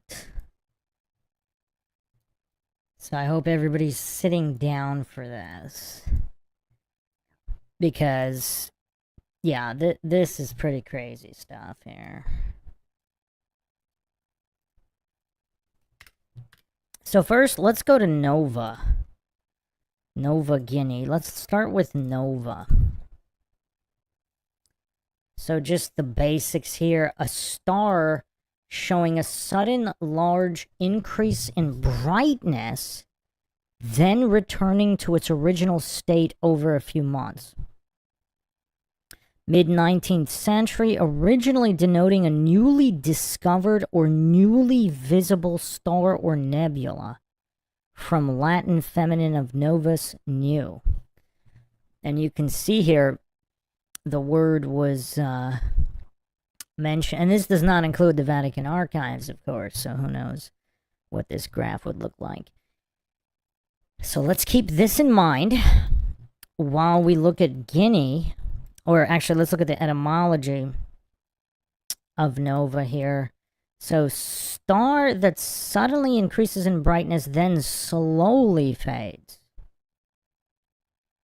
1877, from Latin nova. Describe a new star not previously known. And so the classical plural is novae. Novaginae. Novaginae. All right, let's look at Guinea. This is all going to come together in a mind-shocking fashion here. So Guinea, as in guinea pig, donor, one who gives or bestows, one who makes a grant. And again, with guinea pigs, are pigs some kind of crossbred human clones or genetically engineered creature of some kind? And what were they doing in the lands of New Guinea? Is that where they originated some of this cloning hundreds or thousands of years ago? One who gives or bestows, one who makes a grant, from Anglo-French donneur. Giver, donor. Give as a gift. Also, as person from whom blood is removed for transfusion, in reference to those living or dead from whom organs or tissues are removed for transplantation, originally of guinea pigs. From New Guinea, from Old Guinea. What is the Old Guinea? What is the New Guinea? Now, this mention in relation to the stars, we actually just went over this on a live. If travel to other planets isn't possible, if space is fake, if this earthly realm is some kind of a plane and you go across the plane, possibly to other domes, if there's a dome, can you go to Mars or some of these other lands? And is this original titling of Nova or New, whether it's England, New England, Nova Scotia? What if the original is not really the original, and the original lands are actually these outer lands of Antarctica and other continents, and that current England was the New England, and then New England is actually the third iteration of whatever land was the lands of Antarctica? How's that for a mind shock?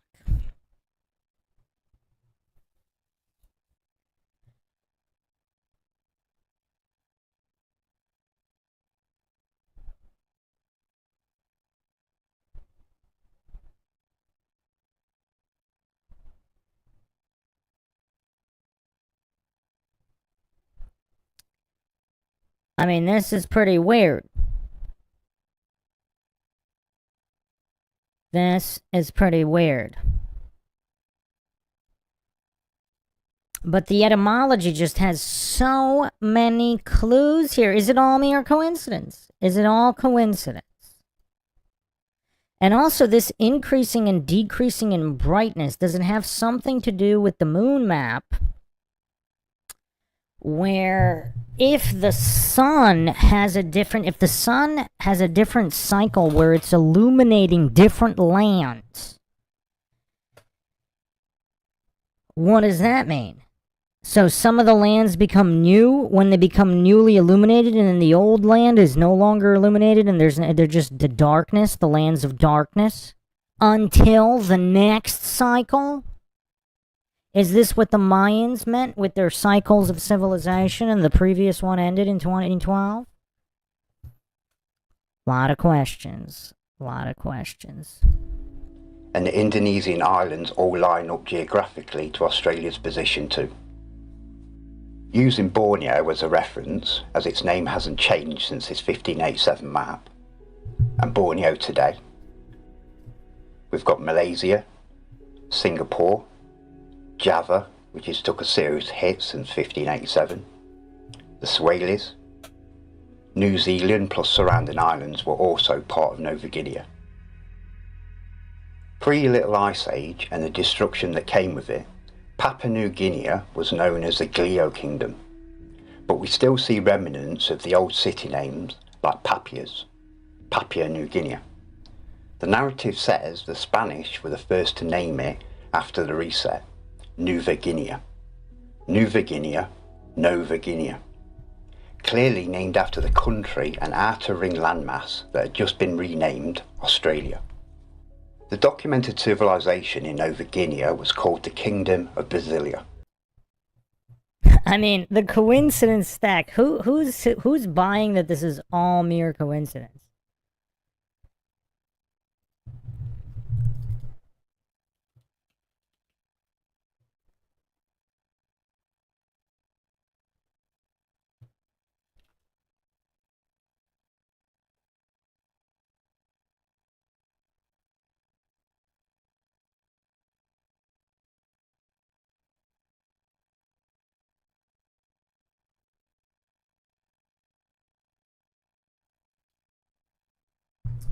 So, Brazil is another very interesting name, which I'm about to add to this theory of nomenclature. Because for this to all be coincidental, I mean, alright, get ready for even more mind shocks here.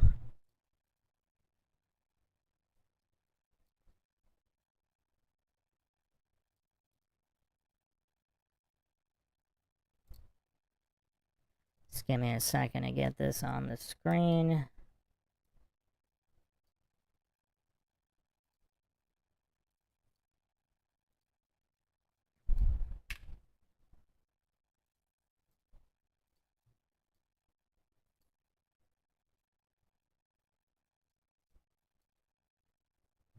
Because, yeah, this is just really fascinating stuff.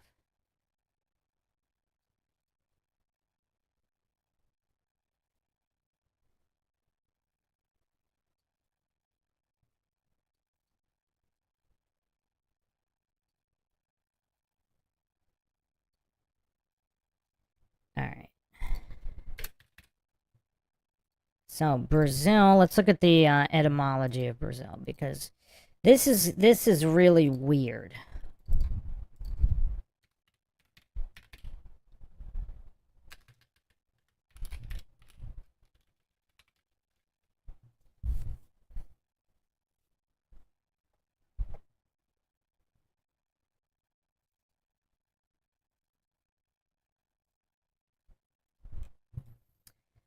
So, Brazil wood, a type of red wood from an East Indian tree. So, from medieval Latin, Brazilium. Old French, Bressil, which probably is related to brise, embers. Embers.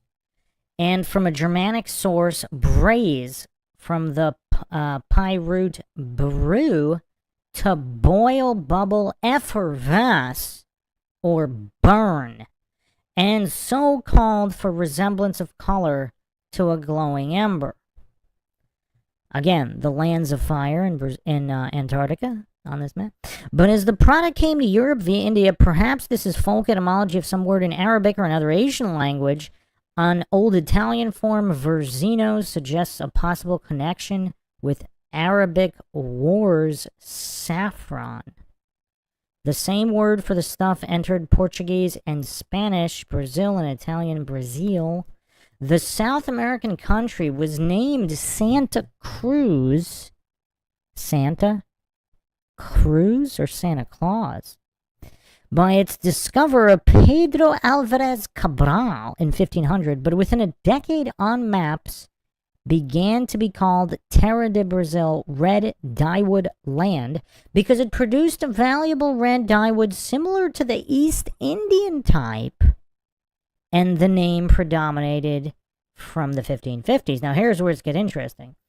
Complicated matters is High Brazil, a name attested to an early 14th century for a legendary island or rock in the North Atlantic off the coast of Ireland. It is so called perhaps from the red dyewood word by association from Pliny's Insulae Purpureae, the purple islands in the Atlantic off the coast of Morocco. You can't make this stuff up, people.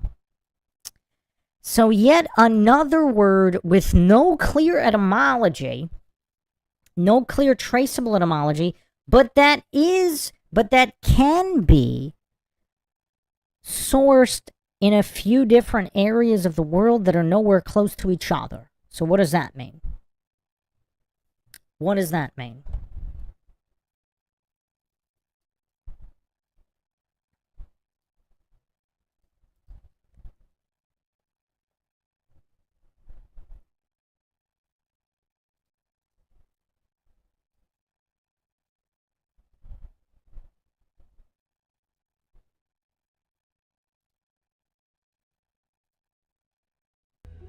Australia, Brasilia.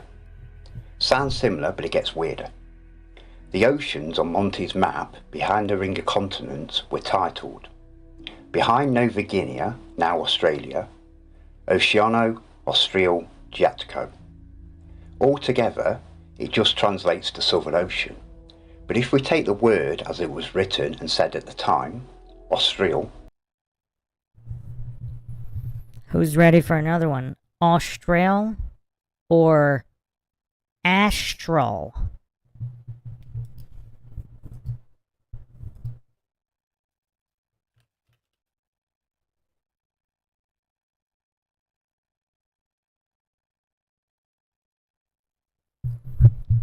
Astral comes from Latin or late Latin australis, from Latin astrum, star, from Greek astron, pertaining to super sensible substances. It's from the 1690s, popularized late 19th century in theosophy. Astral, astral, astron, astralis, astrum. Stars.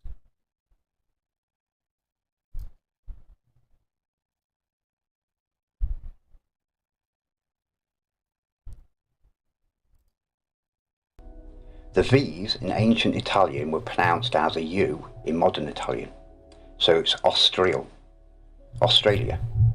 Now, is it a coincidence that the newly named Australia can be made up from the same name of its previous kingdom, Brasilia, and its ocean, Austral? Plus, when you add Nova Guinea, New Guinea, that's the old country, its kingdom, and ocean's name hidden inside the new names. Obviously not a coincidence, as I've already proven this is Australia geographically. Discovered in 1770 my hairy Scottish arse, was it? I could keep doing this with the name links, but I want to show you the people of the Kingdom of Brasilia. There's multiple descriptions of the inhabitants of Nova Guinea on Monty's map. The photos I'm showing are of the now called Australian Aboriginals.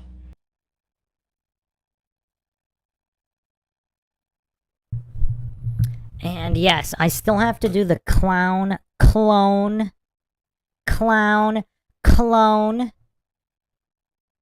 Nova Guinea, donor of blood for what? For clones? For clowns wearing white face paint? I'm showing are of the now called Australian Aboriginals, New Zealand Maoris, and the New Guinean peoples. These peoples are of the same race, just different tribes and separated by the destruction of the Little Ice Age. In these countries which are not yet well known, men go naked and among them. The oldest perform the office of kings, who however govern in the manner of a republic, seeing in all manner of a barbarian, without any policy in this. The inhabitants of this country do not want the trade of strangers, or their friendship, and this is forbidden by their kings under the greatest pains and a gift for idlers, meaning come ashore and we'll kill you and eat you. During any of the expeditions, if I anchor up offshore and this lot come running down the beach, or this guy pops out of his house with his dear old mum, I'm out of there. The last thing I wanted to mention before we move on is the weird unique animals and critters shown on Monty's map of Nova Guinea. Now don't get me wrong, there's unusual critters all over Monty's exterior lands, but Australia is often regarded as I mean, some of those look like dinosaurs. the land of unique Or dragons. wildlife and having the most extraordinary and rare species on Earth. Let's have a quick look at what happened to the survivors of the Brasilia Kingdom after the Little Ice Age and British and Europeans founded it once more, blessing its natives with their Christianity. 95% of the native Nova Guinean people were genocided, raped and enslaved during massacres that sickened me during my proof gathering for this documentary, and I won't be repeating any of it. What I found pained my body and soul. Especially this Jumanji looking piece of shit. If there's a jaw I'd like to break, it's his. I'd like to see him smirk then. Evil bastard. And where did they take them? Probably to dig out all the mud flood in North America, then dig their own graves. The most mind-blowing thing about Nova Guinea, what we now know is Australia and New Zealand, is this outer ring landmass that's meant to be part of the Great Imaginary Ice Wall had fully built out cities and infrastructure pre-reset, pre the Little Ice Age. The same infrastructure we see all over Australia today. And as this part of the ring of land around us was built out and was inhabited by its builders in the past, it's only logical to expect all of these land masses to be built out with infrastructure. I've known this for a while and it still blows my mind to think about the possibilities. Let me show you how they hide these lands from you. These are the... Let's look at this again here. I mean, how crazy is that? You have all these massive land masses. So Australia quite larger than what it is now. Well, a whole lot larger. I mean, it looks it's like, you know, bigger than North America here. Way bigger. Way bigger. Then you have these other ones. Patalia, Vista 3, Vista 2, 1. What is now possibly Antarctica. Galeka and Lakash. The curious Lakash. Let me show you how they hide these lands from you. These are the marine traffic paths. These are the flight paths. These lands are hidden to us on their modern distorted maps, but visible on the lunar chart, Monty map, plus other old world maps. As you can see, both marine and flight traffic misses these hidden lands with perfection, and gives more accurate flight plan times than their own distorted map and their flat earth fake map. Back down to Antarctica. This is what Antarctica is. This tiny little turd. A small island off South America. Like I said, close to its mainstream narrative, but the main lie is its size. It's not... Now this is a really curious theory, because I don't think I've seen anybody, I don't think I've seen anybody postulate what he's postulating here. So Antarctica is possibly close to as described. It's just an island off South America. And that's what goofs like Jaren, like, I don't know if he's just playing retarded or he's legitimately mentally disabled, but a lot of these goofs, they hallucinate that because they went to Antarctica, or what they think Antarctica is, that must be what it is. Even though they have no actual evidence, no actual scientific evidence to support that claim. They went somewhere. They went somewhere and saw something. That doesn't mean they went where they think they went. I mean, these are basics. But for whatever reason, goofs like Jaron, all these anti-flat Earth grifters hallucinating that this alleged experiment, which wasn't even an experiment, somehow disproves flat Earth. Because if they're just on an island off the tip of South America, I mean, what does this prove? And they're watching some kind of hologram in the sky on some kind of, like, military installation. What does that prove?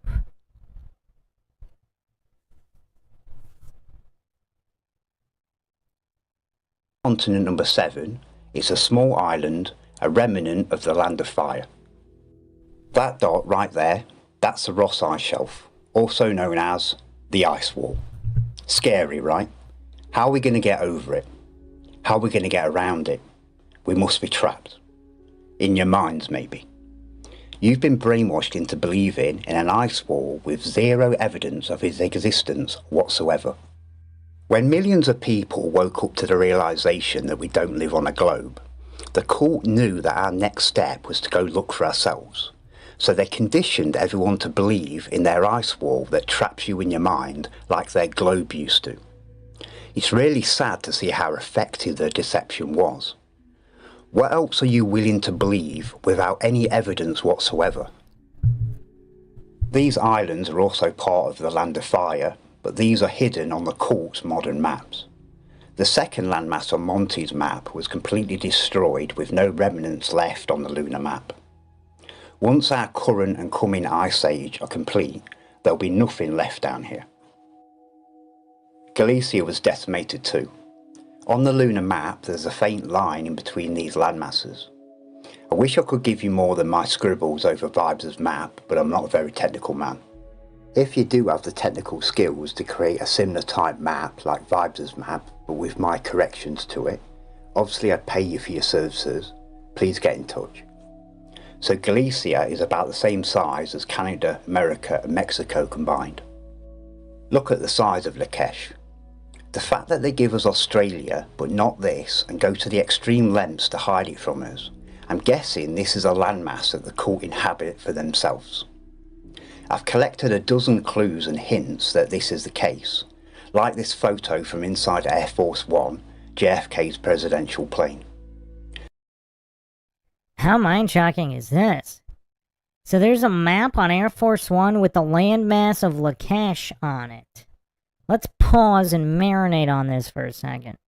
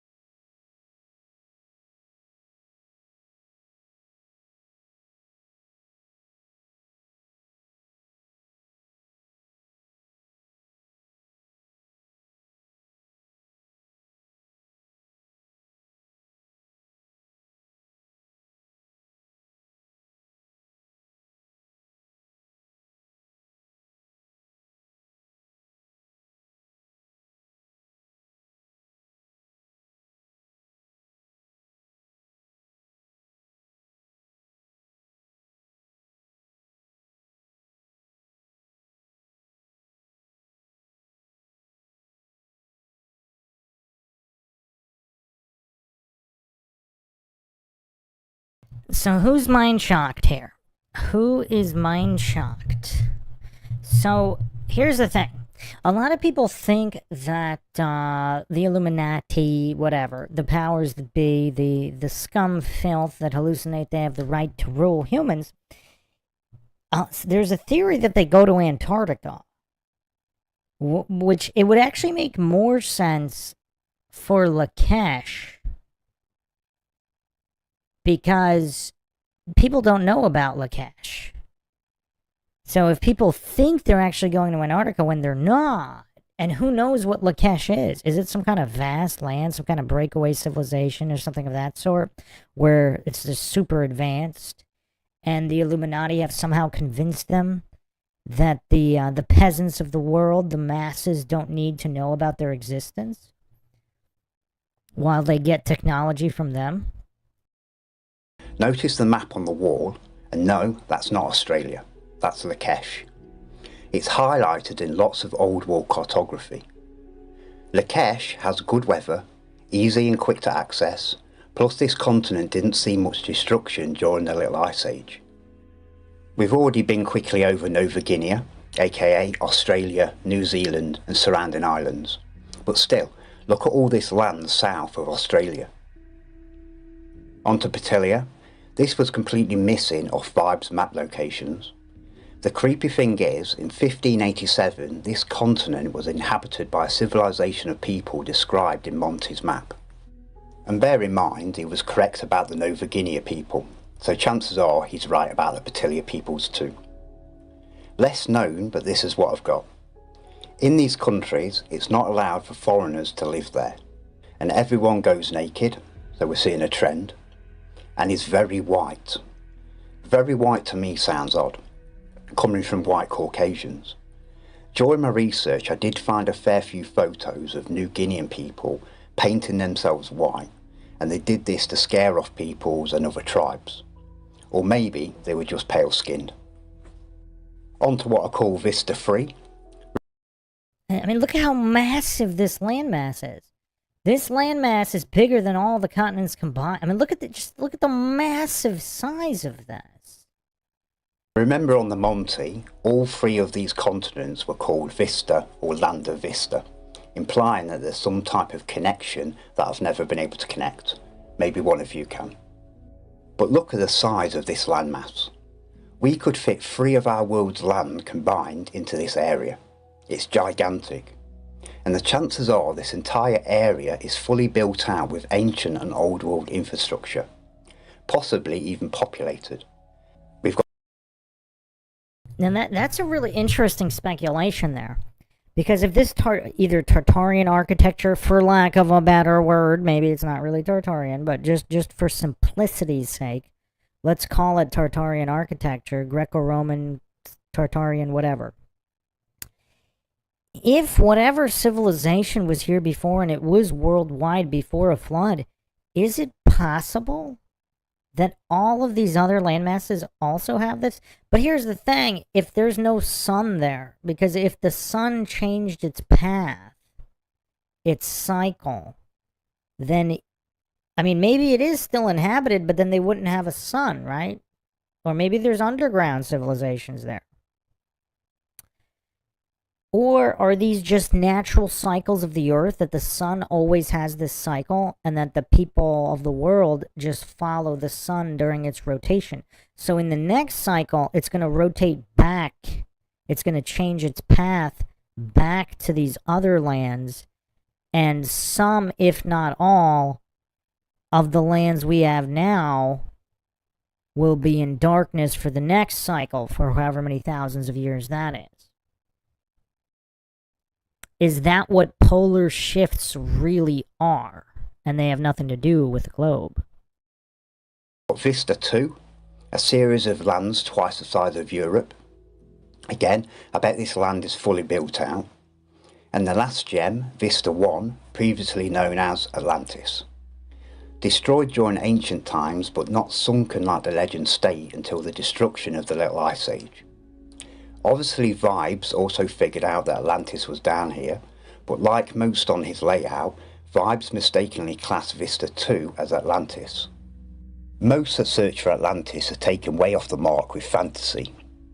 Like in any research, stick to the facts and you'll always get to the truth. Use logic. Atlantis, Atlantean, Atlantic Ocean. Now, quickly going back to the different... Atlanta, Georgia? It's kind of hard to stick to the facts when you don't know what the facts are. Let's not spam false premise logical fallacies here. Obviously, we don't know. Timelines of architecture. Now you're starting to understand the 4 different timelines. There's ways that we can prove that pre-reset timelines people did not build the stunning ancient and old world architecture. As Monty states, these outer landmasses were not yet well known. Monty's 1587 map was made towards the end of the pre-reset timeline. 20 years later, the world went to shit. So we know it wasn't the pre-reset timeline that made these structures we see all over places like Australia. The main mud floods happened between 16 and 1700. The narrative says that these Australian structures weren't built until the late 1800s, but all of them are severely mud flooded. So they either built all of these palaces, then decided to bury them all in mud, or these buildings were built pre-mud flood. So these structures are clearly built pre-reset and pre the Little Ice Age. And we know it wasn't the Nova Guinea peoples, the Brasilia Kingdom's people, that built these structures. Ancient and old world buildings all over Australia, which are of the same architectural style as structures in England, France, Spain and the rest of the known world. It's an impossibility that the Nova Guinean people built their structures in exactly the same way, especially with these people having no contact with the outside world during their timeline. The Nova Guineans and Well, we really don't know who had contact with who on which timeline. Inherited this land and its infrastructure just as the rest of the pre-reset timeline did. Just as our timeline... Although I'm not saying he's wrong here. I'm just saying we don't really know. ...inherited what was left from our pre-reset timeline. These buildings were created by the ancient and old world timelines people before their own demise. Clearly the ancient and old world timelines people inhabited all lands, including the outer ring of landmasses that surround us. Monty's time, the people pre-reset to us, obviously had a higher knowledge about our world compared to our dumbed down timeline. Humanity has never been this stupid. Right, before the ice wall lovers start pointing around the lunar edge and screaming ice wall, let me show you a crappy experiment I did. This black piece of paper represents our world. Everything we see on the Monty and lunar maps. All around our known world I've placed other charts representing other landmasses beyond. I've got a round mirror. This represents our moon's reflection. It's in no way to scale, but that doesn't matter, you'll get the point. The camera represents our perspective looking up at the moon. And as I rotate the moon around our world, this is a reflection, our perspective. All we see is a round reflection of the immediate land around us, but we can't even see the full black rectangle piece of paper, only a small circle part of it. So does that prove that the rectangle is actually a circle? No, because we can step back and we know 100% that there's more than the little circle that we can see from ground level. My logical mind only gives two possibilities. This circle is the edge of the known world, a barrier, maybe even an ice wall, a sealed unit from that point onwards. Or, like I said with my experiment, when you look into your bathroom mirror, do you see the reflection of the entire wall behind you, or just a part of it? Knowing for a fact that these hidden lands exist, this creates more issues and questions. We know for a fact that our local moon and sun both circle and spiral around our north. But if this outer land, large enough to fit 3 times our world inside, doesn't get the warmth from our local sun, it must be in darkness and frozen. Now, this is just a theory until I prove it, and I eventually will because I'm right. It would be a waste to create this massive landmass, plus possibly more beyond, to only allow a tiny part of it to be livable and accessible. It just doesn't make sense to me. And whenever something doesn't make sense to me, it's always because it's wrong. My soul resonates with the truth and receives information directly from source. And I feel it in my bones that these lands are habitable. I just thought of something here too. What if the sun is some kind of artificial hologram? Is it possible that there's artificial manipulation by humans or entities or whatever is living on these other lands, where they blocked out the sun from those lands? Is there some kind of geoengineering, chemtrails, something there? I mean, it's just so weird. It's just so weird. If this area wasn't receiving warmth, the land and oceans would be frozen. There wouldn't be any distinctive features between the frozen land and seas. And the moon's reflection would look more like this. But that's not what we see. We see separate land and liquid oceans, indicating warmth and light. How could the moon reflect darkness and show landmasses in such detail? That's a good point. Also, let's add this. So, let's not forget, Admiral Byrd said that when he explored Antarctica, it was the size, it was as big or bigger than North America. Did Admiral Byrd actually travel to some of these other lands, and that's why they took him out?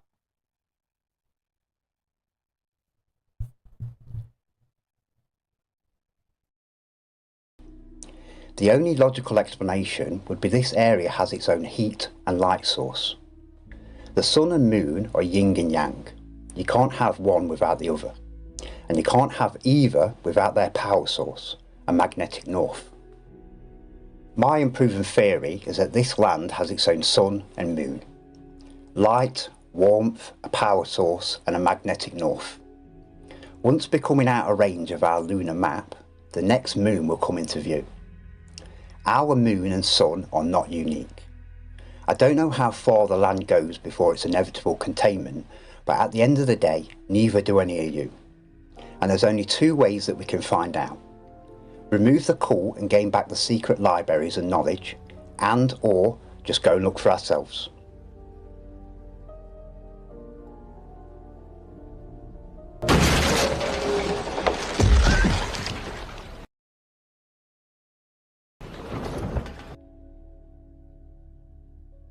I need help from truth seekers and content creators to help push the information on this documentary, to put truth research back on the right path.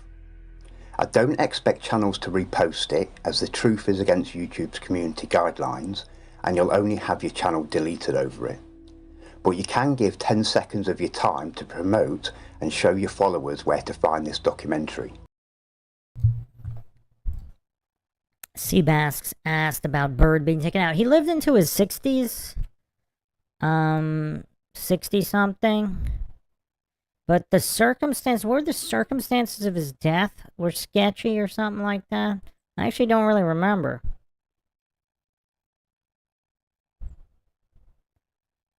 But what is interesting is that, you know, his North Pole Antarctica expeditions were quite curious. Because where did he actually go? And what maps was he using? You guys want to see something really crazy? Let's get, here's another mind shock. I don't know if anybody's covered this before, but I hope this podcast series has lived up to the name, because the questions that are asked here, I mean, these are important questions for our civilization, and possibly with the collapse of the civilization, these are really important things. But let's look at this stamp from 1933. Let's look at the landmass size of this stamp from 1933. Look at the size of Antarctica on this map. It's way bigger than Africa, South America, North America combined. Look at the size of Antarctica on this map. Look at it. Look at it, coincidence theorists. Look at it. Look at the size difference here. It's absolutely massive. It's absolutely massive. Why would they make a stamp like this?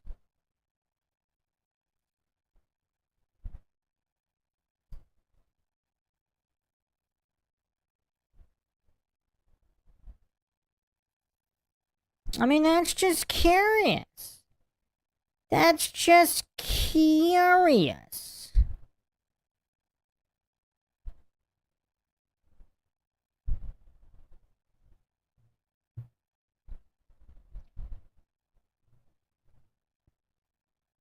That's just curious.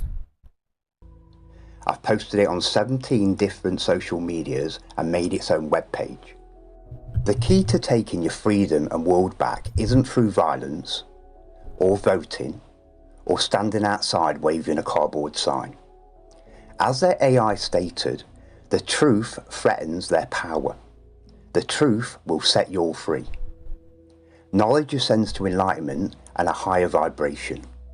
In this documentary, you've seen a glimpse of the power of frequency and vibration.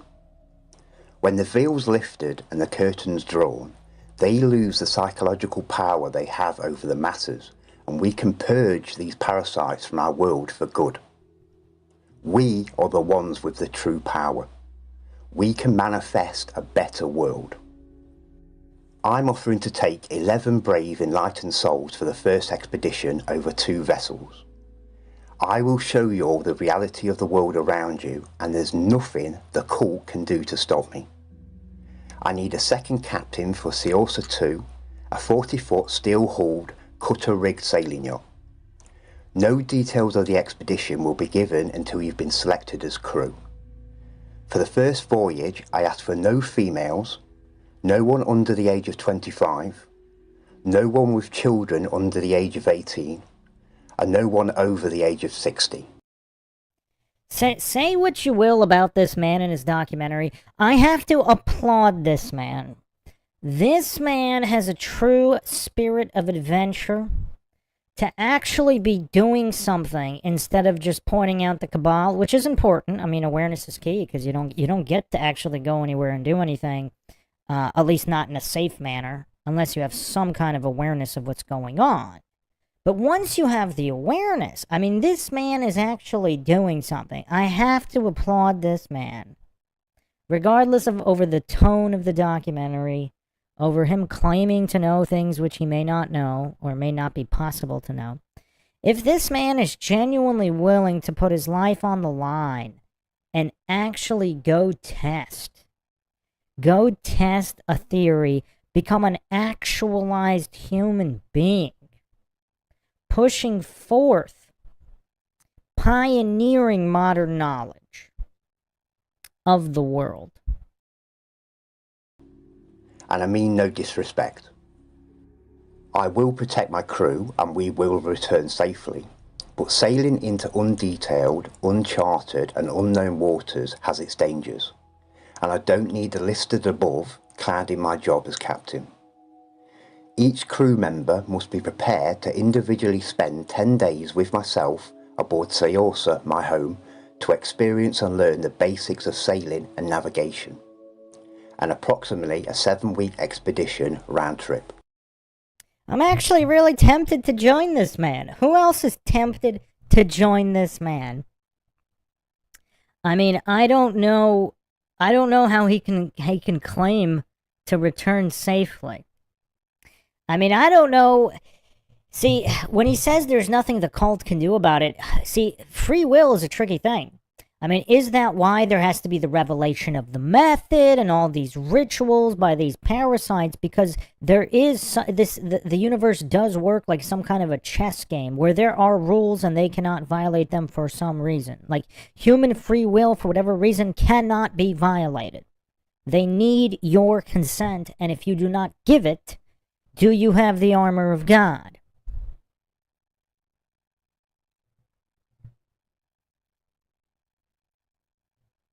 Captain Gun 82 in the chat here right now. He says the crews are formed, the vessels are ready. Are you going to be live streaming, Captain Gun 82?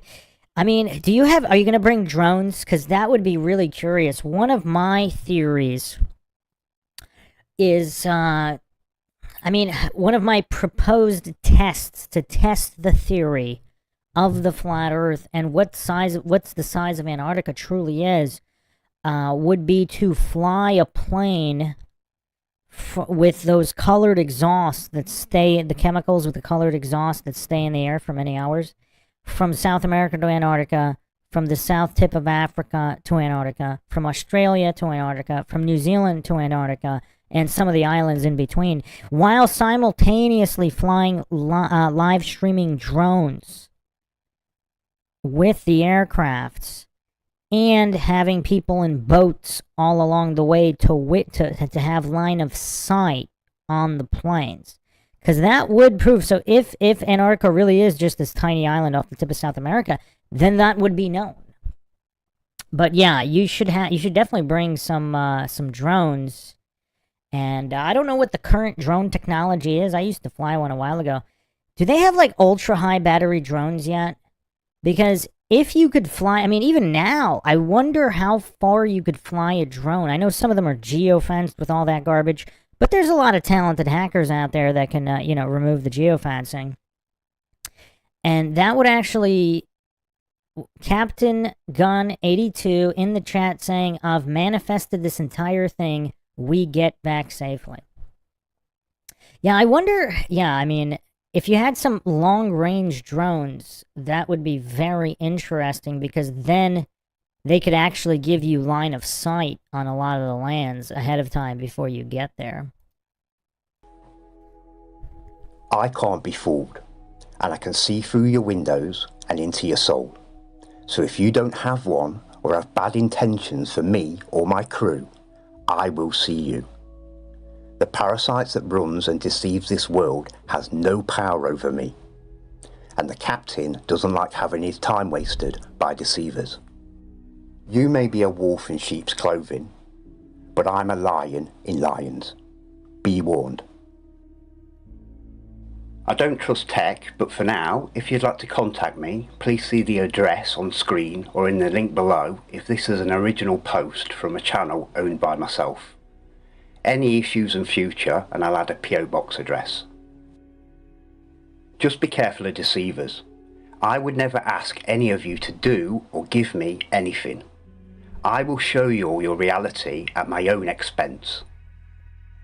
Anyways, if you've got to this point, thank you for your time. Peace and love to you all. So, very, very interesting documentary. Some of the most important questions ever asked, in my opinion. Jeff says drones could be seen by potential enemies. So, do you think there's like a large military presence in Lakash? Especially if it's like an Illuminati stronghold?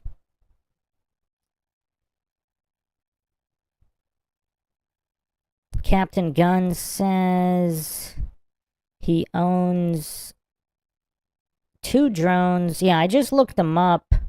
180-minute flight time. That's pretty impressive. I wonder if there's even longer. I mean, it would be awesome to have drones with even, like several days of flight time. I mean, imagine how far they could go and what they could see. I mean, it's curious, just, Moore's Law. With drones, just, smaller and smaller drones, I mean, they'd still be detected from their frequency, even if you didn't have line of sight, especially with advanced technology. But I wonder if there's, I mean, I'm sure there's cloaking tech for drones. I don't know how much of it is civilian, but yeah, I mean, it would be curious to just get some, like, really high-powered, like, imagine if your drone battery could last a week. I mean, how far could you go? Could you really get to Lakash or some of these other lands and just film them from above?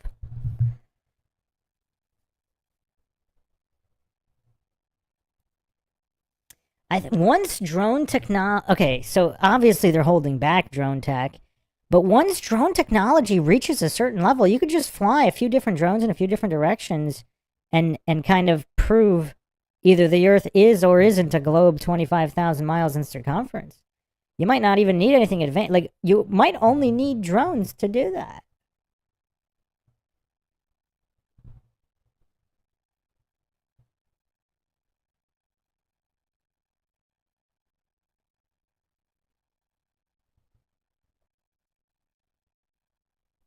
Captain Gunn says, only crew can know our leaving date and location.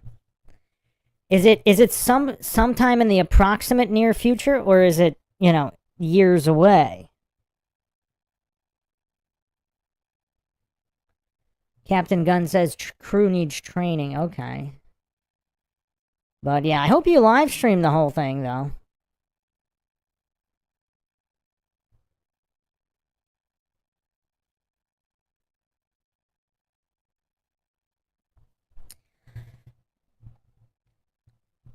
Well, I'll definitely be doing a follow-up on this, and hopefully Captain Gunn will post updates as he was able.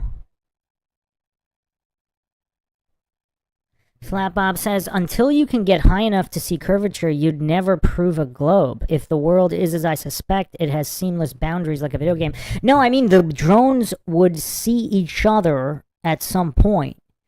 If you've, because I've flown a drone at relatively high altitude where you can map out your, you know, a state or province. You can get high enough to map out a pretty large piece of land. So if you had, like, let's say a week-long battery and you had many different drones, you could effectively stitch together the video, or even put a 360 camera or whatever. And if you had, like, really bright lights on the drone, you could even actually see the drone. But you'd be able to fly over and effectively map each continent. And if it's a globe 25,000 miles in circumference, there wouldn't be anything extra. You'd be able to map out everything with enough drones, with enough battery power. I mean, you could do it. You could probably still do it. You would just need thousands of people. Like, if your drone flight time is 30 minutes, I mean, there's not a lot you could do with that. But if you had tens of thousands of drones doing it simultaneously, you might be able to do it right now. But I don't know if there's tens of thousands of people willing to do that with their drones. And that's really complicated.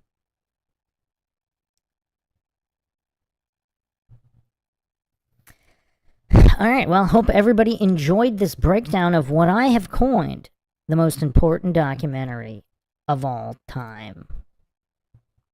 For the questions that it has asked. And we will see, perhaps Captain Gunn will actually end up taking humanity into the next cycle of civilization with the rediscovery of these lands. Are you planning to, like, make everything public once you come back? Like, what's the plan after the return?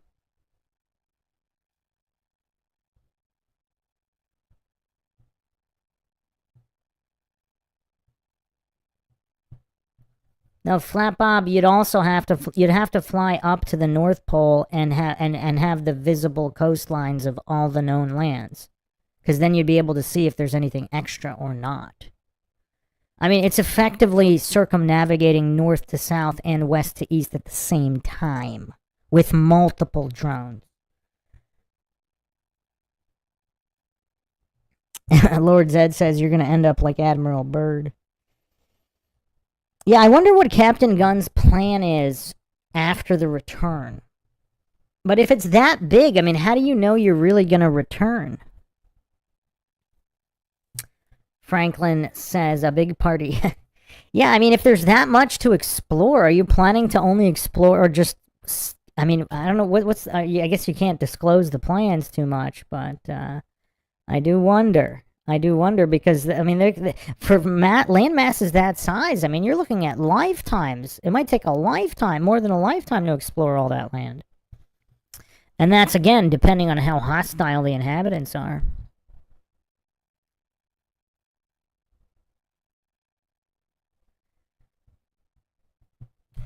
Flap-Op, it would prove a globe if you simultaneously flew tons of drones east to west, west to east, north to south, south to north, because you could see the outline of all of the continents. So you would know that there's no extra continents. So if you came up where you started effectively, simultaneously with multiple drones at the same time, that would prove the globe. Okay, very interesting. Captain Gun 82 says, yes, whatever we find will be documented, mapped, explored, and shown once we're back. 2 expeditions first year. Jeff says, you will make it. The question is, will you want to come back? Yeah, there's countless stories of people who never came back. Because there's all these old stories of random passages between continents, like even in the North Pole area. So it kind of, if this is true, if the lunar map is true, it kind of does explain some of these old stories, because you could get to these lands a few different ways.